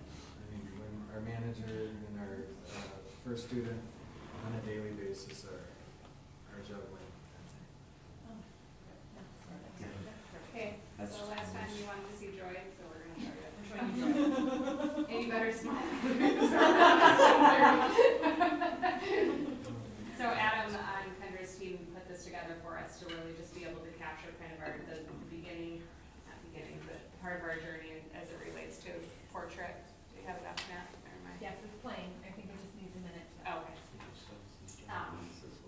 And we wanted you to kind of end with the face of the kids who are ultimately here for, and I think that's an important aspect of our work. That's why they're here at 11 o'clock. That's right. Yep. Okay, it says it's playing. I know, I was gonna say. Is this joyful? I'm trying really hard here. You can move if you have other. There, Is it trying? something trying. Okay. Okay. It's trying to do it. Oh. Over there. Oh, there's a red circle.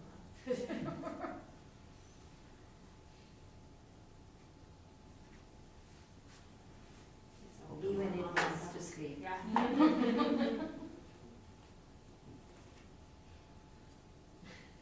It's like I can't load. Close it out. Wi-Fi turns off.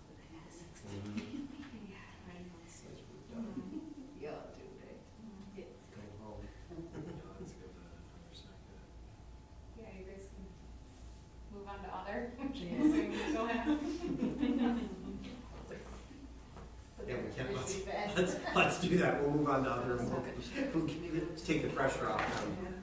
I don't have anything, I had one question, but it doesn't have to be answered now.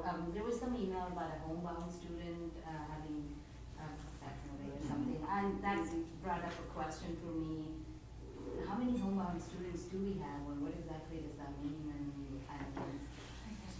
Sarah, I can get that information for you, I don't have it. It just, That's what fine, it we have means a is the spreadsheet. student is unable to come to school for medical reasons. And, despite that, if they're able, we're able to provide inbound services, so sending a teacher to the home for some period of time during the week to help support their studies. It's not necessarily a teacher that's gonna instruct them, so much as gonna be there to help organize their work for them, provide tutoring and so forth. And what, we have a handful maybe? Yeah, we have a handful. We have a homebound teacher that's in the special ed department, and then, however, we have sometimes recruited the gen ed teacher of that student, and they've been helpful. They already have a relationship, so it's really nice for the student. So they go always have a relationship. after. Yeah, yeah. Oh, there you go.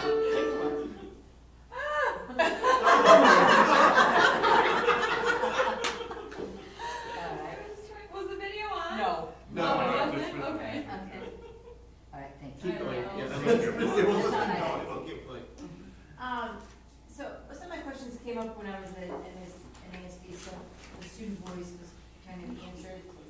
But to that, I was interested to know what the superintendent student advisory board does, so that doesn't need to be answered tonight, but Rich, if you could just next time tell us about that, that would be wonderful. Sure. One of the sessions I attended was talking about the free meals, and so the question that I had, again, it doesn't have to be answered now. For the elementary school students, the meals are delivered to the classroom. I don't know who would answer this question for me. The meals are delivered to the classroom, but for the middle school and high school students, they're available before school. So my question is, do all students who need it have actual access to it? So are they arriving with enough time that they can have meaningful access to the food? Some of the, I'm not sure, the middle school and high school buses, how close they get to bell time.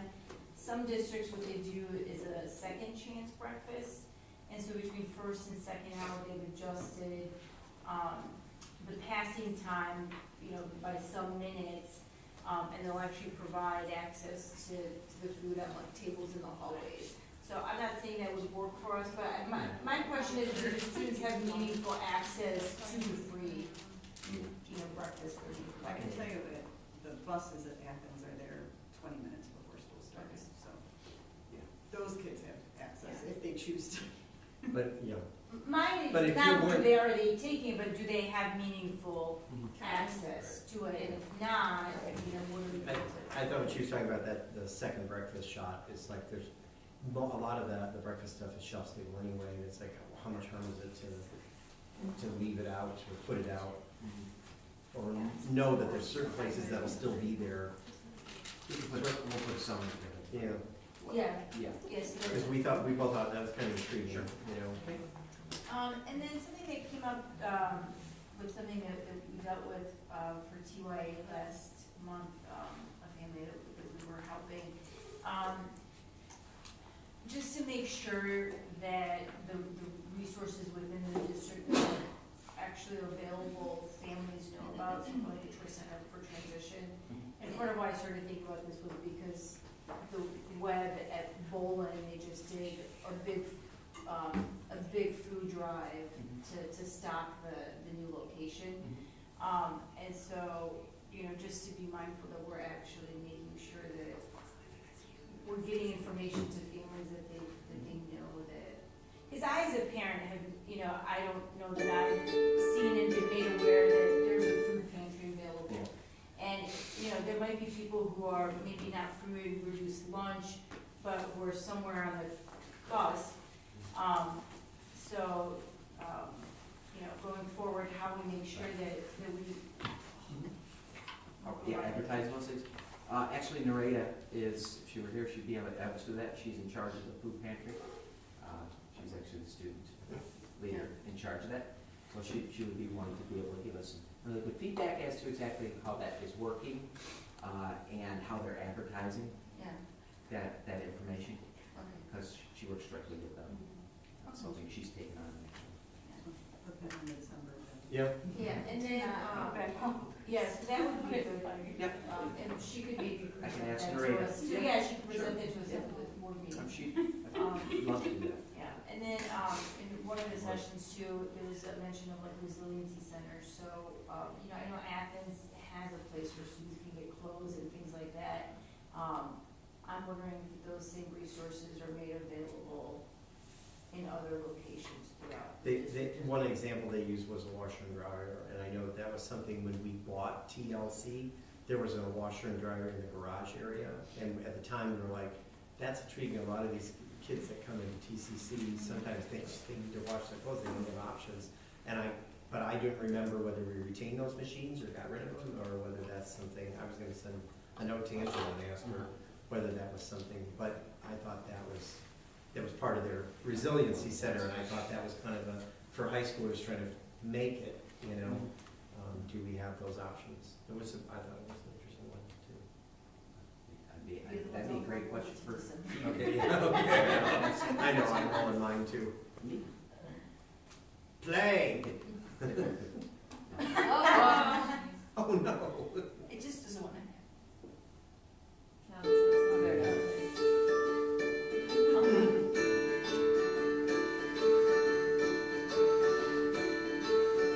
We just love doing experiments, and it's funner if you see how it's working, and like be the wind. It's coming. Great. Understand.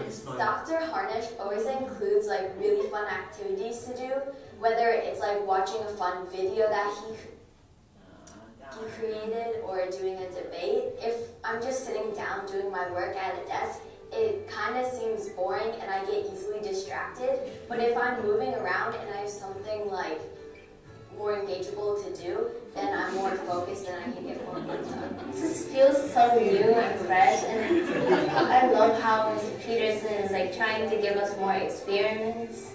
I never thought I would touch a microscope like this old animation. It helps like creative thinking. It helps us like learn in different ways by like planning and thinking out the steps to a project, and not just going ahead and just like following through something quick. It allows us like a deeper thinking and a deeper knowledge of like what we're trying to study and learn. I got to talk to other people in my same book club, and I got to talk about their perspective on the book that I'm also reading, which I really enjoyed. And I think just like learning as a whole, it's cool because we're able to understand why things work the way that they do. In history, we're able to connect like current events and why they're happening, what has led to the events that are happening today, how the past connects to the present. And I think overall, learning helps makes us more knowledgeable students, more knowledgeable citizens who can go off in the future and make better decisions for our communities and make the world a better place.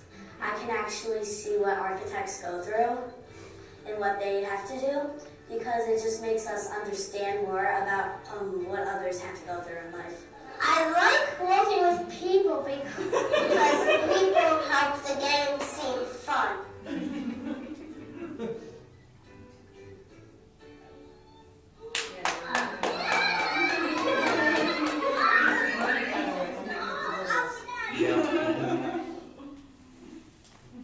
Alright, so the resiliency center. We'll ask about that. That was a great video that speaks volumes. I ended up being dad brother. Oh, I have so many things. Is there any you could defer? Yeah, there are some I will defer. Are our counselors fully staffed? I know we had people. They are now. They are now, okay. Council, we just hired. Larson. We had, Ann Young from who was at Troy, who retired from Troy Young, was filling in, and we just hired Counselor Athens, and she started Monday. Larson. Larson, I'm sorry, started Monday. And she started Today. Okay, so did we split both counselors at Larson, or counselors at Larson transitioned to different roles over the summer. They both transitioned before the start of the year. One stayed for 2 weeks, so it was a 2 weeks notice, and she was there during the first 2 weeks of school. So we hired internally Andrea, I can't remember her name, it starts with a G, and it's not Gilovich, because that's Todd Gilovich. Andrea Garavanta, who's a social studies teacher at Larson, who's been wanting to become a counselor and moved out on her work to become a counselor, is one of the counselors there. And then our newest hire is Sana Mirza. Okay. Mirza. So we did, okay. And then announcement wise, I've been asked to work with the library on some of their strategic planning, and so just talking about like ways that, like talking more consciously about ways that we partner with the library. Because we do a lot of partnering with the library, but just kind of being more mindful about the ways that we do that. And then last weekend was the opening show of Wizard of Oz, but I wanted to highlight that like there's some TCC kids in Wizard of Oz, and so just the beauty of seeing the schools work together is beautiful. And this weekend was fun at Athens because there was the theater, there was Science Olympiad, like there was still a lot happening, so it's to be able to host Science Olympiad is a really big deal too. So that's all just good short stuff. The building principal also was tree number 2 in the Wizard of Oz. He was Father Tree. Yes, he was Father Tree on opening night and Father Tree today for the student matinee. And I think there was a student from Schroeder too. Yes, there's a shooter from Schroeder and one from Schraden. No, not Schraden. 2 different elementary schools. There's 2 different elementary kids in it. Were they munchkins? They Well, I'm trying to figure out what would they be? Yeah, she's doing munchkins in an unusual way, but these 2 girls are munchkins, and one of them is also a flying munchkin. So Dual role. She has the one girl has dual, and they're both Ozians as well. So they're on stage multiple times. They have costume changes. Wow. So one of them is the child of an Athens teacher, and then so maybe she doesn't go to school in this. I don't know. Anyway, there are 2 4th graders, some kids from TCC, but it was It's most fun. Yeah. Glinda is a TCC student, and I just think that's really cool that like it's a named role and it's a TCC student, and seeing that partnership and seeing her flourish, being able to have the strength of what we're doing at TCC and what she needed for that, and to be able to be connected Still to kids at participating, Athens, but, yeah. and so like just that partnership has been really beautiful to see, and the way the kids are interacting. I think that's something worth celebrating. And it might be good to think about that for future stuff too, to see how, during the dinner, we talked about, with the students, for them to maybe like, the best students in each other, at their schools to see, to see what life is like. Where's the cool idea? I'm passing, I can defer mine. Well, past mine. Okay. Oh my God. 2 minutes. Yeah. I'm going to defer all my stuff. I do want to talk to you at some point. I went to a breakout with a woman from MDE who took us through the Michigan Merit curriculum and just demonstrated a level of flexibility in that curriculum that I don't think we're nearly taking advantage of here. And I think the conversation was, everybody in the room was going, what? I didn't know we could do that, what? And so I don't think we're unusual in that regard, but it certainly would suggest that our ability to reimagine high school, we have a greater ability to do that than I ever thought we could in terms of integration of subjects and double counting things, and and I'll give you one example that she gave, which is if you had 6 out of 7 of the personal finance standards were already covered in econ, and if you covered the 7th feature or 7th standard in econ, and you had your student take it as a senior, you could give them 2 credits for that half-year class, a half credit for econ, a half credit for personal finance, and 1 credit for the math experience for a senior. So the idea, if we're planning a personal finance class, I hope we're not, because it was, to me, it's like, let's figure out ways of being efficient so that our kids have ability to Yeah, really. we're hoping to do what you just said. Okay, all right. So. There is a personal finance course though. Yes, Yeah. it's not a new one for the. But there were a number of other examples that she gave where it was like, okay, are we really taking advantage of that? So I can talk to you offline. And we'll look, because it was like, oh, we can do it, you know, possible. Okay, it's not great. Oh, I carried you home, kid. Okay. Class dismissed.